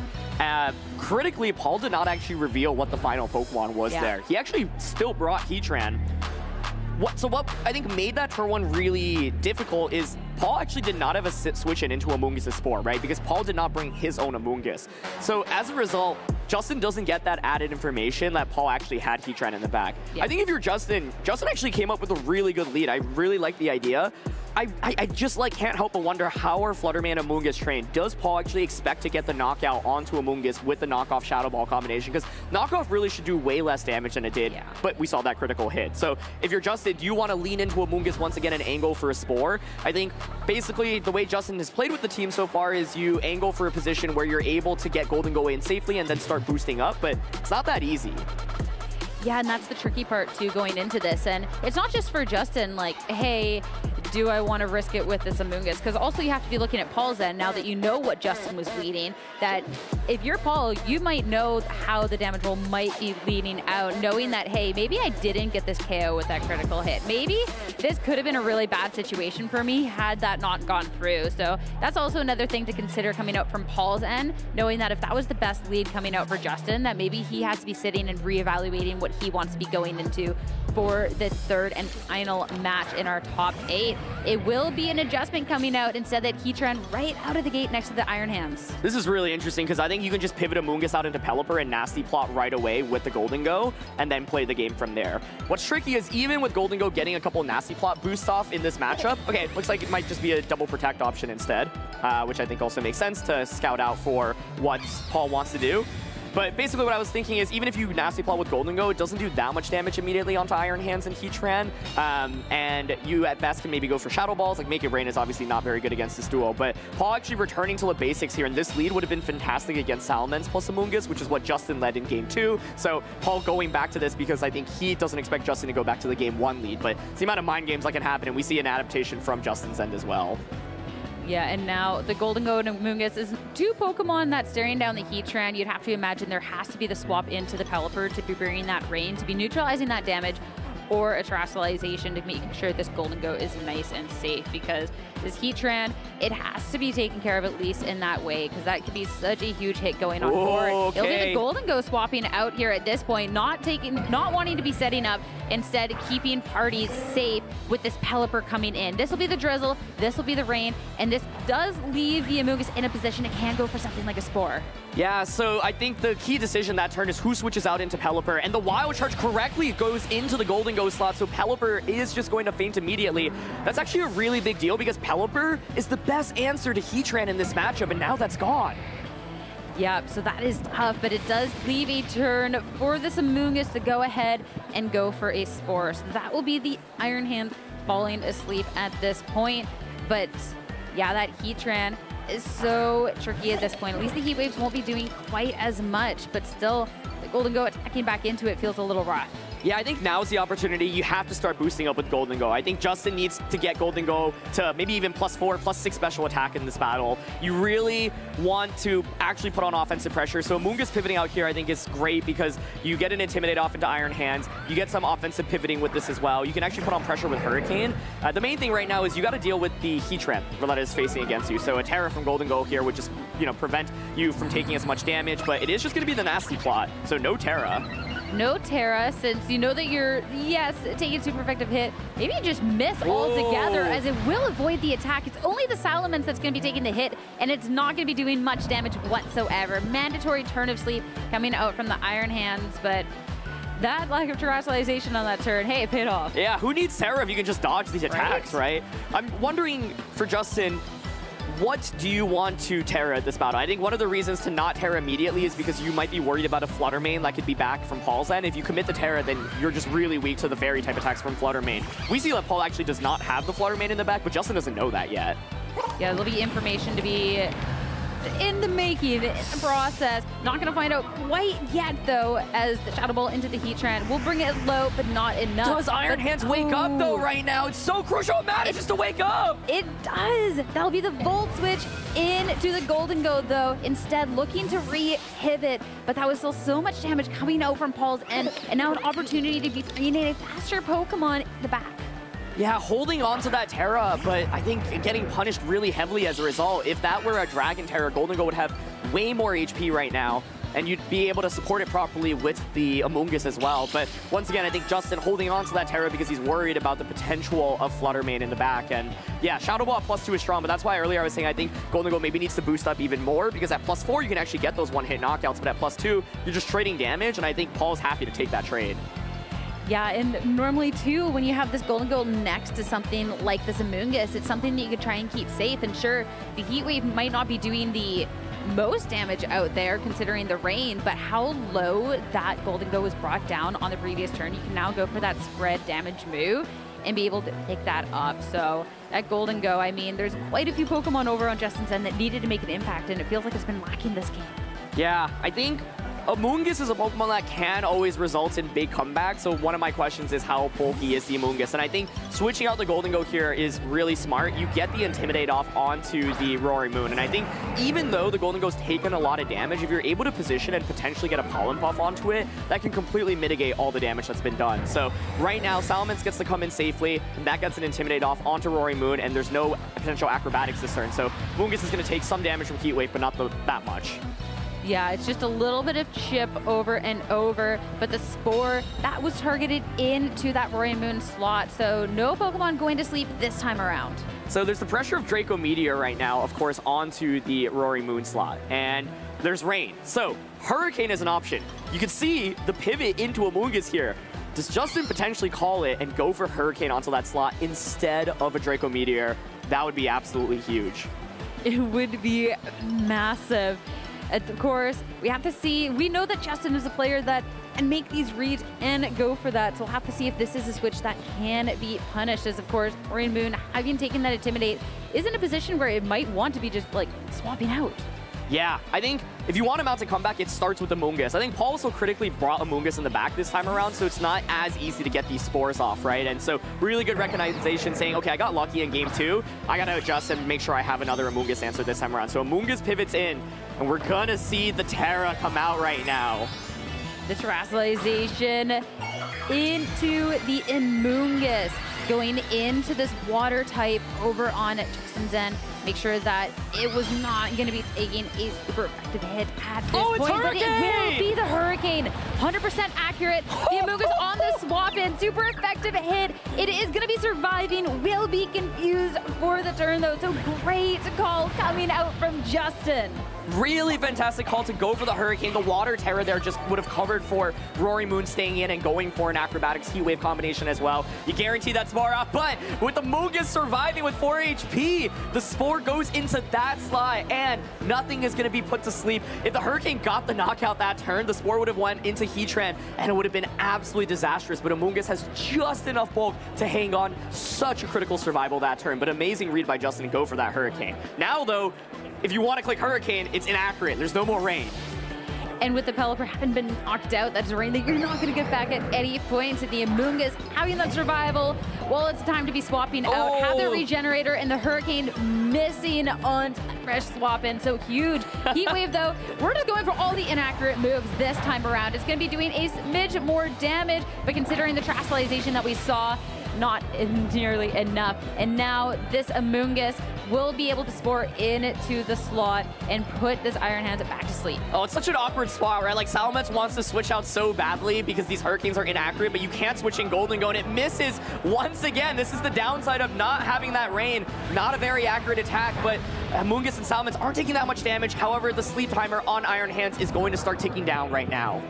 That's one of the things about those choice moves and seeing that choice scarf. But at least the Salamence will have more opportunities with that side Pollen Puff to be bringing it back almost up to full. And you have to eventually hit one of these Hurricanes if you're Justin, right? Yeah, like this turn is so critical because if the Iron Hands wakes up, it can just Wild Charge into Amoonguss. But if it doesn't wake up, okay, Amoonguss actually makes the pivot. So Justin is willing to commit to this endgame with Amoonguss as well as the Salamence. But I don't know, Golden Go here just faints and you're just stuck with Salamence with the rest of the game. I just don't think there's enough damage with this, but Hurricane hits and actually gets the knockout onto Heatran, so you might be okay here, especially if Iron Hand stays asleep.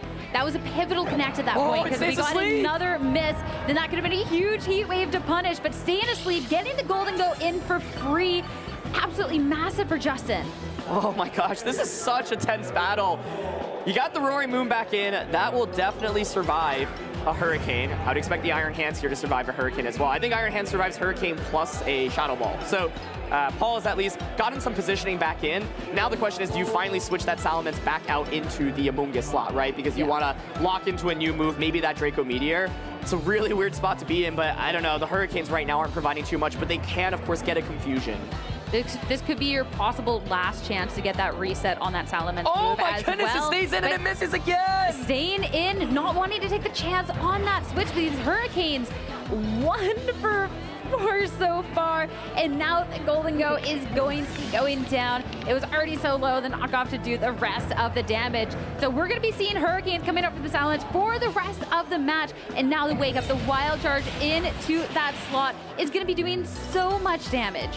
There's just no answer to Iron Hands at this point, right? Iron Hands has the Assault Vest. If you look at the Pokemon that Justin brought in this battle, they are all special attackers. And so in order to deal with the Iron Hands, you need to continue just getting a lot of chip damage off across the board. But yeah, now let the Amoonguss tear it into water as well. It's just weak to Wild Charge. Salamence can protect here. So I think Paul's Iron Hands here should be able to secure the victory. But there might be a confusion, so let's see. At least the Connect is the first hurdle to go through, but no confusion in the knockoff to finally be finishing off that KO. It's just going to be the Amoonguss against the world in an impossible situation, as the Wild Charge is going to be bringing to true to be finally finishing off this match for Paul Chua to be moving on into top 4 of Toronto. Paul Chua moves on to another top 4. He is trying to chase Wolfblake for most number of regional titles ever. He is well on his way in doing that, defeating Justin in a really intense set there. I think we saw some really cool adaptations across both players, and I just really want to know how Game 2 would have played out if that critical hit did not happen onto Amoonguss on turn 1. If Amoonguss gets the Spore onto Fluttermane, that looks like a completely different game, especially because Paul did not actually bring the best Amoonguss answers in Game 2. But Paul recognizing, okay, Amoonguss is a really big problem for me. I got lucky in Game 2. I'm going to make sure I bring my Amoonguss once again in Game 3, going back to the basics with the Iron Hands Heatran lead, and it pays off perfectly. Man, and the Choice Scarf Salamence, being able to see the Salamence make it to top 8 of Toronto has been really, really cool. Of course, being able to have these special attackers in the format that has been really dominated by physical attackers so far. But of course, getting into that later game, it was a tough position with the Salamence being locked into this Hurricane as well when you're staring down something like that Iron Hands that almost always has this Assault Vest on it. It's going to be that situation now where these special attackers kind of struggle a little bit, so. Yeah, I was going to say, in a matchup where you're up against all special attackers, Assault Vest Iron Hands is just so happy to go up against it, especially, you know, it's the Water Terror on the Assault Vest Iron Hands, but there isn't something like a Grass-type attack from Amoonguss, and so there's no, like, Leaf Storm or Grass Knot, for example. The Iron Bundo just never came out in this matchup, and I think it could have been interesting to consider, but it's so hard to bring because if you bring Bundle, it's just so weak into the Iron Hands, and you just get demolished in terms of damage. So I think Justin's win condition was, yeah, playing towards Sleeps and then trying to set up the Golden Go, but Golden Go just never had too much potential to set up easily in this game. And I think what could have been pivotal for Justin in this final Game 3 was going for the Dragon Terra with the Golden Go a little bit earlier, especially because it turns out Paul did not have Fluttermane in the back, but of course that's such a difficult call to make, and I'm sure Justin's thinking, well, if I commit to the Terra and Fluttermane just comes out, I just lose the game. And so that's probably why he held on to it. But given that Paul made the great adjustment of dropping Fluttermane for the Amoonguss once again, would have paid off heavily for Justin. But that's how intense Pokemon can be, right? Like, you don't know all the information on your opponent's side. We as commentators get to see what Pokemon both players brought, which one they're considering switching into. But when you're in the player's seat, it's completely different. Yeah, so that was just such a tough spot, and especially too losing Pelipper so early in that Game 3 too, because that could have been rain set up later, so you maybe could have had 100% accurate Hurricanes. That could have been a Pokemon that stuck around on the field for longer than just the one turn, and then all of a sudden being eliminated, now you're already down and out. So that was really, really rough because you kind of needed the rain to make sure this Heatran was kept in check, but ultimately great call by Paul to make sure that the Wild Charge going in there just dealt with the pesky bird right out the bat. Yeah, I'm like really thinking about the first 2 turns of the battle because I mentioned I think there's the potential to just switch in Pelipper turn 1 from the Amoonguss slot and Nasty Plot with Golden Go, and given the play that we saw, which was just fake out Heat Wave, that would have paid off really heavily, especially if Golden Go had gone for a Terra. You get the Nasty Plot boost and suddenly you're pressuring with a lot of damage until a subsequent turn. But I think Paul being able to get that Wild Charge, and the Wild Charge isn't necessarily even predicting the Pelipper to come in, right? Even if Golden Go stays in, like Wild Charge plus Heat Wave do a lot of damage. Exactly, yeah. But could have potentially considered something like Dragon Terra that turn with the Golden Go to survive that double up and then just get a Spore off with the Amoonguss. I was really talking about switching into Pelipper, but if you actually don't switch into Pelipper there and you get Nasty Plot while sporing something, that can also pay off really heavily. But once again, it's like holding on to your Terra when you go for the Terra, because when you go for the Terra, it opens up new weaknesses and that can be really scary. Yeah, that was definitely one of the things too, because I've talked highly of this Dragon Terra on the Golden Go, but when Fluttermane still is a threat in the format, maybe not 75% usage threat, but it's still up there. It's definitely one of those Pokemon that going up against that you have to be so careful of, because we see sometimes terrestrializations get committed a little too early in the battle, and it's something that can really come and bite them later on. So I want to talk a little bit about Paul's adjustments in that set, because I think making the right adjustments in best of 3 play in competitive VGC is really difficult. And I think you saw that Paul just had a really tough game 1 where the Pelipper Amoonguss lead kind of crushed him, and he didn't have any answers to Amoonguss. So he came up with, I think, a really interesting solution in the Roaring Moon plus Fluttermane combo, saying, I'm going to just go for pressure with Acro Shadow Ball or knockoff Shadow Ball. Justin makes a really beautiful adjustment as well by bringing that Salamence for the Intimidate, but unfortunately critical hits will allow you to get around the Intimidate.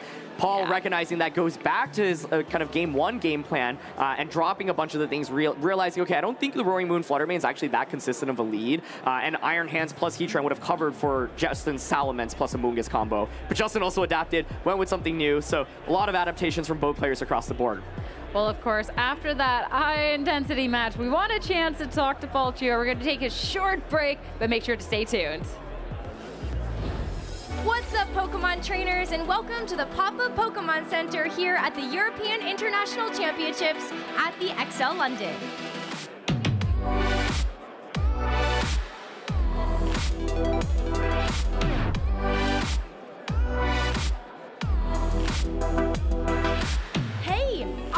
How's it going?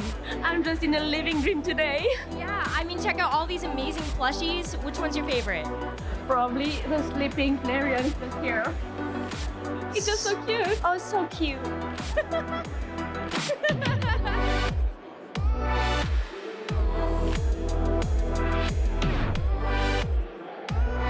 No way. All the Jumbo plush? You've got to be kidding me.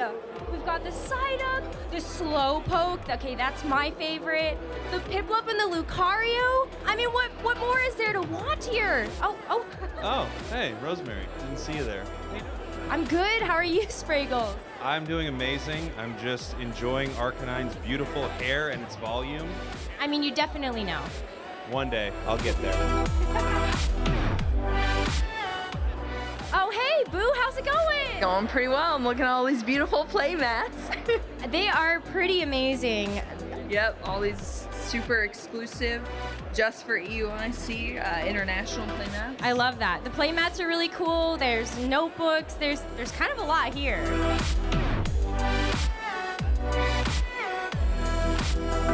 How amazing is this? This is the Pokemon Center at EUIC. I'm gonna see you guys later because I'm about to go shopping.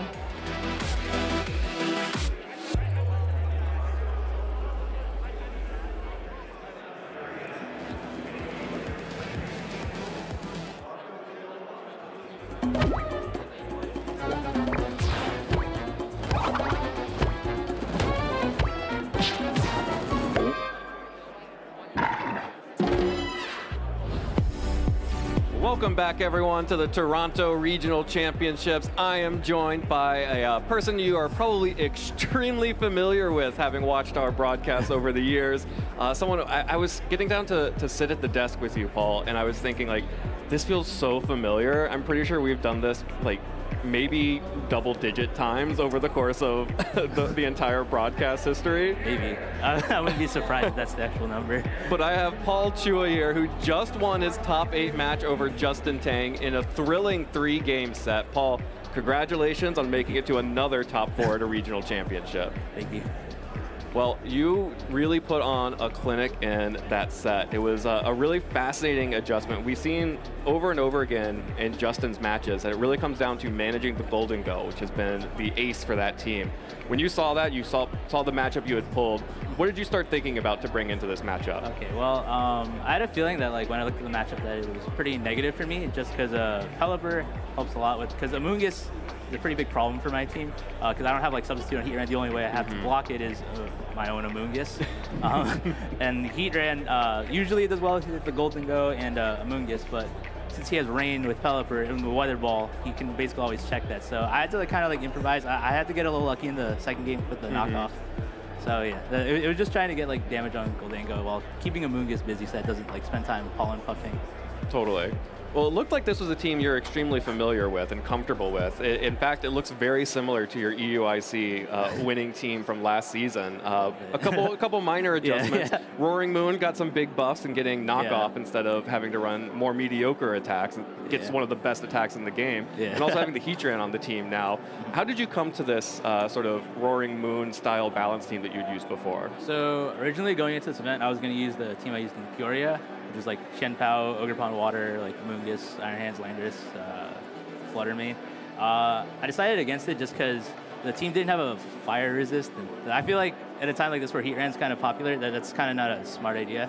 So I looked at the results from Lil and I saw Marco Silva. He used this exact same 6 Pokemon at there. And I thought that like it basically covers the same matchups that my old team did, except it covers the other ones a little better. Like Heatran helps with like Snow is the important one. Yeah, for sure. And like Roaring Moon, like typing wise, it does really well against Psy Spam, which I struggled with because I had Chan Pao and that Pokemon's like pretty frail. So it wasn't really the greatest Psy Spam matchup, even though it was the dark type. So I felt like this team is just like, it's has a better matchup spread than my Peoria team. So that's why I just decided to stick with this, to pick this one. Cool. Well, you're now advancing into the top 4 here at Toronto. You have 6 regional championships under your belt. One more would tie you with Wolfglick as the person with the most regional championships in VGC history. Do you think you have it in you? We'll see. In recent times, I haven't really gotten past top 4 at a regional, so I don't know. I might have to get a little lucky again in my top 4 to make it to the finals, so we'll see. Well, we are definitely going to be waiting with bated breath to see if you can break the top 4 curse here today in Toronto. But we are going to have to take a quick break. We're going to let you get back out in the field and start getting ready for your top 4 matchup. Congratulations again. Real quick, do you have anyone you want to shout out before we take a break? I don't really have people in mind. I'm just gonna like shout out all like all my friends and family who helped me, support me, all that. I just don't want to like leave anyone out, so I'm just gonna keep it general. You know who like you that. are. Yeah. Awesome. Well, Paul, congratulations again. We are going to take a quick break. When we come back, we will have our second top 8 matchup to see who's going to be joining Paul in top 4. Stay tuned.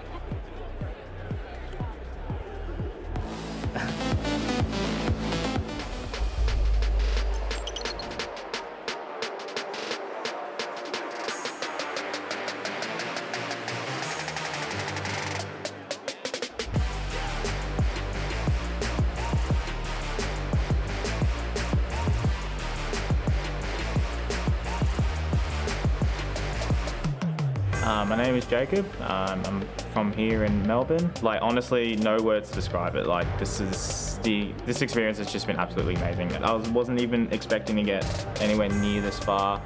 I had so much support along the way, and they just kept pushing me to go. So I'm just gonna do what I do and try and win. Winning Worlds, I honestly would have no words. It would be such a great experience. My name is Azul Garcia Griego, and I'm from California. This win just kind of reassures me that me and my team were on track for everything we put into the game. We're getting out what we want to get, which is tournament wins. So it means that we're on track. We could always be doing better, but we're doing something right. My strategy this tournament was to play a deck that beats Lugia, but that isn't Lugia. Worked out pretty well overall. The Lugia matchup's close, probably about a 50-50, but I got to play a way more enjoyable deck than Lugia itself. Winning Worlds would be great. My name is Gavin Michaels, and I'm from Los Angeles, California. This feels crazy. I haven't even processed it towards excited, still like confused more than anything else. My strategy this weekend was to play aggressively with Palafin, coming in with a team that is wholly your own and that you're playing better with than anyone else is so important. Winning Worlds would be the culmination of everything that I've worked for in the past 12 years of playing VGC.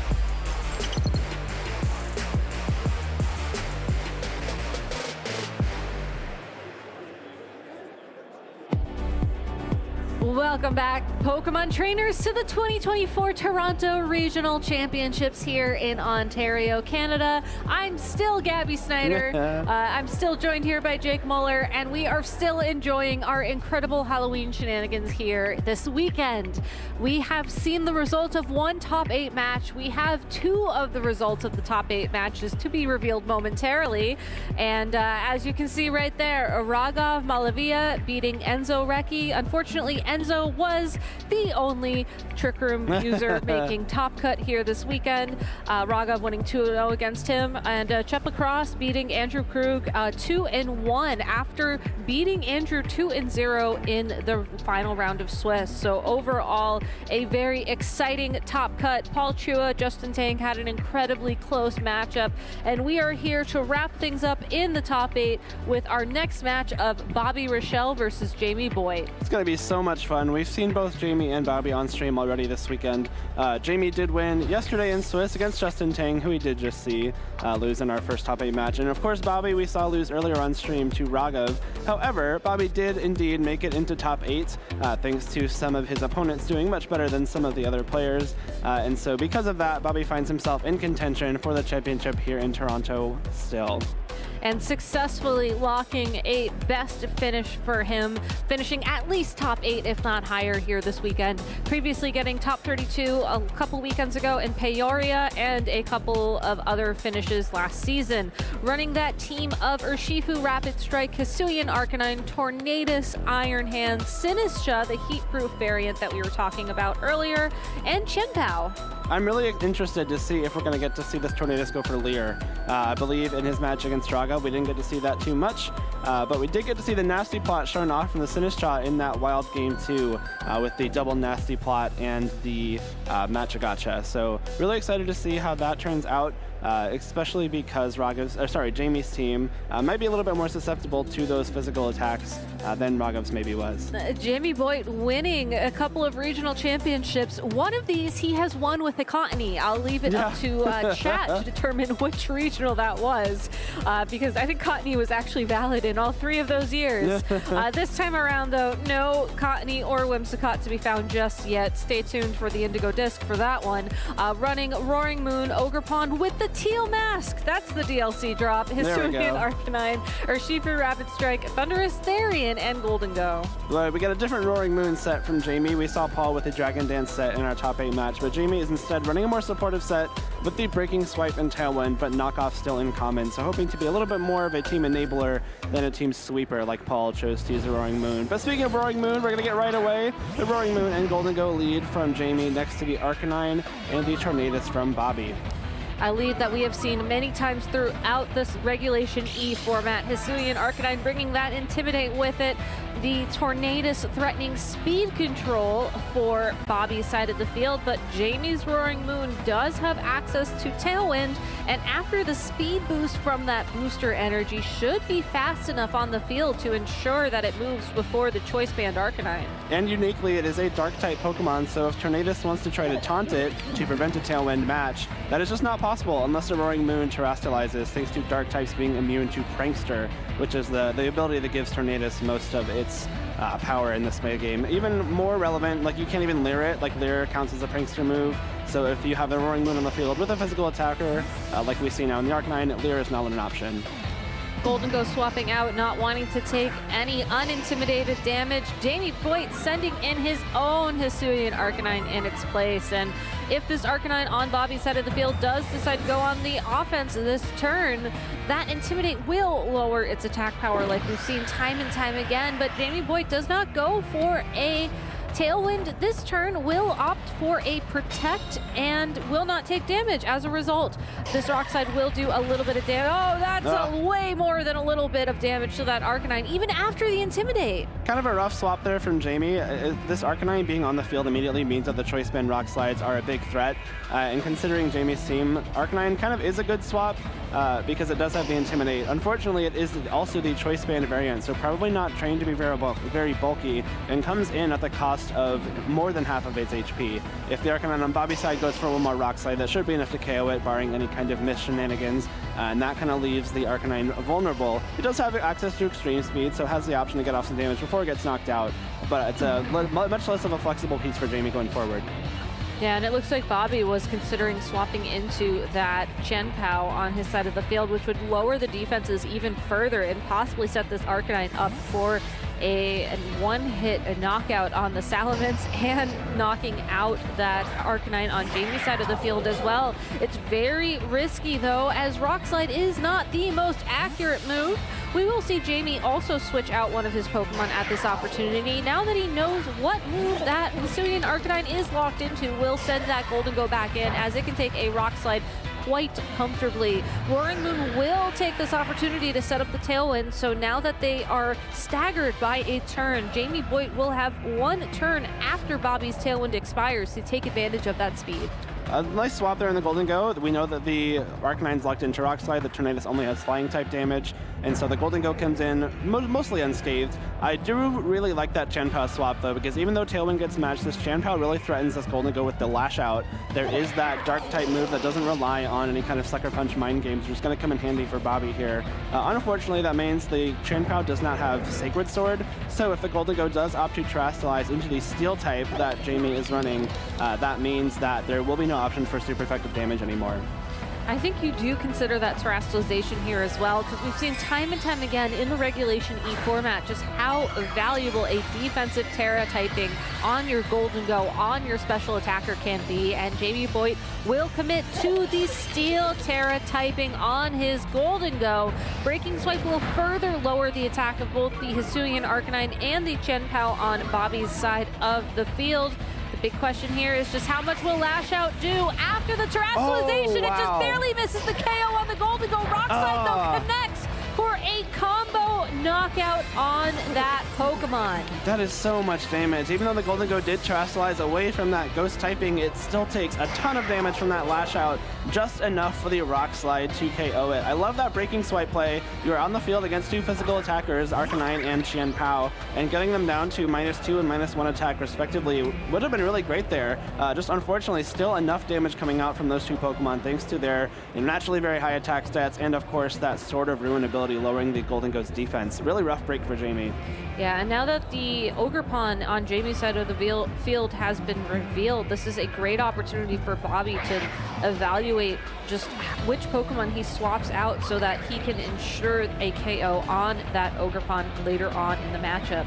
Because the Ogerpon is the Teal Mask variant, it is allowed to hold an item, which means it will be holding the Razor Claw, which raises critical hit ratio, which means if Jamie's able to sneak in a Sword Stance somewhere, these Ivy Cudgels could do a ton of damage. Absolutely. Ivy Cudgel, the big threat from this Ogerpon, the Tail Mask form, but Tornadus coming in for the Arcanine, potentially wanting to avoid any kind of grass type damage. Breaking Swipe coming out will lower attack on the Chien-Pao once again, and of course the Tornadus, but inconsequential there, where the Chien-Pao goes for a -2 Ice Spinner into Roaring Moon is still enough for the KO. So Ogerpon gets a free attack here, but still has to be facing down a flying type and an ice type at the end of the day.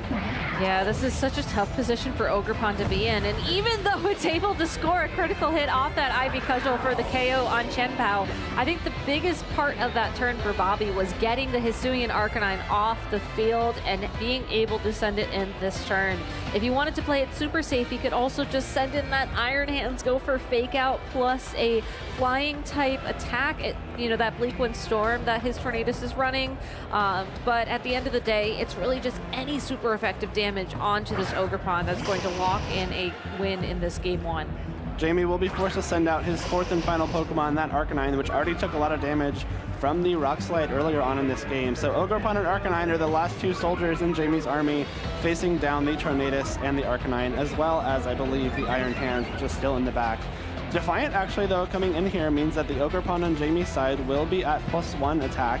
That's kind of the benefit of running the Teal Mask form, is Defiant is a very strong ability and gives you the option to, you know, punish those Intimidates instead of succumbing to them. Now, in the case that you get a critical hit with your Ogerpon, you know, a +1 critical hit is doing a lot of damage because those numbers just multiply with each other. They do, and Bobby now going to terastallize his Hisuian Arcanine into that Fairy typing.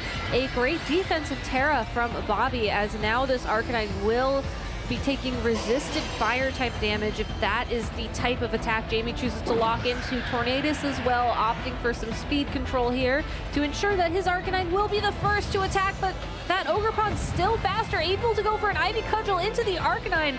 It is no longer resisted because of that terrestrialization, and it just gets the KO. The staggering of Tailwinds earlier on is really good for Jamie, because even though Tailwind did go up this turn, oh no, that's a big miss! Oh. That is really unfortunate for Jamie. That was going to be a really big rock slide, and especially given that Tornadus had already taken some damage and the lack of spread damage reduction, that could have actually been a game-winning rock slide for Jamie there. Now Tailwind on his side is going to be ending soon, because the Roaring Moon did go for Tailwind after the Tornadus did. So as I was saying before, the Tornadus had to spend that turn Tailwinding, so it couldn't just go straight for Blink Windstorm, get that sharp beak flying type damage into Ogerpon, which allowed Ogerpon to get that huge +1 Ivy Cudgel off into Arcanine, which would have been a big deal for Jamie other than that rock slide missing. That is really unfortunate.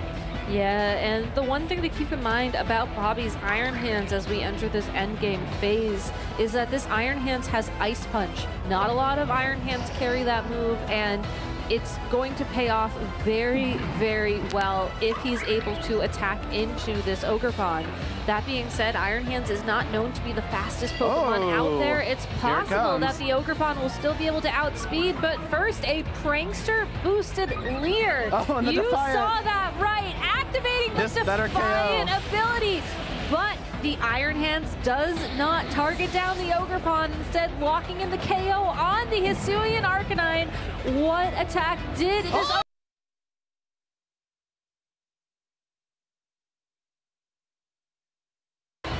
Turn. That is insane. Ogerpon now at +5 attack, I believe, thanks to the Defiance and the Sword Stances and the Leer. That is, I don't know, that's like a great Sword Stance, because now you're threatening a KO into either slot, but I don't know if that was necessary. I guess Jamie obviously couldn't know the Leer was coming, but now that the Ogerpon has the option to go for these Ivy Cudgels, I don't know if it has the chance to get his attacks off before the Bleak Wind Storms or Ice Punches can KO it. So regardless of if the Bleak Wind Storm or the attack from the Iron Hands, which is close combat, connects with the Ogerpon this turn, you do have to keep in mind that if the Ogerpon is able to stall out the remainder of Tailwind, and then if Bleak Wind Storm misses, it should be possible for this Ogerpon to connect an Ivy Cudgel into that Iron Hands and lock in a KO, just given how high its attack is boosted. Gets the double spiky shield here. Will not be taking damage this turn, but dangerously. Bobby goes for another Leer into that slot. Another close combat will be dealing a little bit of spiky shield damage to that Iron Hands as well. And with no more Tailwinds remaining, this Ogerpon should be free to target into the Iron Hands if that is Jamie's priority. Tailwind comes out here. We're going to have to see how these speeds interact, because if the Iron Hands is able to attack first, it might get this KO with close combat with the lower defense, and it does.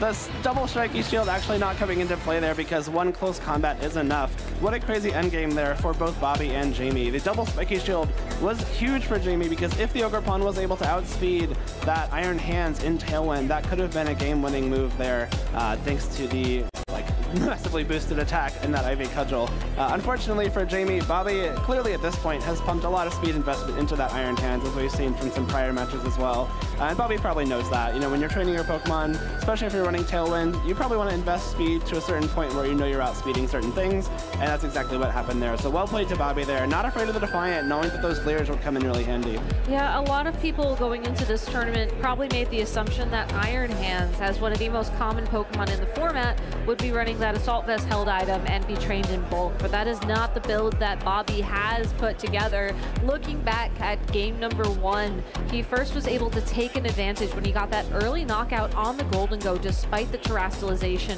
from Jamie. Followed that up with a KO from the Shenpao into that Roaring Moon, and then it really was just this Ogerpon left standing for Jamie.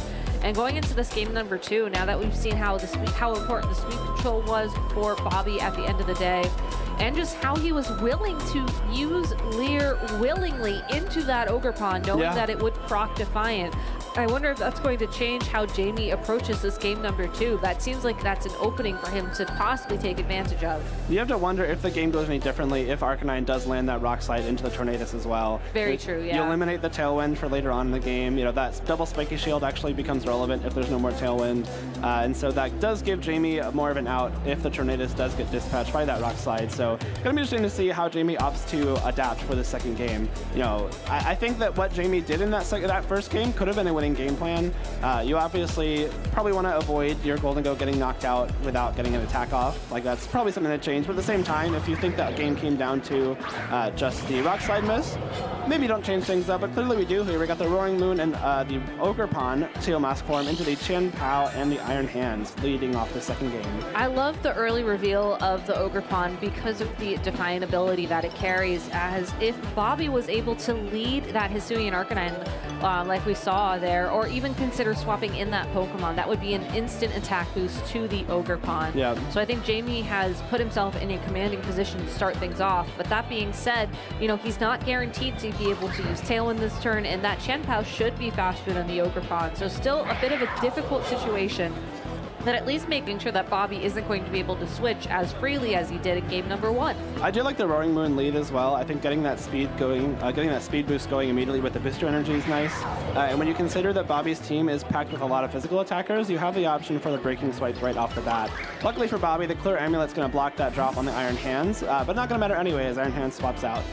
Yeah, and Bobby trying to bring his own speed control back onto the board with that Tornadus. Roaring Moon going for a protect this turn, not wanting to take any damage or try to lower the attack of that Chen Pao, and Ogerpon follows suit with another Spiky Shield. We see the Chen Pao target down the Ice Spinner into the Roaring Moon, so Bobby recognizing just how key it was to have Tailwind last in previous game and just trying to remove that off the bat. And a really nice switch there from Bobby. The Iron Hands, even though it is more offensive with Clear Amulet, is carrying Fake Out. And so if you see the Ogerpon and Roaring Moon, they're pretty likely to double protect, especially considering they're both pretty weak to that Chen Pao that's on the field.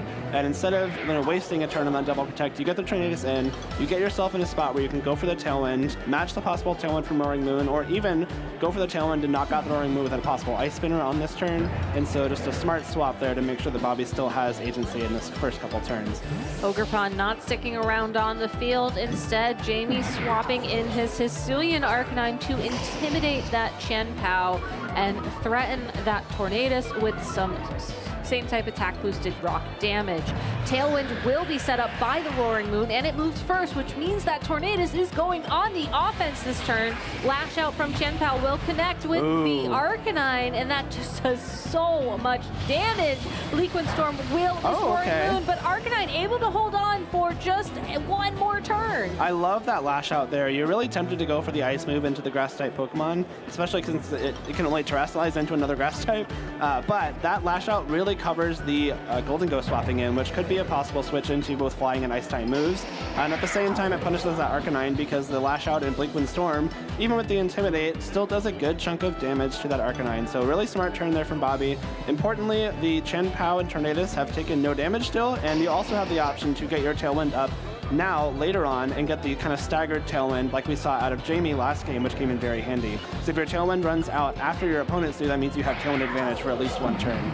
Yeah, and the nice thing here is that Tornadus normally would attack first in this situation, but Jamie using a Choice Band boosted Extreme Speed to get a little bit of damage down on that slot first. Breaking Swipe will follow it up for the knockout on Bobby's side of the field. Also will lower that Chen Pao's attack by one stage further. So now Jamie will have the opportunity to keep that Tailwind up for a little bit longer if the Roaring Moon is able to stay on the field. Hisuian Arcanine, though, getting knocked out. I'm really loving these Breaking Swipes. I think even though the Roaring Moon is typically weak to Chen Pao, Breaking Swipe gives you the chance to, alongside Intimidate from that Arcanine, keep that Roaring Moon on the field against Chen Pao. And with a Pokemon like Roaring Moon that has that booster energy, you really don't want to be swapping out if you can help it, because if you swap out, the booster energy has been consumed, you cannot come back in and get that speed boost. And the speed boost is really important on Roaring Moon because it allows it to outspeed Pokemon like this Chen Pao, which normally would be faster. Bobby taking a moment here to figure out what Pokemon he wants to send in. It looks like he's going to reveal the Arcanine and the Intimidate going to connect with the Roaring Moon, but because of how the turn order works, Intimidate won't activate until after Ogerpon takes the field for Jamie, which means Ogerpon will get another Defiant boost, bringing it up to +1 attack overall. And some great confirmation there as well. For us at home, Bobby's Chen-Pao is currently at -2 attack, and the Arcanine's currently neutral. It's at -2, but liable to become -3 very quickly with another Breaking Swipe. And because the Ogerpon should be faster than Arcanine, just naturally based on how their speeds are, and the Arcanine cannot protect, it is holding the Choice Band item without any kind of protection. A +1, especially with a critical hit, Ivy Cudgel could do a lot of damage here to this Arcanine, especially because a -3 Icicle Spinner, Ice Spear, -3 Ice Spinner should not be able to KO this Ogerpon if that's what Jamie opts for.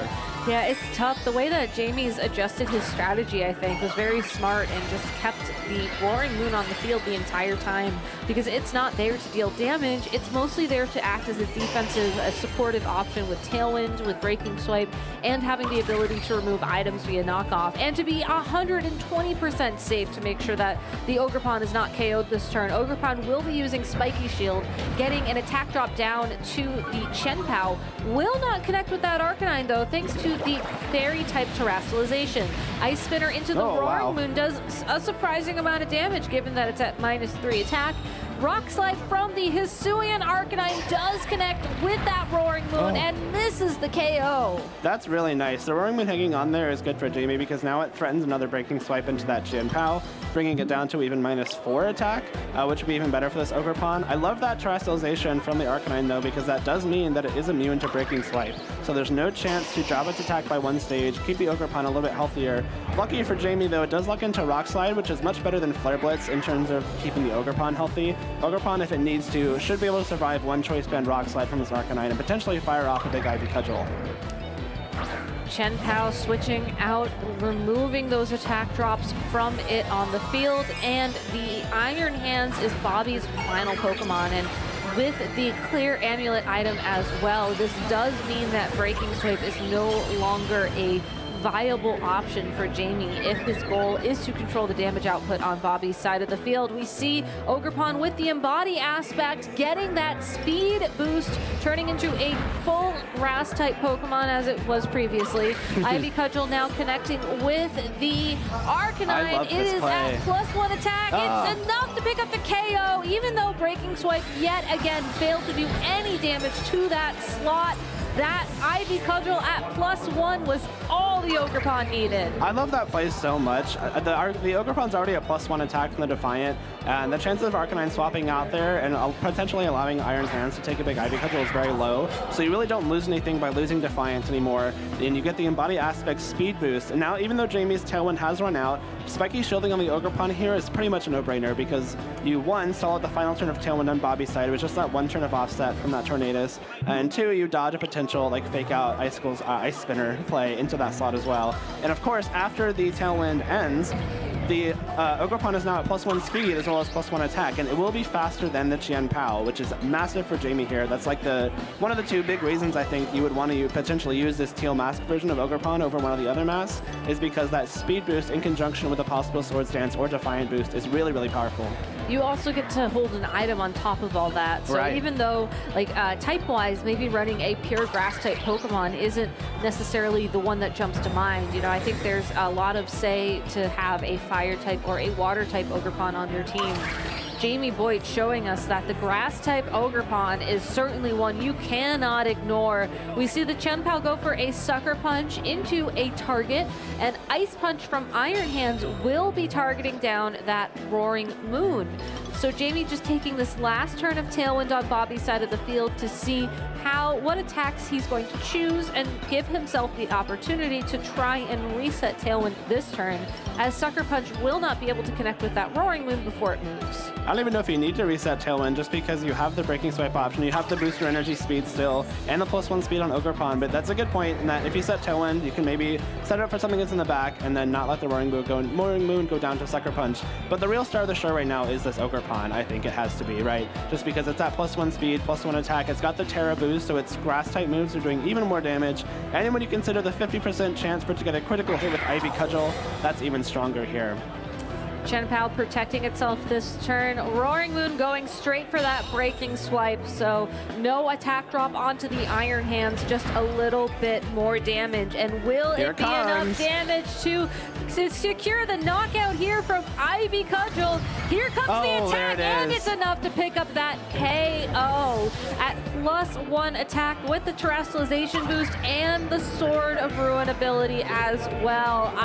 Ivy Cudgel just taking out that Pokemon in one more hit. Not even a critical hit, just the raw power of that +1 Grass Terra Ivy Cudgel. A really, really well-played game from Jamie here. This Ogerpon, we didn't get to see it in his first match on stream yesterday, but really coming through in this game because it meant that the +1 Defiant boost he got pretty early on was very well preserved.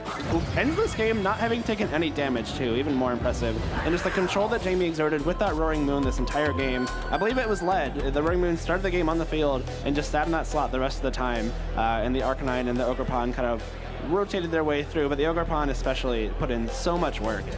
Yeah, and I'm really glad you called out the fact that the Roaring Moon did just stay on the field, because earlier on last year in these Scarlet and Violet formats, there was a supportive build of Roaring Moon that was known for Breaking Swipe, Knockoff, Tailwind, Protect. You basically send it out, turn one on the field, you get the speed boost on your booster energy, and then depending on what kind of support your team needs, you either use Breaking Swipe to keep the attack power of your opponent low, you can use Knockoff to remove any items that are maybe causing you trouble, such as Assault Vests or healing items.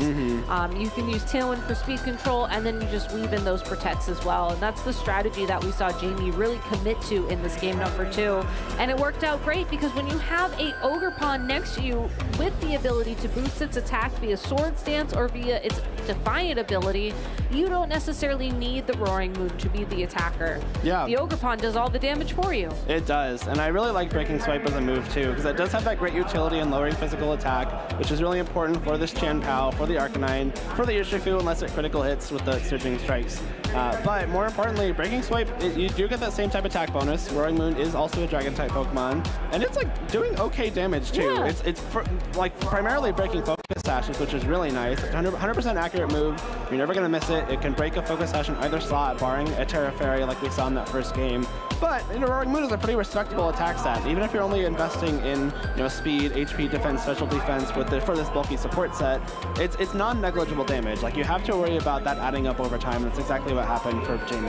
Yeah, and a lot of times as well, when you have these teams set up to have like 1 or 2 Pokemon that are just dedicated to attacking, in Jamie's case, it is going to be that Ogerpon, the Urshifu, the Golden Go, and to a lesser extent, I think the Hisuian Arcanine, having that little bit of chip damage that adds up over time puts those Pokemon closer to getting what essentially feel like one-hit knockouts, because they're able to go very quickly, they're able to hit very hard, and just do however much damage you need after that point in time to secure the KO. But as we go into game number 3, we do see a Pokemon adjustment from Jamie. It is going to be the Urshifu next to that Roaring Moon this time around, and Iron Heads and Tornadus out on the field for Bobby. Urshifu, an interesting swap there. I kind of like it because Arcanine has been a really important part of Bobby's game plan so far. And looking at Bobby's team, the only water resist is the Sinistcha, which has not been coming very far. Actually, the other Urshifu. But you can even see on your screen there, neither of the water resists are in play. So if this Urshifu gets some Tailwind behind it,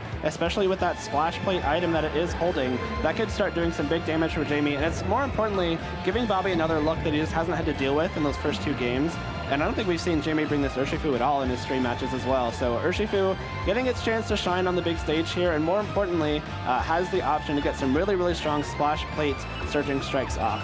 Yeah, Splash Plate is just another item that has the same ability as Mystic Water, unless you're an Arceus, but that's not something we have to worry about. Bleak Wind Storm does not connect with that Urshifu. That would have been critical damage for Bobby. Urshifu free to go straight for a Surging Strikes into that Iron Hands, and after 3 critical hits, Iron Hands loses about half its health. That is really rough for Bobby. That's a smart play, faking out Roaring Moon to make sure Tailwind doesn't go up.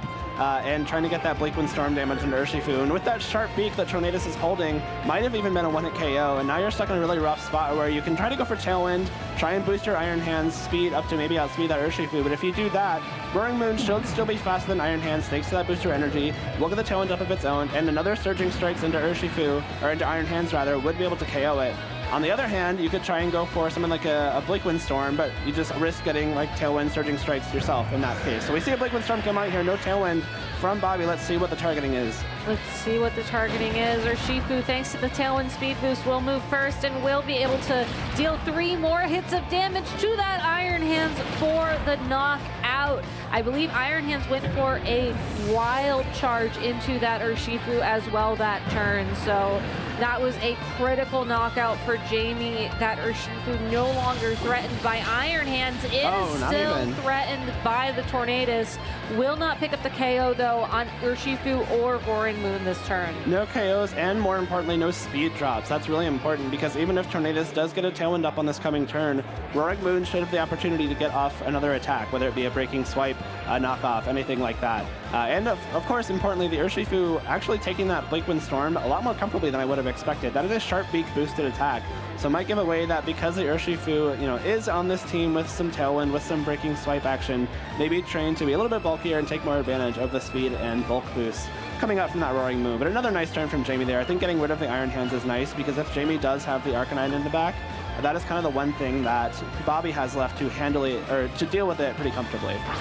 Chen Pao takes the field for Bobby and once again will lower the defenses of all these physical attackers on the field. I'm really glad you called out the bulk of that Urshifu, as one of the moves Jamie's has listed on his team sheet is Substitute. Yeah, I love that. No longer going to be relevant in this matchup as Urshifu does not have enough health to set up a Substitute anymore, but you usually don't run that move unless you have some sort of bulk invested into that Pokemon. So great sort of confirmation that this Urshifu most likely is a bit more bulky, which is okay. I mean, if you're doing 3 critical hits worth of damage, you don't necessarily need to go all in on your attack and speed. For sure. I really like Sub as a move. I think that was kind of one of the things I've really enjoyed using back in my playing days. Sucker Punch comes out though, does not KO Urshifu. We do not see a Tailwind go up. Urshifu will be able to get one more attack off here after the Breaking Swipe. Lowers the attack of the Chen Pao and Tornadus, but one of these 2 Pokemon will be knocked out by Surging Strikes. It will be the Chen Pao. It is that bulk coming in clutch for Jamie, being able to hold on with just enough health to lock in the KO onto the Chen Pao. And even though the Tornadus will have the opportunity to attack and presumably go for a Bleakwind Storm, that's not going to connect with the Roaring Moon. It is able to pick up the knockout onto that Urshifu, at least for its trouble. But Jamie able to remove arguably the second biggest counter to his Ogerpon on Bobby's team. Only Pokemon you have remaining that you have to worry about is going to be this Hisuian Arcanine, and we've seen Bobby terrastalize that Pokemon time and time again to the Fairy typing, and we've seen Ivy Cudgel be able to knock it out at full health. Jamie might have just punched his ticket to top 4. That's such a good turn for Jamie. That Urshifu is so clutch. That had to be a single-digit HP survival there, and gets that massive Surging Strikes off. And like you said, Gabby, the Ogerpon is now on the field. There's no more Chen Pao there to threaten with an Ice Spinner. Tornadus does have the Bleakwind Storm still, but notably, no Tailwind has gone up for Bobby just yet. So Tornadus has to spend a turn Tailwinding before it can get an attack off, which will give the Ogerpon the chance to get at least 1 free shot into this Arcanine with the +1 boost from Defiant, with the potential Terra boost from the Terastallization. We haven't seen that yet from Jamie. So a +1 Terra Grass Ivy Cudgel could just be enough to take out Arcanine in 1 hit.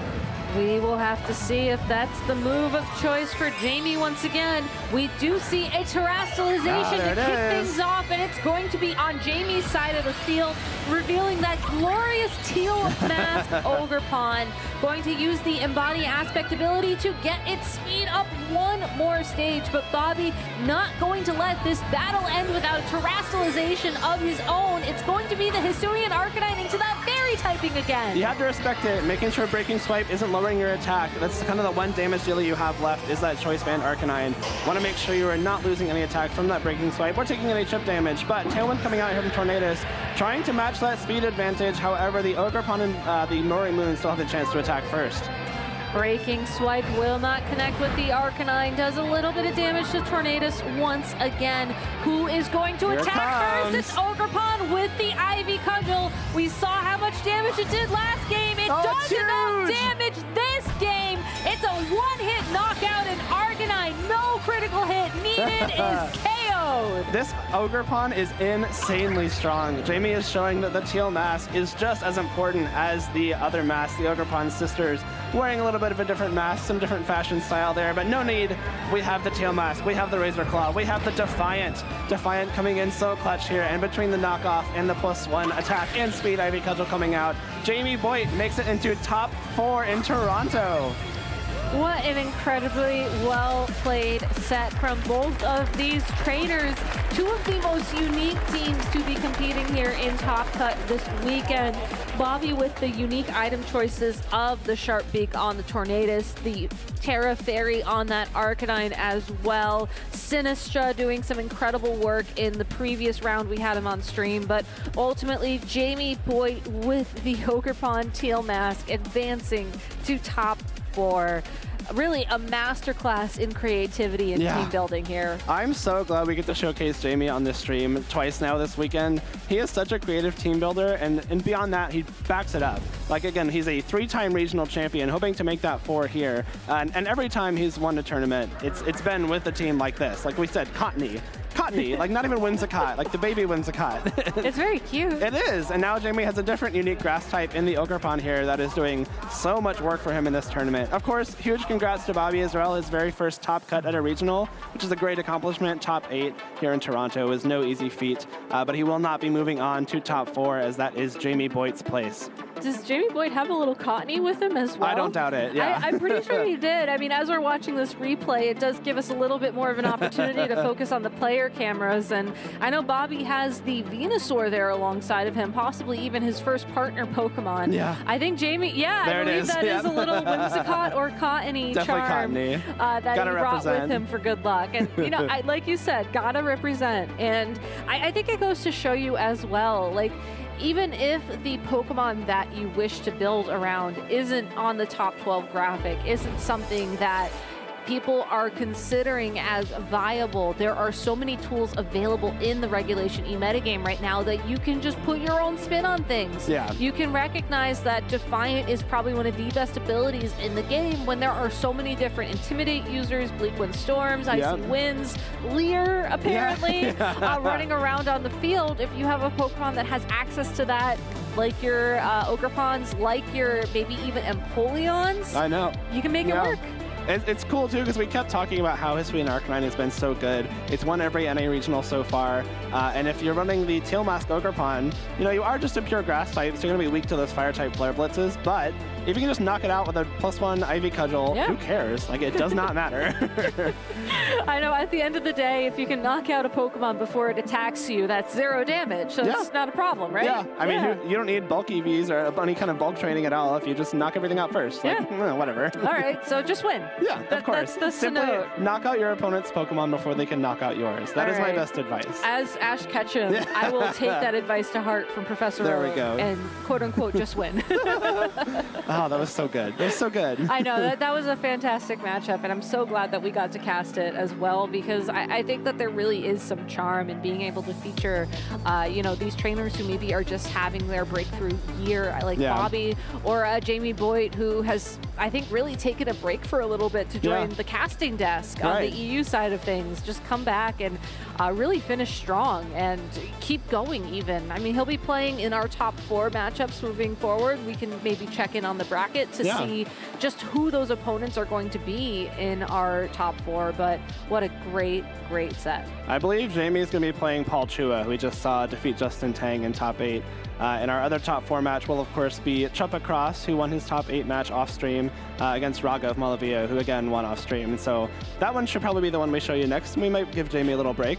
Yeah, but I think that'd I'm be nice. Really excited to see that match between Chuppa and Raghav, 2 of the best American players, if not like the 2 best American players in the game right now, attending so many tournaments and doing very well at all of them. And then, of course, with Jamie and Paul to follow. 4 people in this top 4 that I think are like smart money to do very well at any tournament they enter. So I'm really excited to see how it plays out. I'm excited as well, but we're not going to give Jamie a break just yet, as Evan and him are hanging out in the lounge for a interview. Evan, please take it away. Thanks, Gabby. I am so thrilled to be rejoined in the lounge by our friend Jamie Boyd, who has come across the Atlantic Ocean to make it to the top 4 of the Toronto, Ontario Regional Championships. Jamie, congratulations. It feels great. I've got a medal. You've got your first medal. I was not expecting to get a medal because, like, to be honest, I'd lost a lot of confidence in my abilities over the last couple of years. Like, this is my first top cut of a major for almost 4 years. Yeah. So, I've been saying, I'm washed up. I'm washed up. And I started to believe it, but this is a huge confidence boost. Well, I'm so glad you've had that confidence boost because you absolutely have deserved it the way you've played this entire weekend. And I was hoping maybe you might have some advice for some of our newer players out there, because I know that stages like this can sometimes be nothing but a heartbreak. But, you know, some of the newer players are going to be looking up to you and want to see, you know, I want to do it that way. Like, how do I do it the Jamie Boyd way? I think the best thing to say would be train your Pokemon very, very well. I know I've seen a lot of posts on X, so I do have to say my base points are incredible. Yeah. And they do come into play so often, like you saw there, 1 HP once again, 1 HP. Every single time. Yeah, some trainers just go for, I'll just invest all in speed and all in attack. I don't need to worry about anything else. But if you split your training, if you work out, I need to survive this and get this KO, then you're going to swing matchups in your favor. Like, my Urshifu had no right surviving those attacks, and it did, and it won the game. Yeah, it did have no right surviving that. Being able to train, look into how to train your Pokemon correctly, because it can be very impactful. Absolutely, and I do want to, we want to make sure you have some time to prep for your top 4 match coming up. But last time you were here in the lounge, you assured me that Teal Mask Ogerpon was actually doing work for you out in the field. And finally, we have evidence to prove you correct, because, oh man, that Pokemon went off in games 2 and 3. Yeah, that was very. As soon as you catch and Intimidate, it's fantastic. And being able to get the speed boost as well to guarantee you're outspeeding the Chien-Pao. If the Scarf Urshifu came, I outspeed that as well. So that's going to be. I think it's fantastic. I saw there was no Hearthstone and no Wellspring in the top cut. There was a Cornerstone. Yeah. We'll have to see how that did. But yeah, it's you and Cornerstone. Yeah, Teal Mask and Cornerstone. Those are the correct Ogerpons. You heard it here first. Yeah, they are absolutely the highest ranking Ogerpon here in Toronto. Well, Jamie, I'm going to let you go and get ready for your next matchup. Are there any last words you have? Any people you'd like to thank now that you're back here, getting ready for your top 4 match? Yeah, no, I just want to thank everyone around in the venue and the people I've been staying with as well have been supporting me so much. It's quite humbling to come over into, I'm an invader here, and to get so much support. It's been fantastic. So thank you very much. You could just take one of the North American regions guaranteed Worlds invites. Potentially two sets away. Yeah, just 4, maybe 6 games of Pokemon away. Yeah. Well, Jamie, thank you so much, and congratulations again. You absolutely deserve it. Very happy to see you back at a top cut here. We are going to go back to our casters and get ready for our first top 4 match of the day. Take it away. Thank you so much, Evan, and thank you, Jamie, for once again joining us in the lounge. I know that it's probably a whirlwind going from your match to the interview and then going to play in top 4, but we always appreciate it when our players stop by and give us a little bit of insight as to what they're thinking. Especially Jamie. Yeah, especially Jamie. It's so hard to know what goes on in Jamie's head, and so the only way is to ask him, and so it's really cool to hear from him. Very obviously very good at training his Pokemon, like he said, because his base points coming in very handy in that match. I know. Sometimes I wish that we had more time to sort of dive into, okay, well, what were you thinking? What attacks did you try and train around? As I know that a lot of times when you're considering just where to put those base points, you look at, okay, well, if I get hit by a Bleak Wind Storm, how much damage do I want it to do? And then you also have to take into account Breaking Swipe on top of all that. And you can just go very, very far down the rabbit hole if you're not careful. Oh, yeah. I feel like personally my issue is always knowing when to not go down the hole. Yeah, when to stop, exactly. Well, you can come up with a combination of 4 or 5 attacks in a row that you can survive if you have 3 turns of Grassy Terrain Recovery and your Citrus Berry and an Intimidate and a Snarl and a Breaking Swipe. There's a lot of stuff you can do, and whatever Jamie's doing, it is working.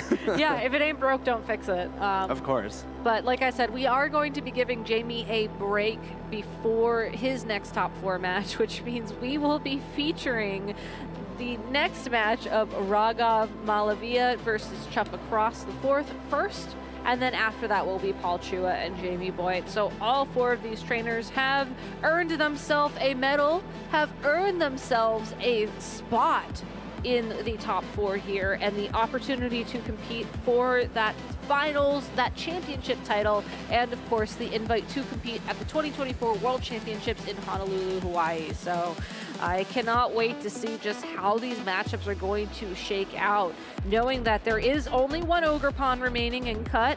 There's a Reggie Drago in cut. And yeah, there's a Salamence, or excuse me, a Roaring Moon in cut. A very old Salamence. A very old Salamence in cut. It's just not really the Pokemon I was expecting to see left standing at the end of the day. No, not at all. I think if you had to ask either of us or any of the other casters, which would be the highest performing Ogerpon of the weekend, we probably would have said either Wellspring or Hearthflame. I would have said Wellspring. Yeah, cards on the table. I think I would have too. But Jamie really showing us up there. The Teal Mask, it's really its first big finish of the year, making it all the way into top 4 here, and one of the biggest regionals and one of the toughest regionals so far. Yeah, it's almost like they called it the Teal Mask DLC for a reason. Almost. That's true. Ogerpon had to show, like, I don't need no special mask. I got my own. It wasn't the Hearthflame Mask DLC. No, that's It true. could have been the Cornerstone. That would have been kind of cool. That would have been cool, Because, like, yeah. that has, like, the gravitas of, like, exactly. This is the Cornerstone DLC. The cornerstone of the metagame. Exactly, yeah. Except not really. But yeah, unfortunately, we will not be seeing Cornerstone play on stream this weekend, but that's okay because we have plenty more opportunities to catch in with this Regulation E metagame coming up at the Latin American International Championships and beyond. But let's go ahead and tune into our top 4 matchup here. This is Raghav Malavia, no stranger to the top 4 stage, getting top 4 at the Oceania International Championships twice, being a finalist at the North American International Championships last season, and winning the Anaheim Regional Championships all the way back in 2019. Raghav running a team, once again, of the Urshifu Rapid Strike, that Choice Scarf set with the defensive Poison-type Terastallization, the Reggie Drago with the Dragon Fang, Citrus Berry Hisuian Arcanine, the Rocky Helmet Tornadus Incarnate, the Assault Vest Rillaboom, and the Metal Coat Golden Go. This is, again, the second Golden Go in a row on stream we've had after Jamie's with the offensive item and Nasty Plot. The Metal Coat this time, though, allows it to be a little bit more bulky because you're not taking that 10% recoil every time you're attacking, and it gives you a more, kind of a slower play style, especially with that Dragon Terra, to compare to Jamie's Steel that we saw in that last round. The Rillaboom, I think high horsepower is a kind of important move on Rillaboom and a lot of the time. Sometimes you have to choose what you're giving up, like Woodhammer, Grassy Glide, and U-Turn are also all very good, and to run high horsepower, you have to drop one of those. In this case, Raghav is not running the U-Turn, which I think makes sense. If you're running the Terra Grass Rillaboom, that's more of an offensive set, and you want to probably have access to both the Woodhammer and the Grassy Glide. Yeah, a lot of times in this metagame as well, U-Turn is better off on faster Pokemon, and Rillaboom cannot match the speed of something like an Urshifu Rapid Strike. Chuppa, his opponent in this top 4 match, getting second at the San Diego Regional Championships last year, top 8 at both the North American and the Oceania International Championships last season, second place at the Dallas Regional Championships in 2018, really looking to break through that finalist title to earn the title of champion. And his team may look very familiar to you. It's because it's almost virtually identical in terms of moves, held items, and Terra typing to the team that won the Lille Regional in the previous weekend. That is Chen Pao, Rillaboom, Arcanine, Urshifu, Tornadus, and Fluttermane. I think at this point, Chuppa's probably like a consensus for one of the best North American players that has not yet won a regional championship. And so that's something he is certainly looking to break through with here. I think there's no question that he's capable of it. Like, he's shown multiple times. He's reached multiple finals, reached multiple like top 8s at internationals, which is arguably even harder than winning a regional sometimes.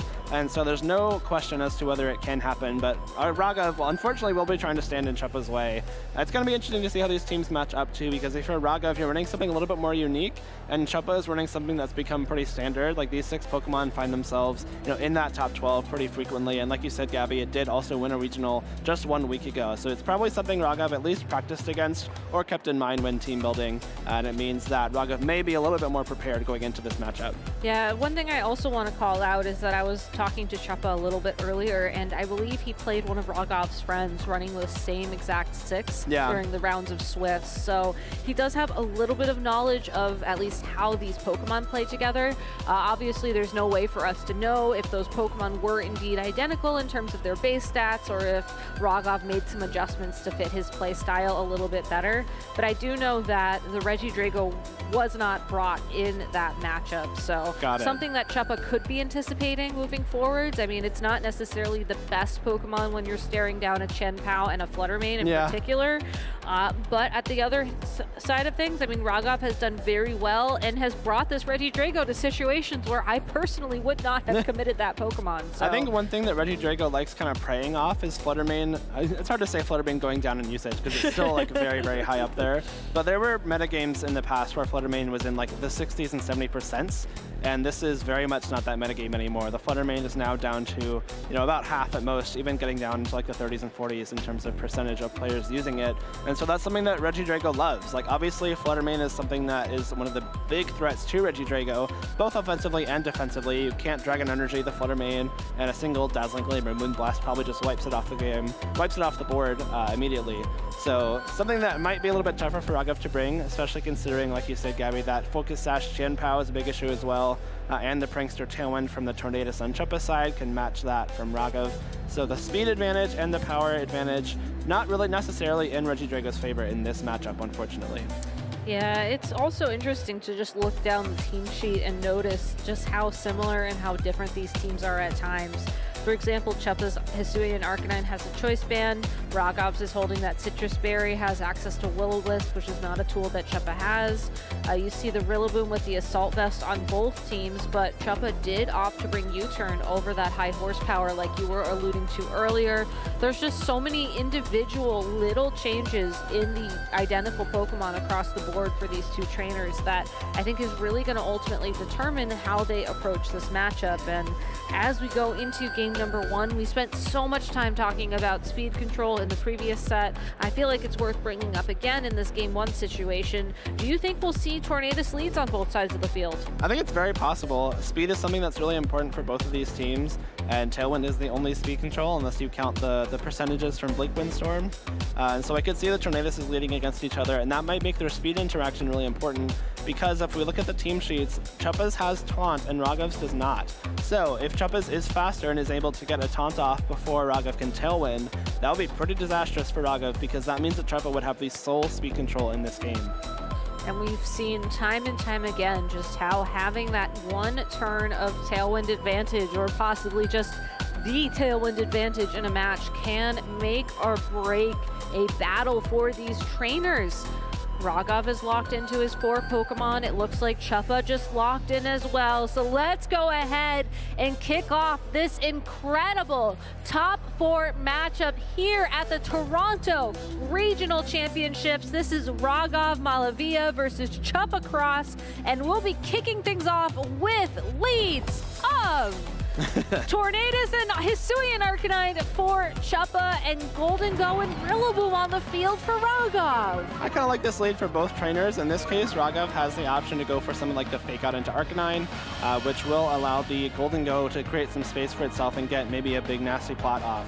The Arcanine on Chuppa's end is the Choice Band variant, so there's no option for Protect. There's no option for Will-O-Wisp like you were talking about with Rogov's side earlier, Gabby. So this Golden Go, which will take very little damage from a possible attack from Tornadus, and also cannot be taunted by the Tornadus thanks to Good as Gold, in a pretty good spot here just for this turn, obviously, because once the Arcanine is free to attack, a Choice Band Flare Blitz will be difficult to handle. Chuppa could also opt to switch out that Tornadus as well if he is worried about the position of that Pokemon, as typically Hisuian Arcanine are known to be trained on the speedier side of things. If they're holding Choice Band, Fake Out will flinch that Pokemon, and a Bleak Wind Storm will connect with both the Rillaboom and the Golden Go on Rogov's side of the field. Does get the speed drop on that Rillaboom, but Golden Go free to go for a nasty plot to boost its special attack sharply.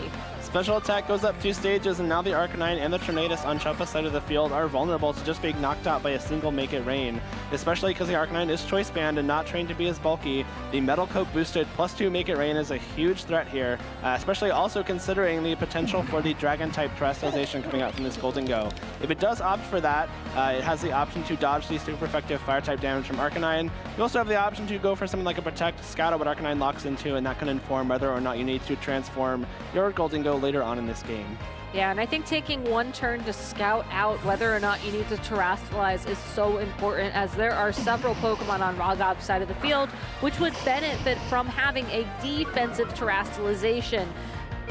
The Rillaboom switches out into the Hisuian Arcanine, will intimidate the opposing Hisuian Arcanine on Chuppa's side of the field, and that Gholdengo just scouting out to see what Chuppa's move choice is. Tailwind from that Tornadus will be boosting the speed on Chuppa's side of the field, and Flare Blitz going into the protecting Gholdengo. That's a nice turn for Raghav. First of all, you get the Tailwind on the field, and you get one turn stalled out already. We saw from the interactions on the prior turn that the Arcanine would have outsped Gholdengo regardless, so that doesn't really change much about the Gholdengo on this current turn. More importantly, by not going for Make It Rain that turn, you're not clearing out the field for 2 swaps for Chuppa on this second turn of Tailwind. And also, since the Arcanine did lock into Flare Blitz, that means Raghav's Arcanine is very safe this turn. Only Flare Blitz and Bleak Windstorm are the damage options that can come out from Chuppa. And if you opt to go for the Terrestrialization on Gholdengo as well, there's an almost 0% chance anything gets knocked out in this coming turn. So some great damage potential coming out from Raghav right now. Yeah, taking a very offensive start to the game with that Gholdengo nasty plot, and now backing it with a defensive terrestrialization as well. This Gholdengo becoming the dragon typing will resist the fire type attacks it would have been very weak to otherwise. Here comes the Flare Blitz from the Arcanine.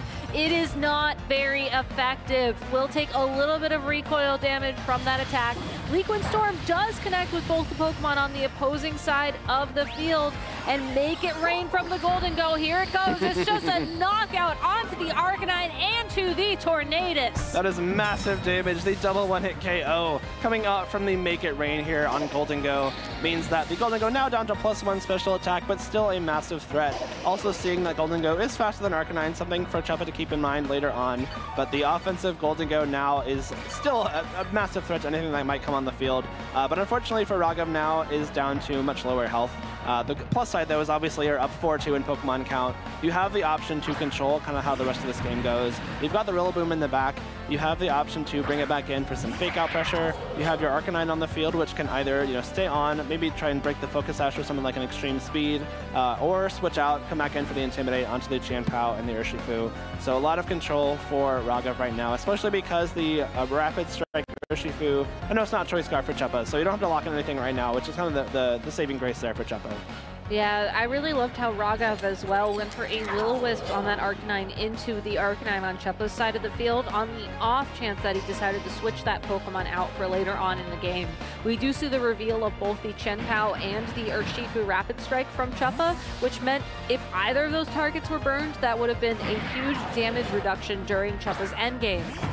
With the start of this next turn, Raghav will swap out his own Arcanine, sending in that Rillaboom once again. Urshifu going for a Protect alongside of the Gholdengo. What is this Chien-Pao going to do? It goes for an Icicle Crash, but it does indeed target down that Gholdengo, who will not take damage. It's a bit of a risky Protect in front of that Urshifu. A close combat into that slot surely would have knocked it out. But Raghav recognizing that the more likely attack is probably the Surging Strikes into that Arcanine slot, or even less likely the possible Protect from Urshifu. So a Protect that pays off there, and now you get the Rillaboom on the field, you have the Fake Out Pressure, and more importantly, you are wasting another turn of Tailwind. So once the Tailwind ends for Chuppa's side, since that Tornadus has been knocked out, the Choice Scarf Urshifu in the back for Raghav will be the fastest thing on the field. You also have to wonder whether Chuppa is going to opt to terrestrialize the Arcanine, not the Arcanine, the Chien-Pao or the Urshifu in this game, because if you do opt to terrestrialize the Chien-Pao, you do turn into a Ghost type, which does remove the option for Fake Out. It does remove the option for Extreme Speed later on. We're going to see where it is right here. It's going to be that Chien-Pao. Yeah, Chien-Pao going to terrestrialize into that Ghost typing. Really afraid of the Fake Out potential here from Raghav's Rillaboom. Unfortunately, though, it's not a Fake Out. It's a Grassy Glide into the Urshifu, and it barely misses the KO onto that Pokemon. Icicle Crash does find its target in the Gholdengo. This time around, will pick up that KO. Urshifu down to its last little bit of health here. It can only target down that Rillaboom, and if it wants to do any damage at all, it's going to have to be the close combat, and it will will secure the KO. Chubba takes 2 KOs here, but that Grassy Glide is crucial because now the Urshifu is well within range for an extreme speed from Raghav's Arcanine, and especially considering I believe Tailwind does run out right now for Chubba, the Choice Scarf Urshifu for Raghav will be able to outspeed this Chien-Pao and this Urshifu. So in conjunction with the extreme speed, it's going to be really difficult for Chubba to come back in this game. It looks like Chien-Pao might be able to survive 1 Surging Strikes. I think most of them are trained to be a little bit bulky at least. But even if you just look at the damage options coming out from Chubba, there's not a whole lot that Chubba can do to take down this Urshifu on Raghav's side.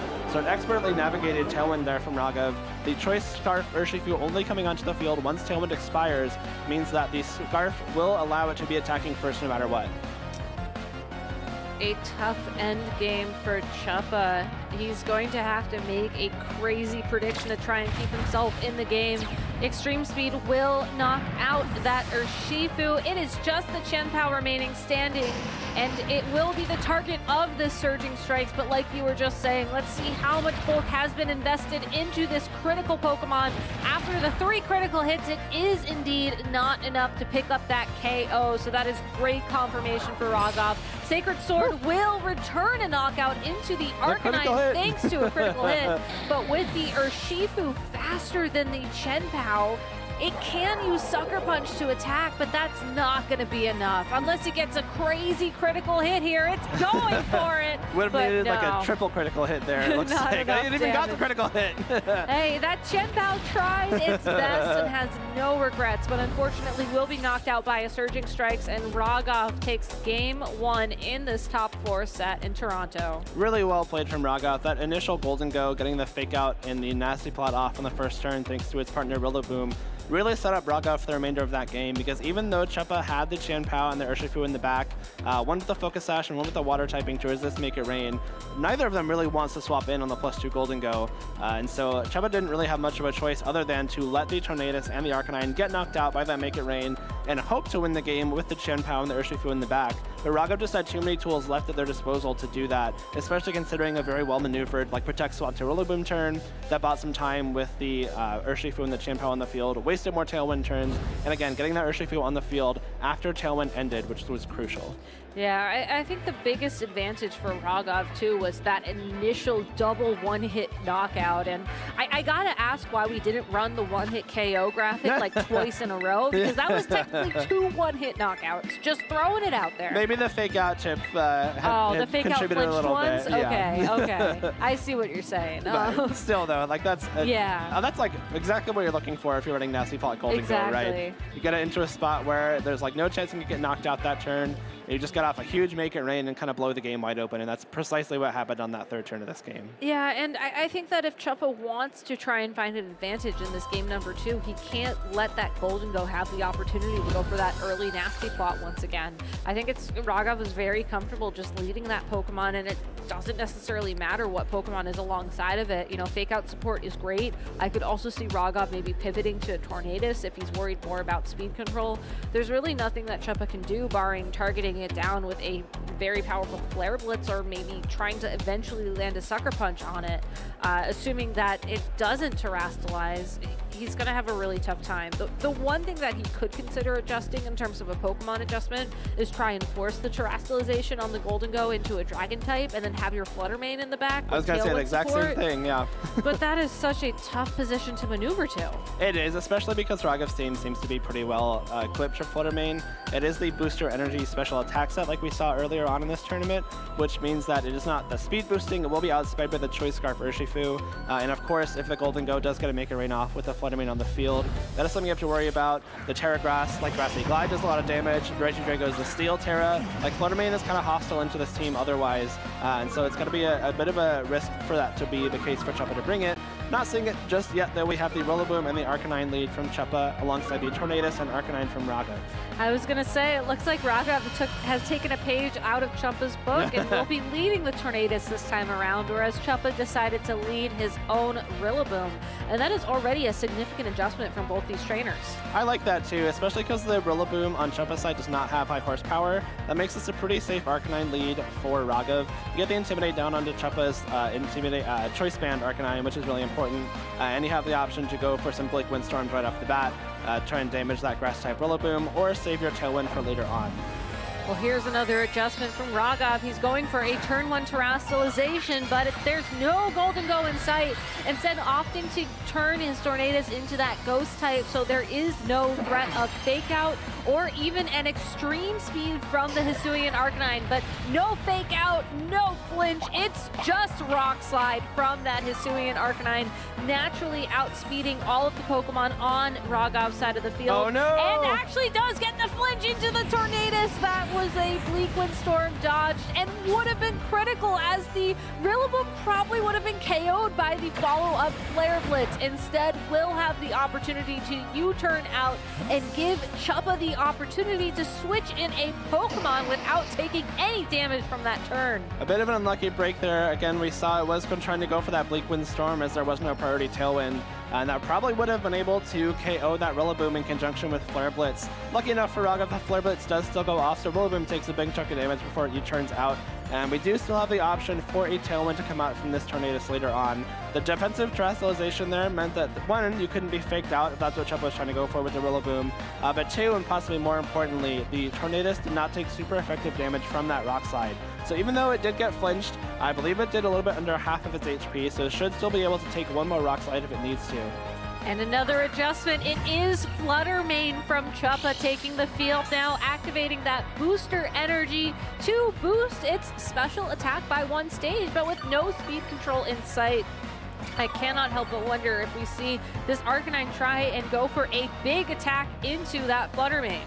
That's true. The Flutter Mane, even though the Arcanine on Rogov's side is not the offensive item, it is at -1 attack. Something like a Tailwind and a Flare Blitz into that slot would still deal a lot of damage. Flutter Mane known to have, let's be honest, pretty poor defense. It's not the greatest. It's pretty low, not compared to its speed or special attack. But the Arcanine on Chuppa's side really wants no business on this field anymore. Yeah, does not want to stick around with the threat of an Intimidate, and Rogov honestly feels the same way, going to swap out his own Arcanine, also for a Rillaboom. So now these two Grass-type starter Pokemon are staring each other down on the field. Flutter Mane does have the opportunity to attack, but it opted for a Shadow Ball into the protecting Tornadus. I like that. The Shadow Ball into the Tornadus means that you're guaranteed a lot of damage into that slot, if not a clean KO thanks to the Rock Slide chip. And the Arcanine on Rogov's side would have been knocked out by one more Rock Slide if it had stayed on the field. So switching out the Arcanine there to make sure preserving Intimidate makes sense. Chuppa trying to punish that play, going for the Tornadus instead. However, the Tornadus protecting means it sticks around this turn. We have some fake outs possible from both these Rillobooms on the field, but more importantly, the Flutter Mane and the Tornadus cannot be faked out as they are Ghost types. So it's going to be a matter of how these Rillobooms interact with the rest of the field on this turn. It's also important to note that with the Assault Vest on both of these Rillaboom as well, it is very unlikely that they'll be taken out with 1 hit. Rain Dance, a curious move from Rogov, will eventually boost the attack of any water-type attackers. Could have also made Bleak Windstorm a little bit more accurate, but that Tornadus will just be KO'd by a Shadow Ball instead. I like the Rain Dance. It sets up the Urshifu in the back for Rogov. It does kind of give away that you have Urshifu, so even though Chuppa hasn't seen it yet, there's no reason to use the Rain Dance there unless the Urshifu is there. And that means that the Surging Strikes coming out from this Urshifu will be even more threatening, especially into this Flutter Mane, which can possibly be trained to survive Surging Strikes from Urshifu, but certainly not in the rain. You also have to wonder as well, with grassy terrain still active and with the Choice Scarf on that Urshifu, you can't necessarily go for the Surging Strikes unless you're confident you can take a Grassy Glide unintimidated from the opposing Rillaboom. Exactly. That's why the Arcanine in the back for Rogov might be a big deal here, because it does have the option to intimidate this Rillaboom, make sure the 1-hit Grassy Glide is not able to KO it. And it also gives you kind of the opportunity to go for something like a U-turn, which might just be enough damage to KO the Rillaboom for Chuppa. We will have to see as the Hisuian Arcanine is sent out onto the field by Rogov to intimidate the opposing Rillaboom. U-turn, no Grassy Glide, will just pick up that KO on Rillaboom outright.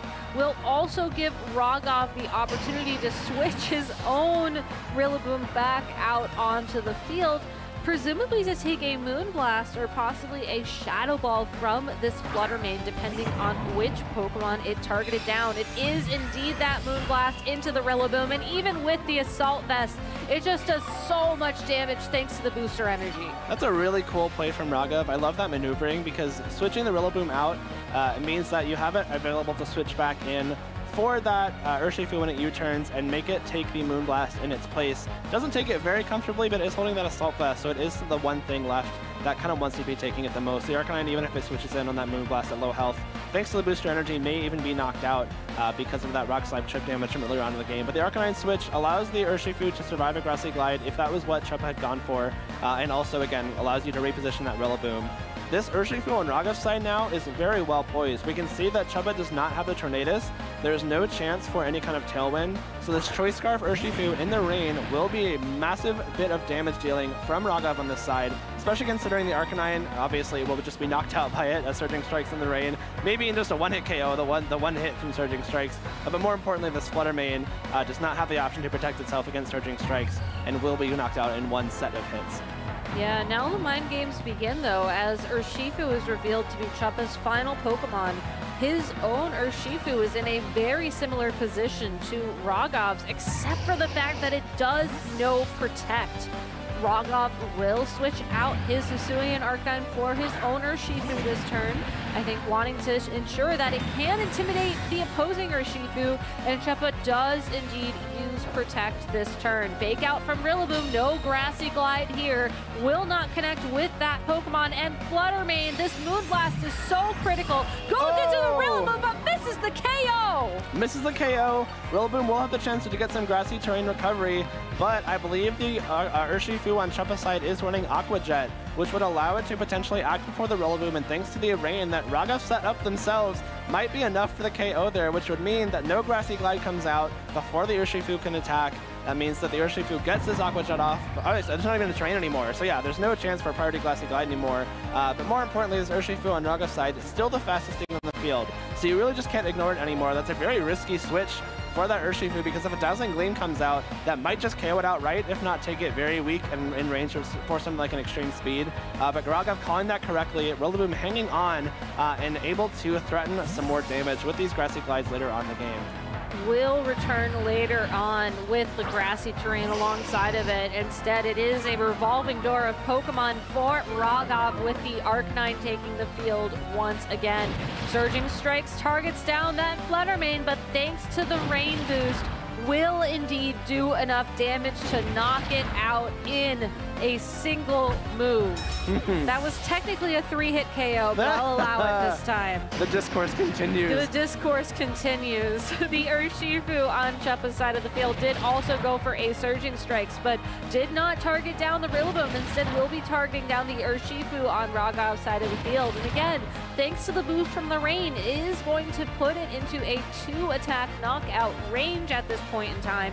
But with Chuppa having the Pokemon disadvantage at this point in time, with only that Choice Band Arcanine remaining, this is certainly a very tough position to be in, as Raghav's own Urshifu is guaranteed to outspeed that Arcanine and pick up the knockout, unless we start seeing some terrestrializations here. You also have to wonder if Extreme Speed and Aqua Jet from Chuppa's Arcanine and Urshifu are enough to KO this Urshifu themselves.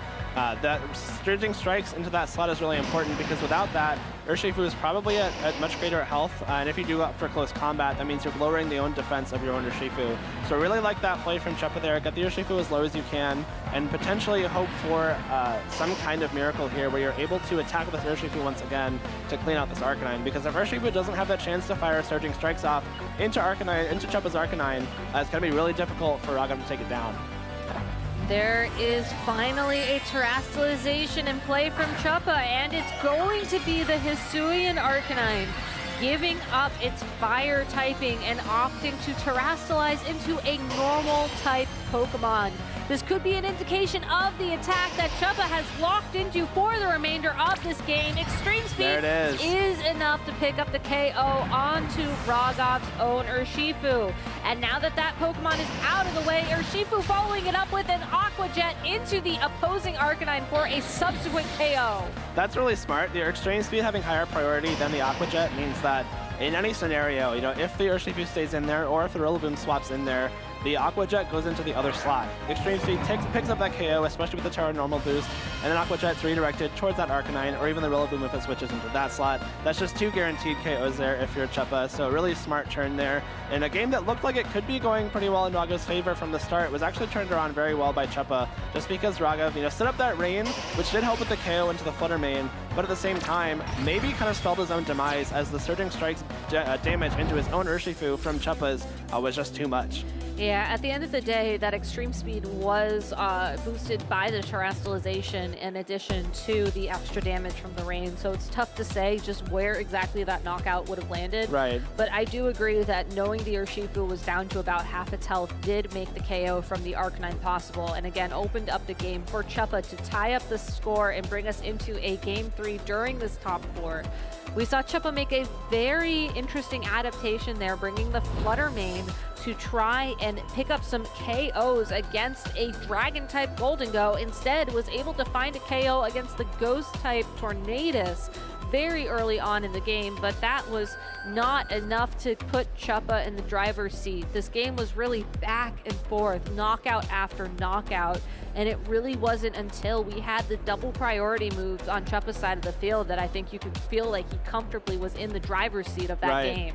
It's so back. It was so back and forth too. I really like the Flutter Mane adjustment there from Cheppa. Not exactly the use we thought it would be. Maybe possibly forcing some damage into the Goldengo after it terrestrializes. Goldengo not even showing up this game, but Tornadus and immediately turning itself into a Ghost type. It meant that the Shadow Ball there was a big threat. I think Tornadus usually survives any kind of attack from Flutter Mane, but unfortunately turned into the Ghost weak Ghost type, allowed Shadow Ball to pick it off, which meant that the Tornadus, which was another mix-up from Raghav in this game, I don't believe we saw it Game 1, was enough for the KO there. So a lot of thinking these players both have to do. Again, they're both very experienced, very capable of moving on from this second game into a third game. And it's going to be really cool to see what they opt to do. It was kind of surprising to see the Goldengo not come at all from Raghav, just because it was so important in that first game. But if you do look at the Pokemon Cheppa brought, it kind of makes a little bit of sense. The Urshifu is there to resist, to make it rain and threaten some big damage. The Arcanine is there to threaten with Flare Blitz, and like you said, Gabby, it covers with the terrestrialization with the Flutter Mane as well. So a lot of options here for either player. A lot of options for either player, and it does bring, I think, one of the more significant mind games of this top 4 into light. Do you bring the Goldengo again? It worked out so well in game number 1. You didn't bring it in game number 2. And yes, you could have won in a couple of those positions depending on how things went. Without it, you just struggled to find damage. And if we're talking leads, we're not going to see any Goldengo just yet. Instead, 2 Tornaduses on the field, but the Flutter Mane and the Urshifu is on the field alongside of them. And I think this is the first time we're seeing these Tornaduses on the field at the same time to see who's faster. It is, yeah, that could be very important. If Raghav gets caught trying to go for Tailwind while Cheppa is faster and taunts it, that could be pretty disastrous. However, the Poison-type Terra from this Urshifu actually might be coming in very handy right off the bat, especially if the Tornadus and Flutter Mane opt to go for offense right away. The Poison will allow it to resist any Fairy-type attacks from Flutter Mane and be neutral to that Bleak Wind Storm from Tornadus. So defensive typing on the Urshifu we don't see too often, mostly players opting for that Water type for extra power. That might be a big difference maker here on this first turn, and we're seeing it right away. Yeah, that was an easy lock-in for Raghav, knowing how critical the Choice Scarf Urshifu has been throughout this set and the tournament. Going for a turn 1 defensive terrestrialization to protect that Pokemon. Cheppa will take this opportunity to set up a Tailwind, ensuring the Flutter Mane is faster, but Raghav's own Tornadus sets up Rain Dance. And we saw how much damage the Urshifu does with that boost.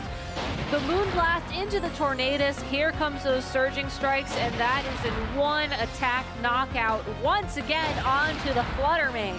Big turn for Raghav. I like that play a lot, just because getting the Rain Dance off immediately means that you're threatening so much damage right off the bat.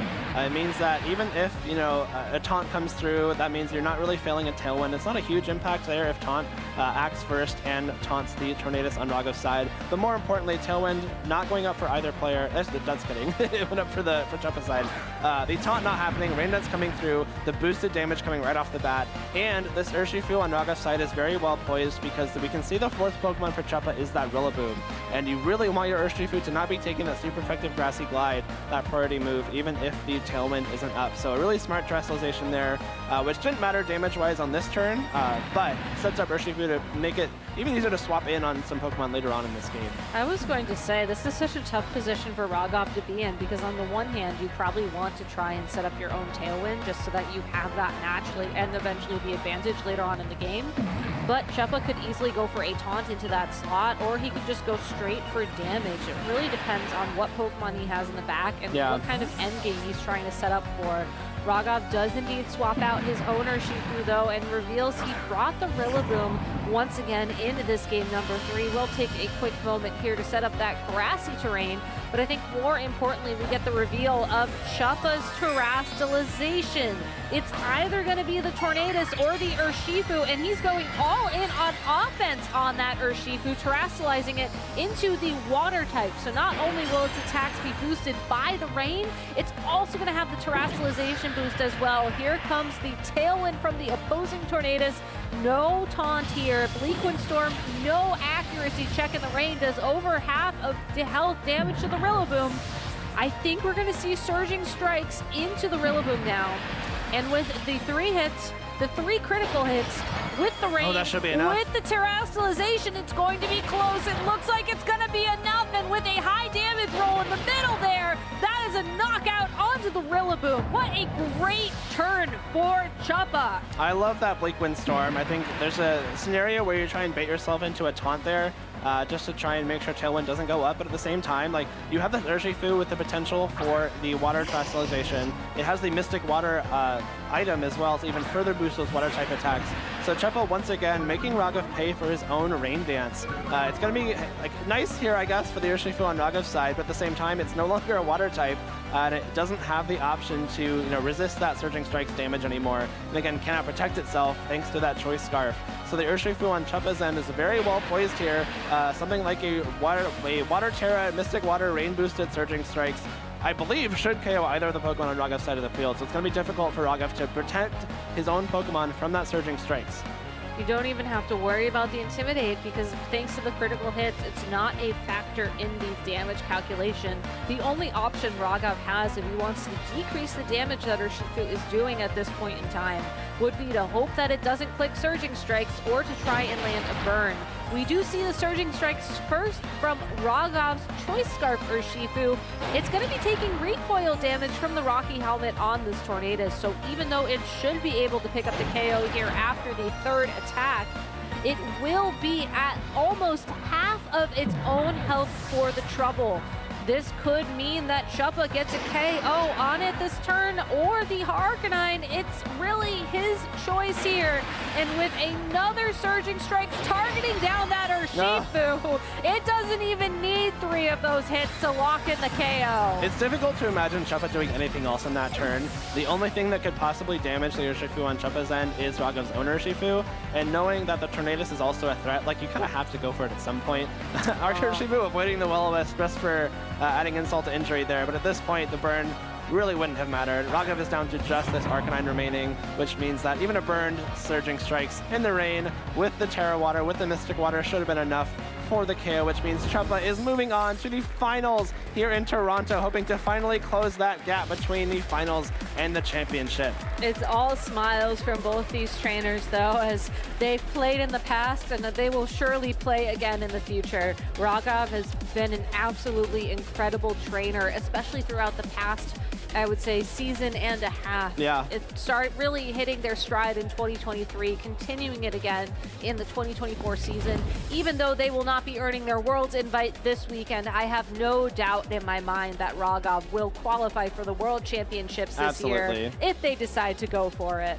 Going back to the recap of that game number 3, though, it was that critical rain dance from Rogov early on that ultimately spelled their demise, as it made sure that the Bleakwind Storm would always connect with its targets, and when compounded with the Mystic Water and the Terra typing on Chuppa's owner, Shifu, led to so many critical KOs. I think that's kind of what happened both games, right? Both games from Rogov lost, games 2 and 3. The rain dance allowed the Urshifu to pick up the KO on Fluttermane right away, whereas it wouldn't have otherwise. But after that, the rain wasn't really necessary for Rogov anymore. Like the Arcanine on Chuppa's end obviously would have been knocked out without any kind of rain boost. And at the same time, that allowed Chuppa's Urshifu to get off those even more powerful surging strikes, which kind of spelled differences in damage between both of those games. So while the rain dance was very helpful for Rogov initially, something that kind of came around to be much less beneficial, and Chuppa took really good advantage of that.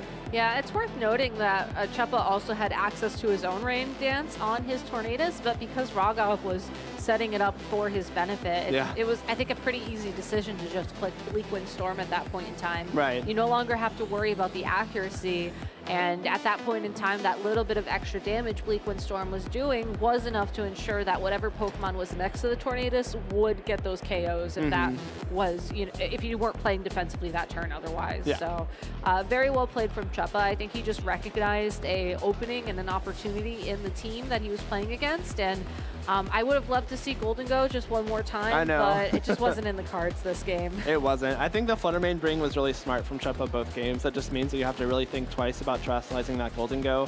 But if you aren't terrestrializing it, it's much more susceptible to that Arcanine and to that Urshifu, so it makes a lot of sense. And of course, even beyond all that, Fluttermane just a huge threat in its own right. We saw it do a ton of damage with those Moon Blasts and threatened the Urshifu. Like, it basically forced Rogov to terrestrialize that Urshifu on turn 1, which limited his options for the remainder of that game. So the Fluttermane itself, great into pretty much any team, obviously. Like, we keep seeing it falling a little bit down the usage stats, but it's really difficult to think of a team that wouldn't be made better by adding a Fluttermane to it. You say that it's falling down the usage stats, but it's still a coin flip. It's a true 50-50 if the team you're going to be facing it here this weekend will have it on the team. And that's also, I think, something to keep in mind as we're moving forwards. I mean, we do need a little bit of time here to set up for our next top 4 match, which does give us a little bit of time to reflect. And it does make me wonder just where is Fluttermane going from here? Because I feel like we've seen it drop down to this 50% usage point in the past, and then it just bounces right back up again. That's such a funny thought, too. It drops down to 50% I know, right? usage. You would think otherwise, like 50% is really high. But, you know, again, I think Fluttermane is something that's always going to be relevant, especially kind of like we keep talking about all weekend. A lot of times teams are lacking in special attackers, and what's like the best special attacker in the format, it's going to be Fluttermane. Yeah. And it's getting a little more competition. We got the Golden Goes, the Reggie Dragos, the Thunderous Therians from Jamie as well. But at the end of the day, like if you just need consistent damage from special attackers in one slot, it's got to be Fluttermane. For sure, and the fact that you can also, you know, bring it with the booster energy and boost your speed or special attack and get it set up in that regard pretty easily. You know, we've seen Fairy Plate, or Pixie Plate, excuse me.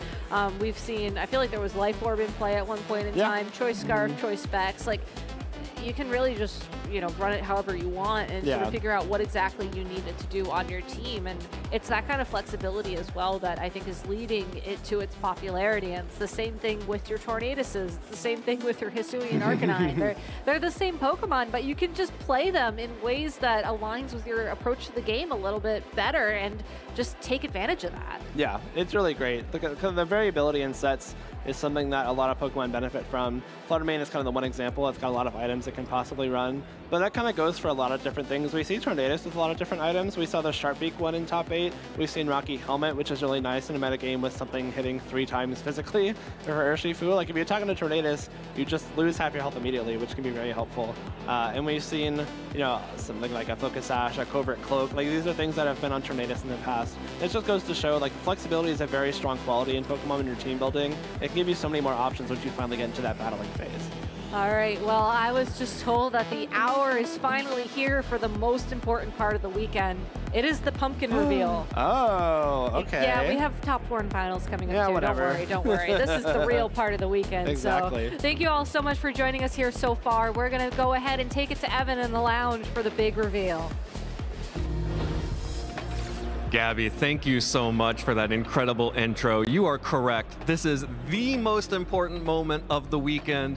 You will be able to see the pumpkins that we have been so hard at work, well, most of us at least, have been hard at work backstage building the entire weekend. And as you can see, they have given me some great power here as I have cast off the dead weight, and they have trusted me to reveal these pumpkins in an unbiased and fair manner. So remember, at the end of this, you will be able to vote for which pumpkin you think is the best. And of course, the winner will receive a fabulous prize. So without further ado, let's take a look at the pumpkins that we have created. Starting, oh, this is a beautiful pumpkin. This is the Paldean Wooper. The craftsmanship of this Pokemon is clearly the best of all of them. You can see the intricate detailing on the bones, on the body tattoo of the Paldean Wooper. You can see that this is a poison type, not your traditional groundwater type Wooper. That is a fine pumpkin right there. Truly a great gourd. Next up, we have, oh, a Gimmighoul pumpkin. Jake Muller's Gimmighoul pumpkin is extremely pretty. You can see the glittering of the candle behind, mimicking the glittering of the coins which make up the body of this Pokemon. This is a fine pumpkin as well. I don't know that the detailing is quite as intricate as the one on the Paldean Wooper personally, but you know, it's a good effort for a Gimmighoul pumpkin. The Gimmighoul gourd. Up next, we have our third entry. We have, well, we have a store-bought pumpkin here that someone who is maybe a little bit too busy to finish their pumpkin got from the shop, but we can gloss over that. You know, our friend Larry has a number of jobs to work on, so good for them for actually participating a little bit. But next to that pumpkin, we have the Bidoofiest pumpkin of them all, using multiple colors, using shaved pumpkin, not just carving techniques. Gabby Snyder, our very own Bidoof master, has carved a pretty fabulous pumpkin here. I don't know that it reaches quite the heights of the Paldean Wooper, but it does include interesting detailing like these ears. Very nice work here from Gabby. Our final Pokemon to reveal, hiding in front of the giant Piplup, is, oh, that's a Piplup. This Piplup appears to be winking, as well as the light inside winking at us all. A very mischievous pumpkin, which I think is extremely relevant for our needs here today.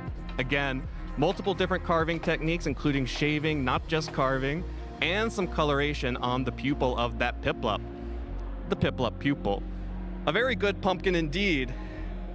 Who could say, though? I feel like we started off really strong and, you know, maybe stayed pretty okay, but who could say which pumpkin actually was the best? I know I have a personal favorite. I think that Paldean Wooper really brought something to the table that maybe some of these other pumpkins were a little bit lacking. But for you at home, you can vote now on Twitch for which pumpkin was your favorite. We will be revealing that after our top 4 matches in front of the Masters Finals. Oh, look at these long, lingering, beautiful shots. Ignore that one in the middle. Again, a little bit busy back here. Not everyone had time, but some great pumpkins. Really good job here for our casters this weekend. And again, you can vote on Twitch for which pumpkin is your favorite.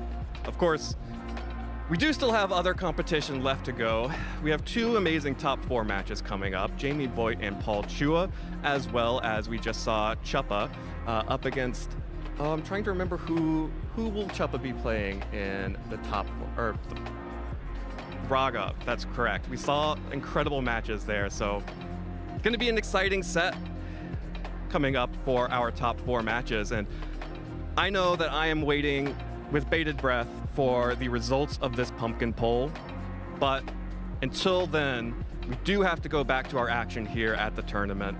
So we're gonna toss it back to the casters at the desk to take us home as we wait for the results of this pumpkin poll. Sorry, I need a second still. I'm still voting in the chat for my favorite pumpkin. If it's not the Piplup, I might get up and walk out. I'm not put in gonna lie. a lot of work with the Team Rocket one, so if that one does not win, chat will be disappointed. I thought the story was your pumpkin got stolen by Team Rocket, and then they left that one in its place, and you actually carved a masterpiece, and it's such a shame no one will ever get to see it. Yes, you are so right. Let's go with that. So true, bestie. It's too late. You already did a bad pumpkin. It's okay. No, make sure to vote now. Make sure to vote for the Piplups. They all worked really, really hard on that. But hey, our players have worked hard to get to this point of the competition. So close to finals, and cannot wait for this next match. Of course, this is going to be Paul Chua going up against Jamie Boyd. We're talking about two individuals who have quite a few regional titles, and they're looking to add one more to the list. They still have another step to get to that point, though. Once again, Paul Chua, the second winningest player in regionals history at 6 regional titles, looking to claim a 7th title and tie Wolf Glick. Also, the EUIC champion from earlier last year, or earlier in April, I should say, and multiple top finishes at the World Championships using some incredibly strong Pokemon, including that Roaring Moon, which feels like is one of his signature Pokemon. Yeah, Roaring Moon has actually really been showing up big here in Toronto, which is really interesting considering that it's had kind of mixed results in the past. But Paul Chua seems to be one of those individuals that's always gets the most out of that Roaring Moon. On the other end, we have Jamie Boyd traveling far to get to this point with a quite unconventional team that has obviously been putting in the work. We got to see that Teal Mask Ogerpon, that's right, Teal Mask Ogerpon, did quite a bunch of work in the last set, and of course his own Roaring Moon. Getting into our first match here though, in our top 4, right away we're gonna see that Teal Mask Ogerpon coming out from Jamie. It's so exciting to see this Ogerpon being used right now. It can't put on that much pressure currently other than the Stomping Tantrum into Heatran, but you can see that Paul's playing really aggressively here on turn 1, willing to just go for Fake Out and Heat Wave. The Arcanine is caught in a pretty awkward position, so it's going to pivot out. Another unique pick on Jamie's team is going to be that Thunderous Therian form, as a very defensive play from Jamie turn 1 to get out of what is probably not the most ideal lead situation. This Thundurus is such a cool Pokemon to see. It's going to eat that Fake Out quite well, of course. But being the special attack version and being able to put on quite a bit of pressure, it's quite interesting. And it's going to be taking these hits coming out from the Heatran and stuff right as well, really well, considering it is this Assault Vest variant. Paul is playing so aggressively. You see that he is not going for the Terra with the Heatran. Also on turn 1, didn't even bother clicking Fake Out onto the Ogerpon, making kind of a hard read, saying, Jamie, I don't think you're going to do anything with the Ogerpon. This Ogerpon actually does have the Stomping Tantrum. So there's the Stomping Tantrum, but critically, with the Shuka Berry, will be able to survive. Yeah, we've seen a lot of Heatran sets with this Leftovers or this Assault Vest, but being able to weaken the damage done to it from these ground types, you're not forced into Terrestrialization, which is really nice. And it is going to be eating this double up. So another opportunity to be firing off this Heat Wave. A lot of damage done, bringing the Ogerpon so low, not low enough though, with this not very effective special attack hit coming up from the Volt Switch. Yeah, good bulk from Ogerpon there. I was expecting it to actually fade from the Heat Wave plus Volt Switch combination. So the advantage that Jamie's had so far is having faster Pokemon, but Roaring Moon is going to be able to come out and put on a lot of offensive pressure against both of these slots. Of course, it is the Assault Vest Thunderous on the opposing side, and it is the attack booster energy here on Roaring Moon. Now at this point, with the aggression that Paul's been putting on, we get to see this pivoting coming out of Jamie, which is not going to be stopping here, but both these Pokemon are getting so damaged on their way in. The Arcanine, though, this is a Pokemon that should be able to take these quite well as well, getting this Intimidate down onto the Roaring Moon, making sure this attack is getting lowered and it's not going to be too aggressive going on forward. Oh. Still a critical hit knockoff, though, into the Thundurus is enough to be taking it down. I was really curious as to whether or not that knockoff would have gotten the knockout without the critical hit. It is attack boost to Roaring Moon, and the Earth Power as well covers for the Arcanine switch, and of course would have knocked out the Ogerpon anyway, but also covers for Arcanine. That's 2 quick knockouts. Jamie does not get very much out of that turn, and Sierra, this game has been going by so quickly. I feel like I want to take a step to analyze what the players are doing, but they both know exactly what they want to do as we have the battle of the Roaring Moons now. Man, that was such a nice play, of course, with the Ogerpon being so low. You get the KO, you cover for the swap, and just this aggression that Paul has shown so far is just being absolutely phenomenal. We're finally going to see that Roaring Moon yet again from Jamie. It's the only full health thing, though. And at this point in the battle, I mean, Paul's just taken so much momentum. He absolutely has, and the Ogre Palm from Jamie's end just does not pressure this Roaring Moon once it Terras very much at all. With that Flying Terra, you take very little damage from Ivy Cudgel. Stomping Tantrum isn't going to do very much either. And Jamie's Roaring Moon is not an offensive set, it's Breaking Swipe knockoff with that speed booster energy. So I think Jamie just lacks the damage to deal with Paul's Roaring Moon at this point in the game. And here we'll see the Breaking Swipe and just how little it's doing at this point. The attack drops that it's getting on to the opposing Roaring Moon at this point, I think it's just too little too late at this point in the battle. The Acrobats will be targeting into the Spiky Shield Ogre Pawn, though.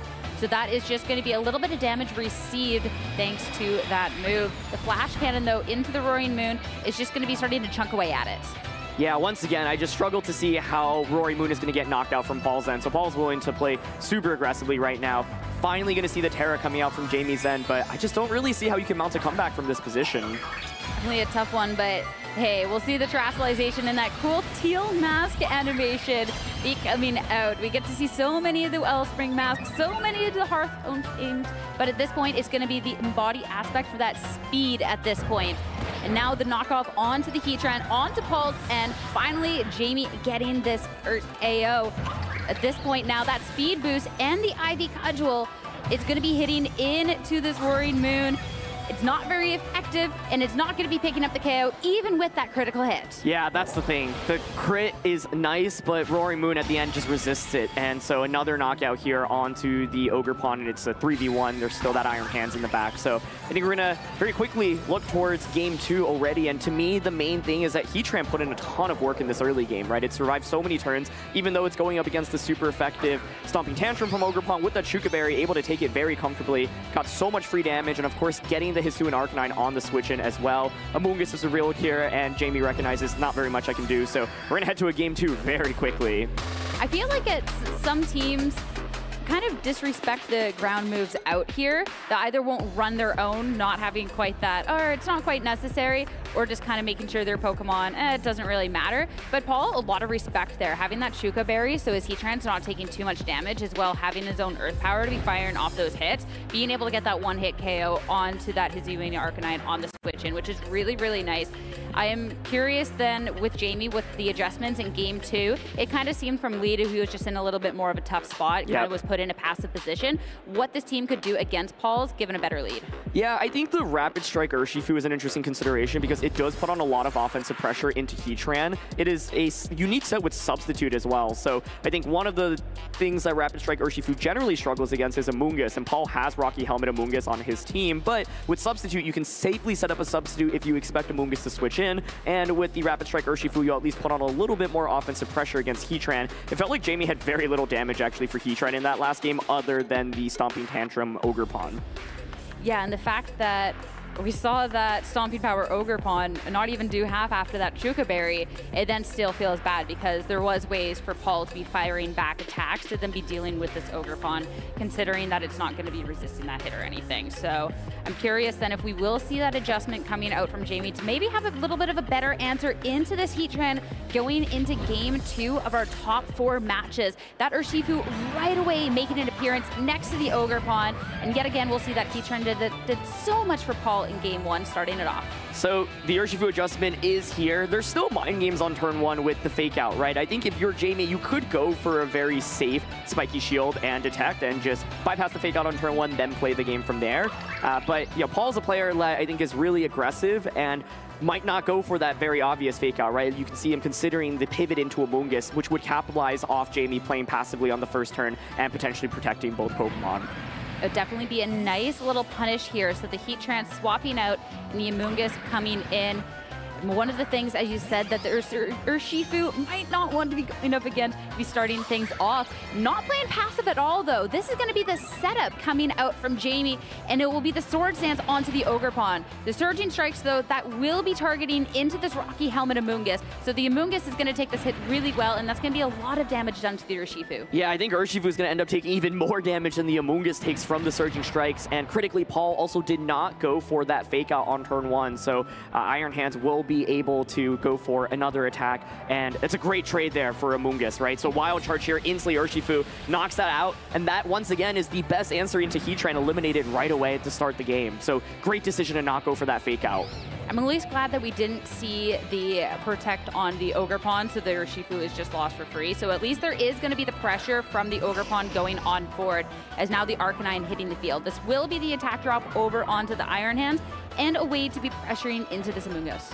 Yeah, as a reminder, this is going to be the Choice Band Arcanine on the opposing side. So there is the ability for a potential Terra right now. You could also just go for that safe protect that you can see Paul considering. Ogerpon does get the Sword Stance boost, but even at +2, the question is, can it quickly snowball knockouts, right? You could, of course, go for the Terra onto that and start targeting the Iron Hand slot and get those critical hits with the Razor Claw as well. So we're going to start off this turn with the Terra, and it is going to be the Hisuian Arcanine, so not the Ogerpon. I mean, with the Arcanine, especially how it took a hit in that first match, it was completely eliminated. I really like the Fairy Terrestrialization, as well as the fact that you can be pressuring then with this Terra Blast when you otherwise maybe might not have the best way to be hitting into that Iron Hand. The Ivy Cudgel, though, that was targeted into this Amoonguss slot, and with that Protect is not going to be doing anything this turn, but the Terra Blast, the attacks are split, so this is going to be a big attack hit into the Iron Hands at this point. Oh and that's my goodness, not 4 quite HP! enough to be taking it down. Now the Volt Switch, a chance for Chua to reposition. Oh, that's such a big deal as well, right? Choice Band Arcanine is so strong, but now you've committed to the Terra Blast. So Amoonguss is looking really good going into the subsequent turn, and the Roaring Moon is such a nice switch in here as well because it doesn't care that much about the Ivy Cudgel, even though the Ogerpon on the opposing side is boosted. So yeah, Iron Hands there, I was expecting to maybe feint. Either way though, Amoonguss now in a fantastic position to just pressure Spore onto the Arcanine slot, and there's not really a great switch into Spore other than Golden Go, but you can see Jamie actually did not select Golden Go in this battle. Yeah, so then all of a sudden, if you want to be swapping out this Arcanine for a chance to redo what move you're locked into, then it's at the risk of something that's swapping into the field, potentially going to sleep, and the Arcanine is going to be making that swap in. So Roaring Moon will be taking its place in this battle. Now we'll get to see the booster energy, the photosynthesis boost, going into the speed to make sure it's quite speedy, though it won't help if it's sleeping down the line. On Paul's end, though, this will be the flying type terrestrialization for his own Roaring Moon. Yeah, I think there's just so much strong offense from Paul's end, and if the Roaring Moon gets put to sleep here, then I just don't see too much comeback potential from Jamie's end, especially because there's still so much health across the board. So here's Ivy Cudgel, of course boosted by that Sword Stance, but not able to even deal 50% there, and Acrobatics is just going to deal so much damage and likely get the knockout here. Oh my goodness. It's so little damage done over to Paul's end, but a huge one-hit KO in return, and now the Spore onto that freshly swapped in Roaring Moon. Such a tough position. So now this Roaring Moon, something that you need to be trying to apply this pressure, gone. The Arcanine will come in it safely, but at what cost? Yeah, the downside for Arcanine is at this point you have to lock into one attack, but Paul still has all of his Pokemon remaining, and that's a nightmare for a late game choice user, right? Because you aren't able to hit everything on Paul's side for much damage, and so I think Paul is in a very commanding position. It's difficult to see how Jamie can win this at this point.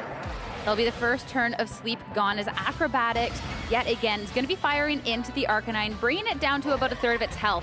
Now the Rock Slide, that will be returning a KO over onto the Roaring Moon, onto Paul's end. So the first little bits coming out from this Arcanine, we'll have to see if we can fish for any flinches, though. No, that Spore is still coming out, and the Arcanine's also taking a nap. Yeah, good choice by Jamie to lock into the Rock Slide. I think any other move choice in the game is just immediately over if you click Flare Blitz and the Heatran just walls you, so it has to be Rock Slide. And the win con was basically a hope for a lot of flinches, a lot of critical hits, but with the Arcanine falling asleep now, this Roaring Moon cannot touch the Heatran, so Heatran should comfortably win the game. You saw Paul recognize, okay, Hisuian Arcanine is the bigger threat right now, it can at least deal damage with Rock Slide. The Roaring Moon can only really go for knockoff onto Heatran here, even if it wakes up, so I think Heatran in a comfortable position to secure Paul a spot in this Grand Finals.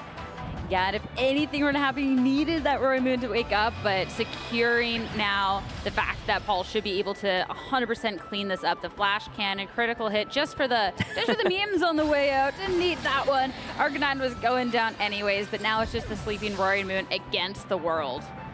And this Roaring Moon, once again, is a supportive set, so it can't even put on that much offensive pressure. I think The dynamic of this matchup was interesting, and turn 1 alone was so huge. And Paul Chua is going to advance to another regional championship finals, defeating Jamie Boy as he hunts for his 7th regional title in the Masters division.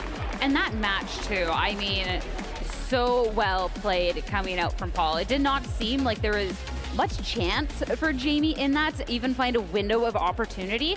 And with Paul playing like that, no wonder he's made it to the grand finals here in Toronto.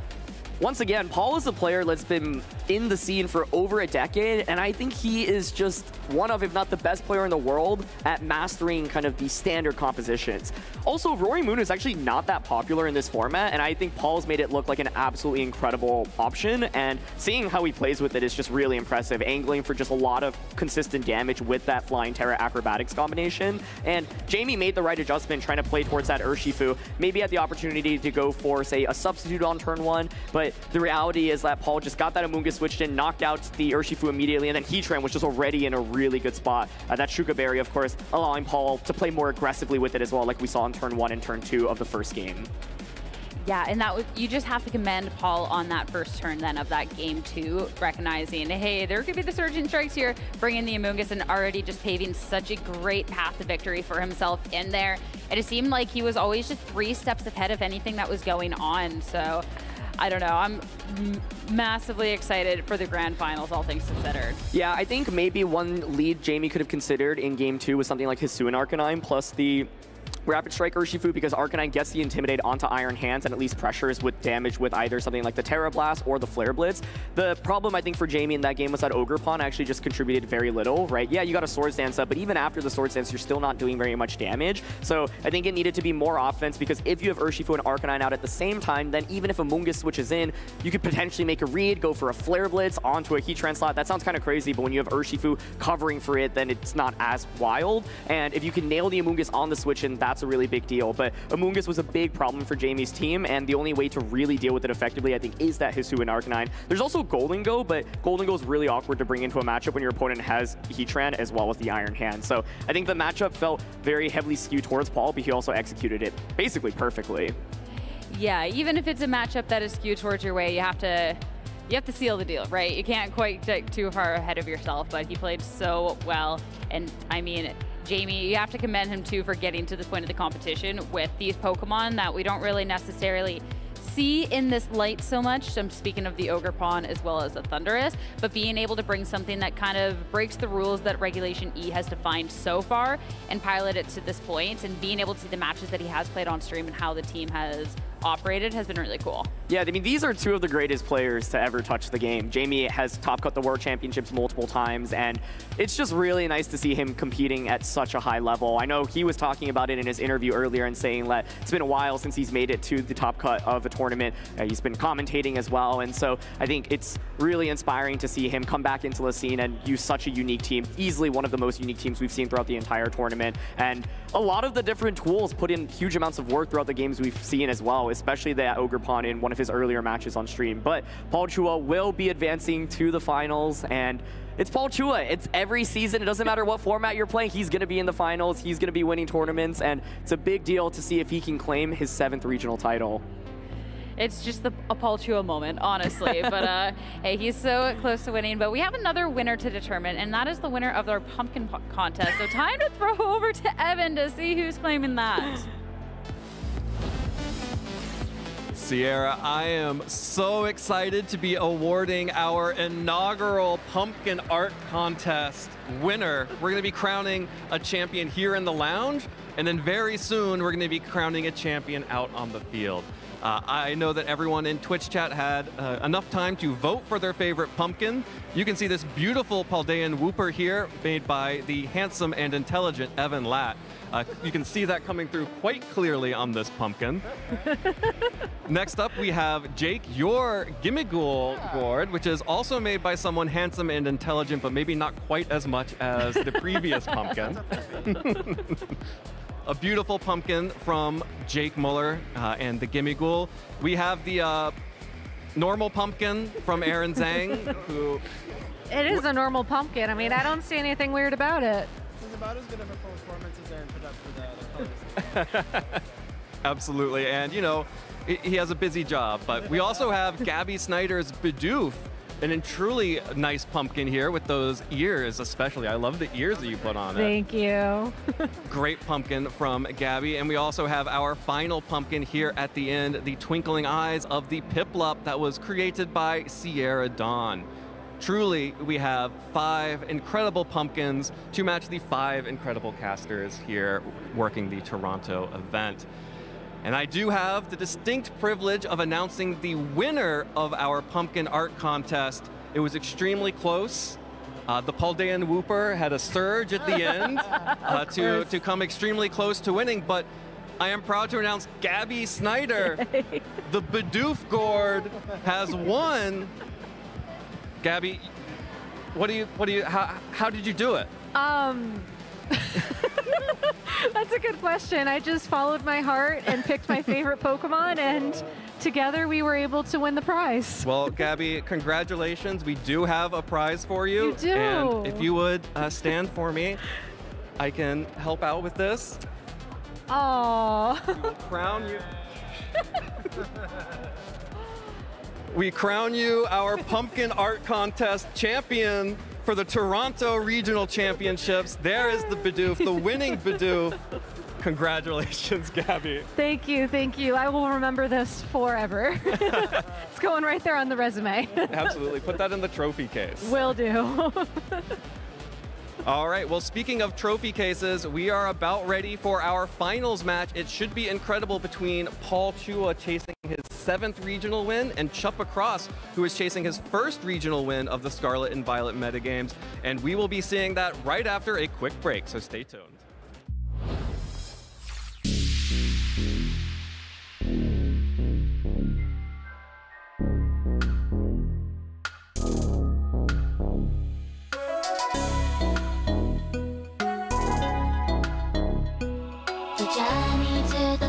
Is long and tough, and it takes all your heart and soul to keep on going. 夢にたどり着くまで諦められない。While your passion is a fire, always lighting up a path. It's the greatest you will get to leave them all. So do you wanna be legendary? Wanna be legendary? Have you got what it takes to win? Have you got what it takes to win? The training has been taking all your life, and you need courage if you want to win the fight. Respect the opposition like a real hero should.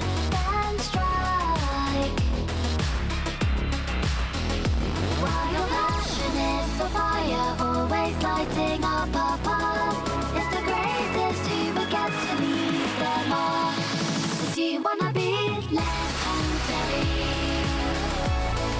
So do you wanna be legendary? Do you dream of becoming legendary? So do you wanna be legendary? Have you got what it takes to win? Have you got what it takes to win? Have you got what it takes to win? Have you got what it takes to win?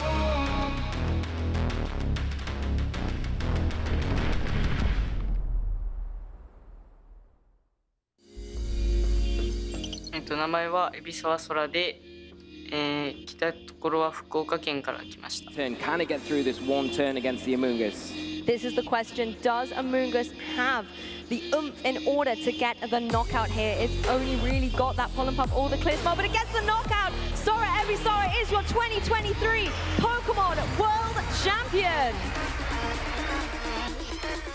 家族に恩を返せて、観客の人も盛り上がっていたので、僕的にもとても嬉しかったです。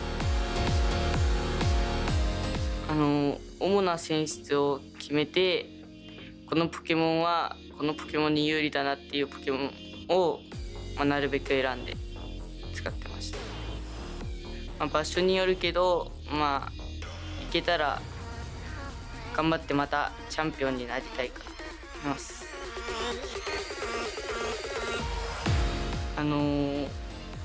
トルネロスというポケモンと、追い風役とトリル役が混ざった構築は読み合いになるので、ちょっとジュニアで優勝したけど、大人の大会でも、緊張なくプレーしたら優勝できるんじゃないかなと思います。対戦、このジャパンチャンピオンシップスに敗退した人も、また諦めずに来年、挑戦してもらいたいかな。Hello and welcome back to the Toronto Pokemon Regional Championships. We are one match away from determining our regional winner. This is some exciting stuff happening. Two very skilled players going on forward. I'm Sierra Dawn, joined by Aaron Zhang. I cannot wait to get into this match. This is going to be a really fun one because on one hand, you have Paul Chua, a 6-time regional champion looking to hunt his 7th regional title. On the other hand, you have Chuppa Cross, who is one of the most accomplished VGC players across the last season. Feels like he's top cut basically every event, but he's actually still looking for his very first regionals win in the Masters division. Chuppa did win a regionals way back in 2012 in the senior division in Rhode Island. That was over a decade ago, but he's reached this level of consistency that's kind of unparalleled across the last 12 months, and he's looking to claim that title. And who did he beat for that previous title? We don't talk about that. It was me, and he crushed me. So it's really awesome to see both of these players in the finals, though, because, yeah, I was just mentioning how Chuppa beat me in the senior division finals. Well, Paul Chua was also a senior division competitor back then, qualifying for the World Championships, getting top 4 at US Nationals back then. So both of these players have been in the scene for over a decade, have had multiple top performances over a decade's worth of competitive Pokemon, and I expect to see great things from this finals. It'll be such an exciting time. But before we dive too far into it, of course, we got to see the results from our pumpkin contest. And people have been sharing their pumpkins with us as well that they have been making. Or their cats. I love Gimli. He's so cute. It's okay, Aaron. This could be your pumpkin submission of the cash. If this was the one you submitted, you would have won 100%. I think so. Yeah, Team Rocket, pumpkin, could have been better. I'll live and learn, you know? Lou, next time you have to fly out a little bit sooner with Gimli so Aaron stands a chance in the contest, all right? Make sure to give him a good pat on the head for us. A very good pumpkin, very good pumpkin. I think the next one we have is a carved pumpkin. Here we go. Ian Score Bunny made a Charizard pumpkin. That is massively impressive. I'm trying to think about the artistic skill it takes to create something like that, and I am just really impressed. You can be good at Pokemon or you can be good at art. Or both. They're not mutually exclusive. Well, for you, I think it's just the Pokemon one, but... I'll take what I can get. You'll take what you get. It's okay. No, this is so amazing. And then I believe we have one more pumpkin shared with us. My Gengar pumpkin for spooky days. You love the Gengars. How do you rate this one? That's really, really cool. The attention to detail is amazing, and I like the eyes specifically because they're asymmetrical. Just really impressive job. And it's just so cool to see everyone participate in the Halloween spirit.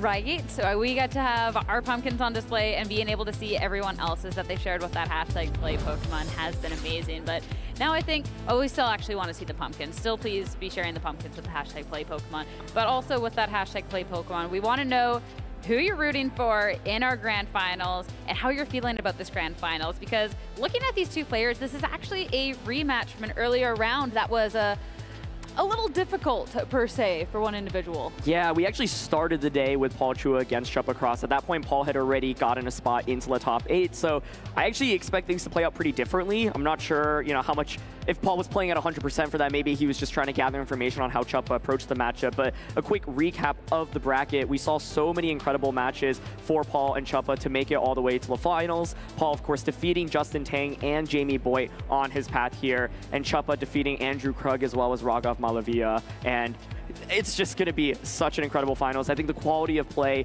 these top 8 players in particular, and the teams that have been used as well have just been an absolute delight to see. And I love how the top 8 bracket has kind of gone out as well, because sometimes you get to see someone kind of speedrunning their way into the finals, but we get to see that there's actually some great competition all around, with earlier sets having gone to these 2-to-1s. We got to see really, really close top 8 matches. So being able to see the players be tested and still being able to move on, I think is absolutely fantastic. But of course, only one of them can come out our regional winner. Is it going to be someone who has already had this long list of achievements in these first places, or someone to finally claim their first place? We've talked about Paul and Chuppa so much, but for those of you that are just joining us once again, Paul Chua, 6-time regional champion, won the European International Championships back in April, top 4 of the World Championships in 2022, 2 other top cuts at Worlds as well, and he is rocking his signature Roaring Moon, which he also won the European Internationals with. Yeah, the Roaring Moon doing so much, and we got to see the Amoongus that caused Boy a lot of trouble last time around, rocking that Rocky helmet. So something that if you attack into it, you're going to be taking damage in return. Looking at Chuppa Cross, though, we talked about the fact that he has not quite gotten that first place here in that Masters division, but has definitely come close on a lot of occasions, and these are still some very impressive accomplishments. We got the finalists at San Diego. That was our regulation event, and of course, being able to get those top 8s. And looking over at the team, a lot of really, really strong options. Yeah, the team that Chuppa is using is the exact team that Simone Sanvito used to win the Lille Regional Championships in Europe just a weekend ago. And so piloting it to a masterful finish. These players went up against each other earlier today, and in those matches, Chuppa would go with Tornadus and Fluttermane as the lead, and Paul went with Fluttermane and Iron Hands, but I think the Fluttermane did not accomplish very much for Paul, so I expect Paul to adjust. If you want to counter Tornadus Fluttermane, I think Heatran is an amazing adjustment, something like Iron Hands Heatran, and I'm curious if Chuppa's going to go one step ahead, expecting an adjustment this time around, but it is the Tornadus and Fluttermane, so let's get this grand final started. Well, already a change coming out from Paul's end in comparison to how it went down earlier. Right away, we're going to see that Iron Hands, but Heatran to be making an appearance. The Heatran did not come out at all the last time these two players went up against each other, so I think it's already a fantastic adjustment, putting on a lot of offensive pressure, and we saw that the Iron Hands was able to survive a Fairy Terra Moonblast from Fluttermane previously. The way Chuppa approached this matchup, the first time they went up against each other was to just go for Bleak Wind Storms and deal a lot of damage, but I think Heatran is the perfect Pokemon to have out on the field right now, as it does not take that much damage from Chuppa's Pokemon. Which is really, really nice, because I feel like, too, when you have these strong attackers combined with this potential of a Tailwind, that things can get out of control really, really fast. The Fluttermane, though, just wanting to protect, get past this first turn as the Tornadus goes ahead and gets up that Tailwind, making sure that these Pokemon are going to be extra speedy in the turns to come. Flash Cannon, attempt to be targeting into the Fluttermane, will just hit into a Protect. But a Wild Charge into the Tornadus, well, that is going to be doing a lot of damage. Critical hit, one-hit KO, all of the good stuff. This grants Chuppa a free switch in. The speed control, I think, maybe not that essential for Fluttermane on turn 1, and it's really not that important for the Chien-Pao potentially in the back as well. So I think Paul off to a really strong start, just learning from the last time that they played against each other, and the Heatran adjustment, which I was just talking about, playing a huge role immediately because it's able to soak up more damage, whereas previously, Paul had gone with Fluttermane, and Fluttermane is just able to deal damage, but it also faints very quickly. So Chuppa now really has to make the decision, who do you want to switch into? We know there's Rillaboom and Chien-Pao in the back, and I think Rillaboom just does very little in this spot, so it's kind of forced to go into Chien-Pao, but I don't know, Iron Hands and Heatran here are just so bulky. If you want to get a knockout here, you're going to have to play super aggressively. It could be something like Fairy Terra, Fluttermane, Moonblast into Iron Hands, but Paul could retaliate back by going for a potential Terra with his Iron Hands, or he could just give up the Iron Hands saying, you know what, I'm happy to just get a Heat Wave off right now. I'm willing to trade damage because I took this early lead. Plus, if you go for the Terra Fairy on to this Fluttermane, all of a sudden this Chien-Pao, I mean, sitting and staring down something that could be Drain Punching you could definitely be a really, really scary spot to be in. So definitely big decisions coming up from Chuppa in this turn. And I don't know, this could be a tricky one. Already, great call by Paul to be setting the momentum in this match. Okay, no Terras, no switches, just Sacred Sword, and it gets the one-hit knockout onto Heatran with the critical hit. Oh, I think Heatran may have survived that without the crit, so that's game-changing. Being able to secure that knockout, no pressure. This Heatran that could have been so problematic, and now can just hit some damage into this Iron Hand. Oh! It's not going to be taking the KO onto the Fluttermane. It's going to be surviving a bunch of recoil. Wow, what a turn there. So I think Chuppa likely doubled up onto the Heatran with the Shadow Ball as well to guarantee the knockout onto that slot. It's a very defensive Flutter Mane. It survives a Wild Charge even with the Sword of Ruin defense drop. Now, critically, Paul does not have the Heavy Slam that you often see on Iron Hand, so have to go for the Wild Charge option. But wow, Flutter Mane able to even survive that. Now Amoonguss comes out, but you're threatened by a lot of damage, so what a great swing of events there. And without a Terror from Paul, he just takes so much damage without actually getting the knockout on the opposing Flutter Mane. Absolutely massive. Now, Paul, you got to be so careful at this point, and it's going to be the Protect onto the Amoonguss, making sure the Icicle Crash from the Qian Pao is going to be null and void this turnaround. Now the Dazzling Gleam, it's not a choice spec Flutter Mane, so it can be swapping its moves out, and this has the potential to be doing more and more damage into this Iron Hand, being able to secure that KO. How many critical? This has been 3 critical hits that we've seen this match. And there's no Urshifu on the field either. What is this? We're going to see the Landers as the final Pokemon. Now, this is what's tricky, right? Because Landers is essentially almost all of your damage. It is the Choice Scarf Landers. You've got Stomping Tantrum, Rock Slide, U-Turn, and Terra Blast. So part of the question is, what move do you commit to, right? Because Paul doesn't actually know what Choppa's final Pokemon is in this position either. So yeah, I think Terra Blast is your strongest option, but what's so awkward about that is the Qian Pao right now still has that Focus Sash intact. And so will you be able to actually get enough knockouts quickly enough? I think the downside for Choppa right now is that you have the Rillaboom in the back. So you know that your Rillaboom is not going to be very effective into this late game Landorus. And so it's a question of, can Paul deal enough damage with this Landorus across the board? If Choppa just goes for something like a Shadow Ball, Icicle Crash, double up onto the Amoonguss, and that gets a knockout, then it's going to be a 3-on-1 immediately. Yeah, and so it'll be super, super important here for Paul to be able to get some sort of momentum. No swap, we'll just see the Terastallization, put this into, of course, that flying type so that we can actually get that Terra Blast in the first place to be dealing all of this damage onto Choppa's end. All right. This is a really effective late game sweeper, but Choppa hasn't lost that many resources with that Flutter Mane hanging on earlier. So Amoonguss is going to start this off with the Rage Powder to redirect any attacks away from Landorus. Icicle Crash critically does not miss. Connects onto the Amoonguss, and it does so much damage, bringing it down to 64 HP. There's that double up play that we were talking about. Does that get the knockout? It absolutely does. With the Rocky Helmet Amoonguss as opposed to the Citrus Berry, no chance at the recovery, so the double up is always going to be so safe, being able to get that KO. Now it's just this Landorus all by its lonesome. That'll be the Terra Blast into the Qian Pao. Not even near enough damage to even try and bring it down to that Focus Sash. So this position, I mean, the tailwind is done, but there's still just so much momentum lost. Yeah, I think right now, if you're Choppa, what you can do is probably just protect the Qian Pao, attack into the Landorus. You saw that Paul's actually making the read and ignoring the Qian Pao, maybe expecting a protect, but Choppa has that Rillaboom in the back. So even if your Flutter Mane faints, you get the safe switch in into the Rillaboom, then you can click Fake Out plus Icicle Crash onto the Landorus slot. So I think Choppa in a phenomenal position to take this first game after Paul had an amazing turn 1. Yeah, just being able to eliminate that Heatran right out of the gate that otherwise looked like it might be a little bit tricky to be dealing with was just all of that difference. And now in this end game, it's going to be starting with the Flutter Mane going for that Protect. Sucker Punch into this Landorus, of course, with that priority since we were readying up attack. Even if it was hitting into the Flutter Mane, sure way to be able to get this damage down.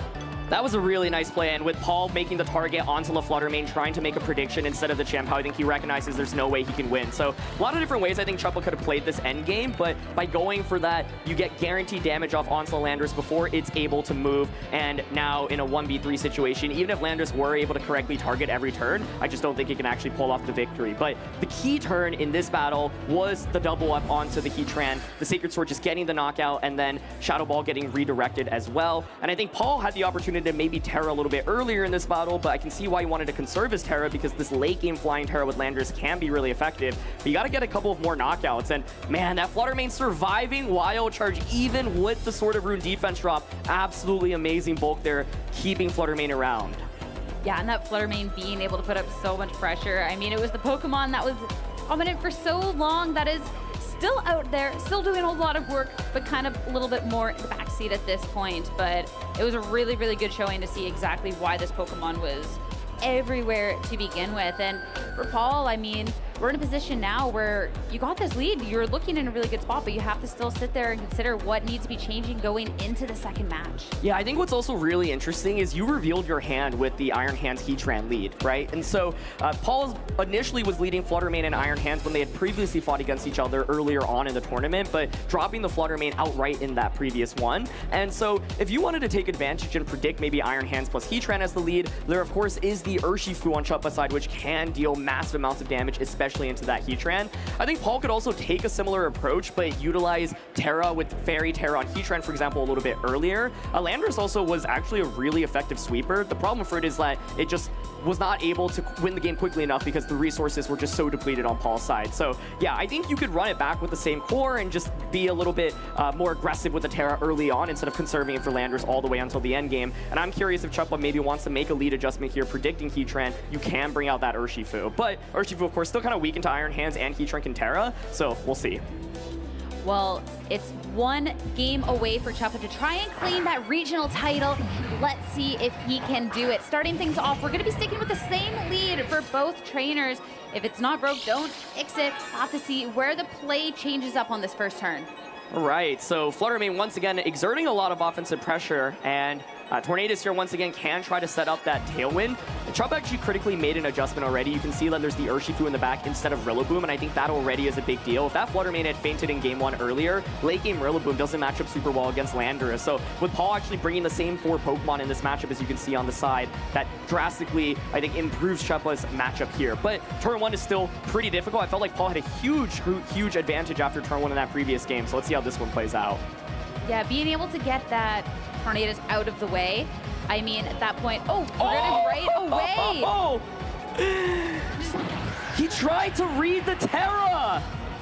No, we see that play happen, but this ain't it. No Terra. It's going to be the Moonblast firing into that Iron Hand. The Flash Cannon dealing a bunch of damage in return, and since it was the attempt at the fake out, it's not going to be a proper double up into that slot to remove the Fluttermane from play. Oh man, that's a big deal because the Iron Hands is just a tanky Pokemon. If you're able to remove it or just deal that much damage, it opens the door for this late game Chien-Pao and this late game Urshifu. So Paul trying to make an aggressive read, it doesn't pay off, and now Tornadus is even able to set up the Rain Dance for this late game Urshifu. Things are looking so strong, but does Dazzling Gleam KO Iron Hands? It will! Iron Hands is eliminated from the game, and already the Urshifu poised to be this late game sweeper to be absolutely feared in this match.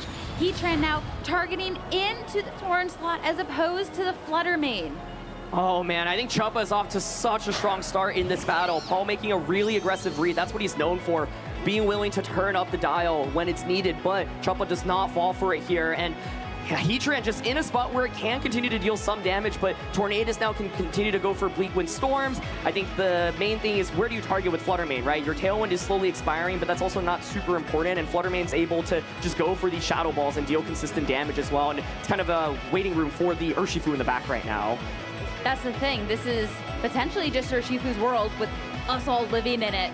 So either way, you ignore this Fluttermane and it can start doing some damage, or you take it out and this Urshifu gets the swap in to start exerting all of this pressure. So definitely a little bit of a tricky situation. And even the Torn, I mean, at this point too, you have set up your Tailwind, you have set up your Rain Dance. You can go for something like the Bleak Wind Storm to try and deal some damage, or even to taunt to try and shut some options down. The Amoonguss, though, not wanting to get taunted or to get hit. The Shadow Ball just going into the Protect, but it will be the Bleak Wind Storm. No Connect on the Amoonguss. It will be safe, but it will be hitting into the Heatran, of course. Just a little bit of damage. Yeah, that's a big turn for Paul there, because you're able to stall to turn a Tailwind. You're able to not take any damage with the Amoonguss, and the Flash Cannon here will deal a lot of damage to Tornadus, but not get the knockout. So the way that Paul's playing this is staggering things so that you don't give Chuppa a free switch in, right? Because if you knock out that Fluttermane, it grants something like that Urshifu or like that Chien-Pao to just switch in immediately.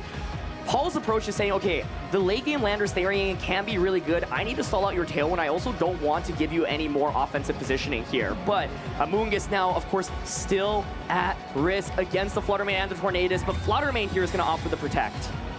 Yeah, just making sure it is going to be sticking around in case there is a target. We will hit the double Protect. Onto the Amoonguss, though. 1 in 3 chance in hitting it. So there's not going to be any taunt to be shutting that Amoonguss down on later turns after this Tornadus has been eliminated, as Flash Cannon will be firing into that slot finally remove it from play.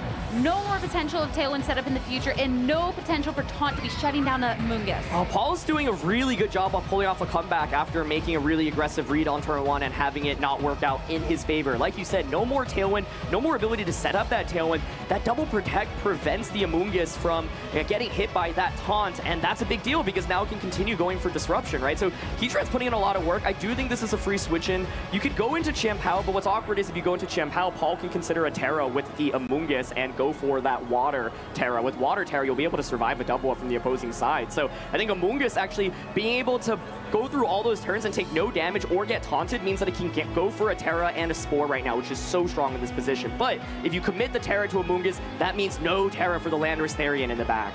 And that's the big thing, because you do not have access to that powerful flying type Terra Blast if you've already used that Terrestrialization on anything else. So something to be definitely looking towards. The Tailwind might be expired too over on Choppa's end, but we still have the Rain for, I believe, 2 more turns.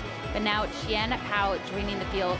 This could also be a bunch of damage, but looking at a potential swap. Did you see that, though? It's Amoonguss going out into the Landorus. Of course, if Ice Cold Crush just goes into that slot, that would be an absolute nightmare for Landorus to eat up. So, yeah, you see Paul maybe reconsidering things a little bit. Now, opting just for the Spore and Heatwave play. Okay, so a double up onto Amoonguss here won't just get the knockout, but Chien-Pao protects. It's not going to target down the Amoonguss this turn.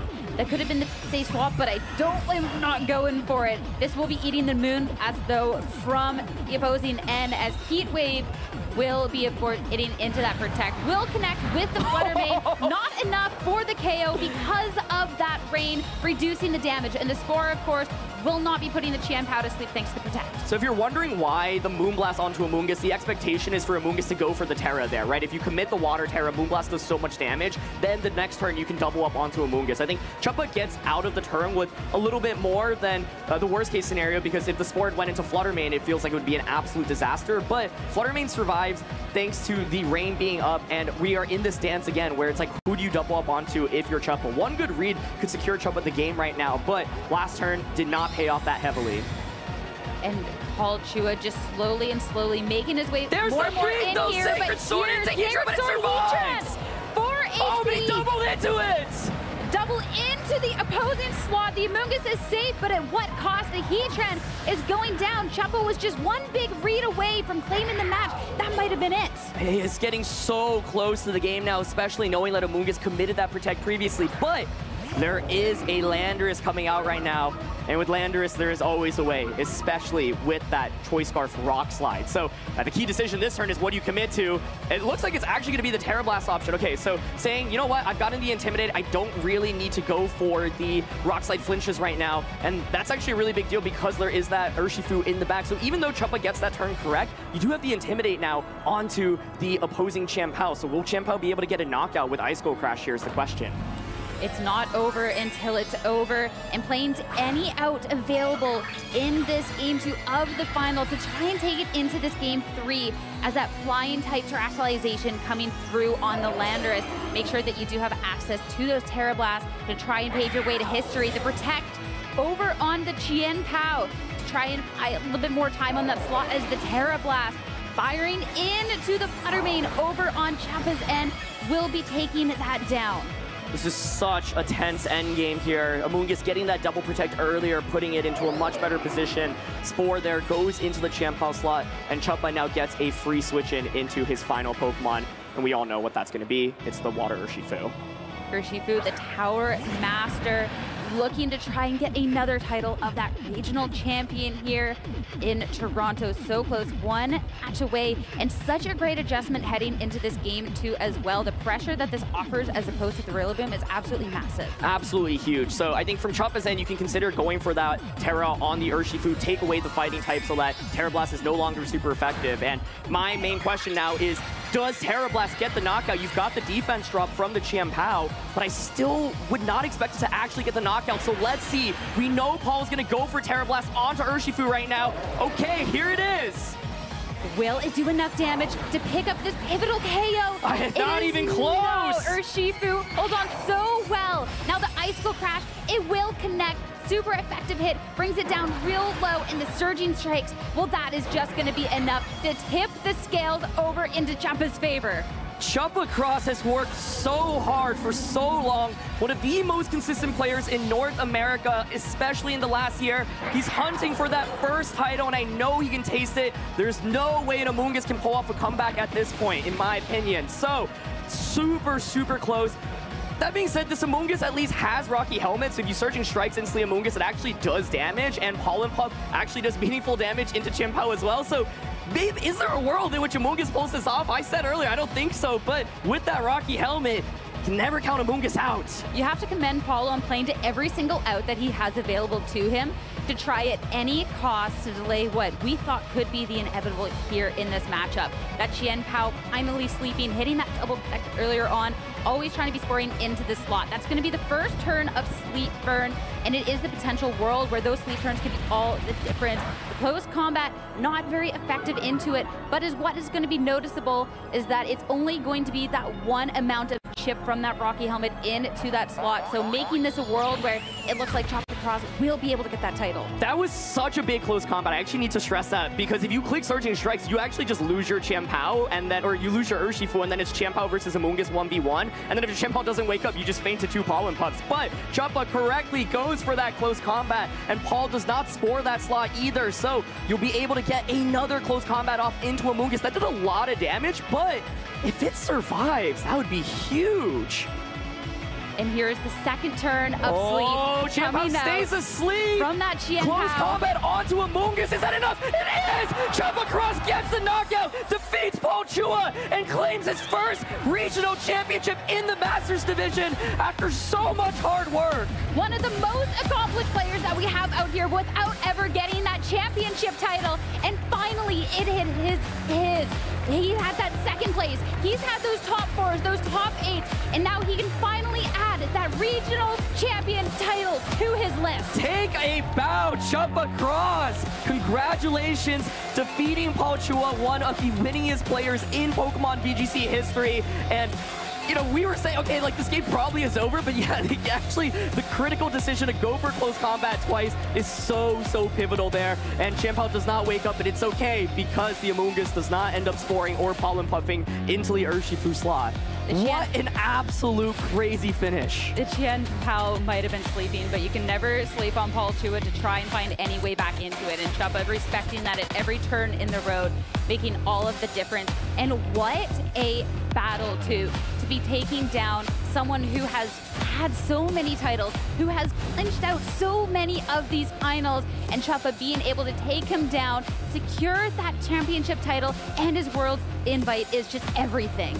That was so fun to watch. I think that game too was wild because you start off the game with Paul making a really aggressive prediction, tries to fake out the Flutter Mane, it doesn't work, and it looks like Paul's in such a tough position, but he claws back turn after turn, finding the right place with the Amoonguss, holding on to the Terra as well, recognizing I need to Terra the Landorus in this late game, and able to claw back into things here. This double up as well, correctly calling the Protect on the Amoonguss, getting that knockout onto Heatran. And oh my goodness, like there is a world in which the Amoonguss actually wins that 1v2. I think a lot of players actually, if you click the Surging Strikes there, you just lose the game immediately. So it's wild to think that Amoonguss had the ability to get that 1v2 potential, especially because it had the Pollen Puff, which dealt so much damage into the Chien-Pao. But Chuppa getting enough damage with that close combat and with that defense drop from the Sword of Rune to get the knockout onto Amoonguss. It looked really close there, but in the end, it was able to get enough damage to secure the game. You know, Chuppa was holding his breath at the end there, like, okay, I should have this in the bag. Against most players, I would have this in the bag, but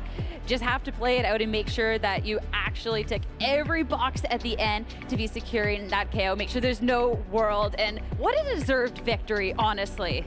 You can see just how much it means to Chuppa and how excited he is. I was not 100% sure close combat would get the knockout. The first one actually did a ton, so it looked really, really close, but I would not be surprised if that was a damage roll in some way and it wasn't a guaranteed knockout. So amazing find there. Huge props to Paul for realizing Amoonguss could actually 1v2 in this scenario as well. I'm curious how differently the game would have played out if the Amoonguss had just gone for, say, a Pollen Puff onto the Urshifu slot. You get the knockout onto that, Chien-Pao takes a turn to sleep, then it's a 1v1 Amoonguss against the Chien-Pao, and if Chien-Pao stays asleep for 3 turns, Amoonguss can actually win from that. that position. Or even the spore or something else instead of maybe like, okay, well, if there's the surging strikes, there's a couple of different lines there, but I still feel like in a lot of worlds that Cheppa wins that one out, but there definitely was a couple of those worlds where Paul might have been the person we were talking about at this point. Yeah, I was like, oh, there's no way Amoonguss wins, and I was like, okay, wait, never mind, it's Rocky Helmet. Wait, I'm kidding, I take it back. You know, like Amoonguss actually can win those, and so, oh my goodness, that was so intense, but Cheppa Cross in the end is going to be your Toronto Regional Champion. Like you said, Sierra, so many second places, top 4 finishes, top 8 finishes, is able to claim his very first regional title this season in the Masters division, and what a finish here. Yeah, and considering the run that he's had through the tournament and just his history of a player as well, it is definitely a title that is long overdue and especially well-deserved. And against a really, really strong field. Looking at this top 8, I mean, we have some such strong players here, and even the players that we don't necessarily get to see make it to this point in competition all too often, we're still putting up such great fights that everyone had to be feared. And I love looking at the teams from the top 8, right? I think the top 2 teams are compositions that we've already seen do really well across different formats in Regulation D as well. You had Rogov Malavia, who brought back the Golden Go plus the Reggie Drago combination. Jamie Boy with just an absolute wild team with the Thunderous Therian as well as the Grass Ogerpon. And then you had Bobby with this really unique Sinistra set, which was amazing to see. Enzo running into the Armrouge with Blood Moon Ursaluna. Andrew with Dusclops, Ogerpon, and Blood Moon Ursaluna. And of course, Justin Tang with that Rain team, bringing back Pelipper and Salaman. So an incredibly diverse top 8 here. Yeah, this is definitely my favorite part of the regulation, where things are pretty standardized in terms of the regular teams. So any experimentation, you can actually start to really get results with that because there's such a good understanding of the format, where it's kind of going, and what can maybe try and make their way through without those niche picks that maybe just don't perform because you don't really quite have that meta knowledge going on. So really commendable to all of these trainers who have built these teams, and I'm just really excited then going on forward because we're going to be able to see, like I say, we already got to see such great international talent come out here, and we're going to be able to see that international with a couple of these same players that should be trying to go for that title. I think talking a little bit more about Cheppa, following his career has been really fun and inspirational. You know, Cheppa's been playing the game for over a decade at this point and found success right when he entered the scene. But it feels like something just switched in the last 18 months, and he is just elevated to another level of a player. You know, being able, it started with a top 32 finish at the 2022 World Championships, and last season, Cheppa just felt like he top cut like every event, it felt like. But you know, it can feel really stressful to know that you are among the best and keep making it to the final bracket, but keep losing in that first round or in that second match. So to finally take home a victory after so much hard work is amazing. And it took years to get to this point where he leveled up, but now he is leveled up and truly one of North America and the world's greatest players. And that's so hard mentally too, to know that you are good enough to actually make it to that point, because he's gotten the seconds, he's gotten the top 4s, he's gotten those top cuts consistently, but to not quite take that championship title. So this must be such a relief as well. Like, yes, I am good enough to do this. I can make it to this point. I can just take that title, not always just be relegated to this second place, this top 4, this top 8. So it is really nice to see. Like, I'm sure, like, I'm happy for Cheppa. I'm sure a lot of people are out there like cheering him on, like, yes, he finally got that win. It was a really hard-fought final, and Paul did not make it easy either. I think if you look at the games, game 1, you can definitely point to the turn where Heatran got doubled up into. There was the potential for a Fairy Terra there, but once again, Paul played the way he did because he knew how important the late-game Terra Blast from Choice Scarf Landers was into Cheppa's team. I also think it's really interesting because even though these players went up against each other previously in the Swiss rounds earlier today, those games looked very different, right? Like, the adaptation of Heatran alone made a big difference, and I think that double protect in game 2 was so pivotal as well because it prevented the taunt. I think if taunt goes off there, Cheppa should be able to just snowball the game because he already had a very big early lead. But Paul recognizing, I need the double protect, I'm going to go for it, while also holding on to the Terra with Landers that entire time, gives them the position to actually win that battle. It was definitely a championship title that was earned by Cheppa, because Paul was definitely not giving anything to him for free in that whatsoever. And you have to commend Paul too for that consistency, obviously. I'm sure he would have loved another regional title or his belt to add to the list. Wouldn't that make him tied for the most? Tied for the most, yeah. Tied for the most, but considering his consistency, like going on in this season, past seasons, I feel like it's just a matter of time at this point, right?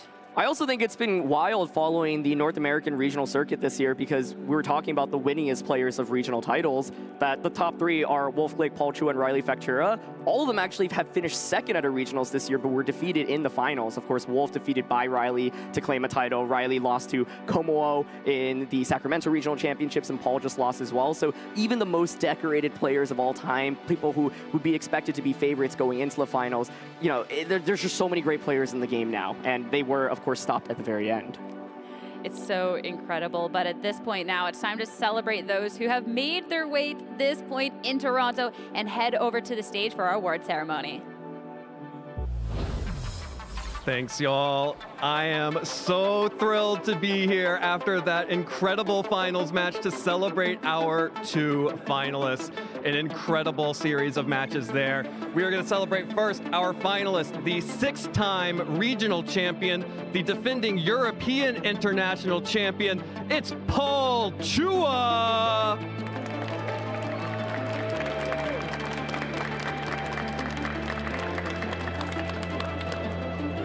Paul, congratulations on a finals appearance. You've added another incredible finish to your incredible resume of finishes in the VGC, stretching all the way back from the seniors division. How does it feel? It feels pretty good. With these medals, I've only had like the bronze colored ones, so I'm pretty happy I got a different colored one. Yeah, got to catch them all, right? Yeah. I mean, I would have liked to win, but Chuppa definitely played better and he deserves to win. So. Awesome. Well, Paul, congratulations on your phenomenal run this weekend. Thank you so much. And let's hear it for Paul, our Toronto regional finalist. All right. And up next, we have 4-time regional finalist, multiple international champion, top 8, and now the Toronto regional champion, Chuppa Cross the 4th. Chuppa, my man, how does it feel to finally get a regional championship in the Masters division? Evan, it feels amazing. I've been trying so hard for so long, and I guess I just discovered something else within me because I've finally broken the finals curse. We absolutely saw that in you during that match, especially at the last few turns of that game. What was going through your head as you started to realize that you finally had it? The championship was yours. All had me on the ropes. I really liked my opening for that game. It was way better than I expected, even starting off with the fake out into the ghost type. But in, later in the mid game, the double protect had me so shook because at that point I knew I was in trouble. And that's why I had to make some kind of crazy plays like doubling the Heatran, which, felt like a bit of a rogue play to go for. But if I got it, suddenly a decent position became a really solid one that Urshifu and Shen Pao let me convert on. Well, and this regional championship also comes with your automatic qualification for the World Championships. How excited are you to already have your invite? I'm so excited. I know a certain server where my name is going to be green now. All right, well, let's hear it one more time for our regional champion, Chuppa Cross the 4th. Chuppa, congratulations. Take a bow, you've earned it. And we are going to toss it back to the lounge to wrap up our day. Casters, take us home. Thanks so much, Evan. I mean, what an incredible event. What an incredible finals. What an incredibly deserving winner here in Toronto. I mean, guys, how did you feel watching that? That was an insane match. It was honestly one of the best finals I've seen, if only because it was every turn counted. Oh, yeah. There were so many mind games that happened between Chuppa and Paul, both going into the finals match, where Chuppa, when they played earlier on in the day, where Paul ran what felt like an alternate strategy to what we saw from the finals to preserve information, to his adaptations, trying to predict the Fluttermane terrestrialization in that game number 2. Just a very, very high level game of Pokemon, and it was so exciting to watch. You just have to be so happy for Chuppa too, coming so close so many times and proving himself as one of the best players in the country, if not the world, over the past year or two, and finally getting that huge win that he so desperately wanted, and to do it against Paul Chua as well, who's got so many regionals under his belt and is such a great player in his own right. A huge day for Chuppa, so big congrats. And it's been such a fun event too, because a deserving winner with incredible finals, And I feel like, too, for Regulation E, it has actually really stood up and delivered so far when we're looking back at the meta and everything that's been going on. So we got to see, I mean, the two teams we got to see in finals, I feel like were a bit more atypical, but we got to see changes that were really pivotal, like this Rocky Helmet Amoonguss and stuff. And over the top 8, there was a lot of really unique Pokemon choices. So I'm really, really liking how things have been shaping up so far. Rocky Helmet in general is a really cool adaptation that's been popular a lot of the time back in 2015 when we had the Mega Kangaskhan with the double hits from Parental Bond. But Urshifu being so big in the metagame, we saw Rocky Helmet on Amoonguss, which almost won Paul Game 2 single-handedly in that finals match. And of course on the Tornadus as well. And so a really cool adaptation against that #1 in usage Pokemon, Urshifu. Yeah, and also just a recognition, I think, from trainers competing here that special attackers are going to start coming back in vogue, so to speak. We saw Golden Go sneak up on the usage here in day #2. We saw the Regidrago that Raghav had do very well in Top Cut. Fluttermane, obviously one of the best special attackers. We've talked enough about that Pokemon over the season. I think that there's a lot of opportunity now that we've seen this team that Chepo ran win 2 regionals back-to-back to really look at that as the basis for what people will be countering going into LAIC and innovate on what they're going to run in that huge tournament coming up. And of course, with our tournament coming to a close, time to be touching on our caster predictions that we had going into the weekend. Of course, before anyone's like, where's your Fluttermane? Where are your Iron Hands? We did say that we weren't allowed to pick from the top 12 of the previous event here. Looking forward, though, I mean, I feel like I have to be giving Evan the win here with that Salamence. I feel like the Farigiraf, the Golden Go, we knew we were going to see them, but the Salamence is not something I necessarily thought would be popping up. And with that top 8 finish by Justin Tang here, I mean, Salamence put in work. I want to claim some points for the Roaring Moon, too. We got a couple of those in top 8. We've seen that before. And we got the, okay, but the Sinistra was also in top 8. And there was some pretty cool stuff on stream. I want some flowers here. We'll get a couple flowers. So you There can we go. You can get a couple pumpkins to try and fly home with. I don't know if that's even legal. I don't know. We'll find out. Well, of course. Maybe next event, the meet closer, so we can drive some pumpkins too. Looking at the events that we have coming up down the road here for our North American roadmap. We have to wait though for that San Antonio one, because of course next it's going to be Sao Paulo for LAIC. So our first international of the season, and of course not one that we got to participate for our video game players last year since we were still on our break. So this is going to be really, really excited to return to. Yeah, I mean, I was there last year commentating Pokemon Go, and the energy that the crowd brings in Latin America is just unmatched. There are so many passionate Pokemon players there. I think it's going to be a fantastic stream to watch along at home and a fantastic event to compete in. So best of luck to any trainers making their way down to Brazil next month. It's certainly going to be an incredible time. And there's other events that are not just on the American end of things too. Of course, looking over at Europe, this is going to be in Gdansk, Poland. So they'll be really exciting for those players. Of course, they're willing to travel far and wide, of course, coming over to good old Canada to compete. This one might be a little bit closer for some of them though. You have to imagine if a European player and Jamie Boyd made top 8 here, and we also had Eric Rios in day 2. They'll probably also be over there in Gdansk, Poland as well. So some great action both for our North American and European friends watching at home.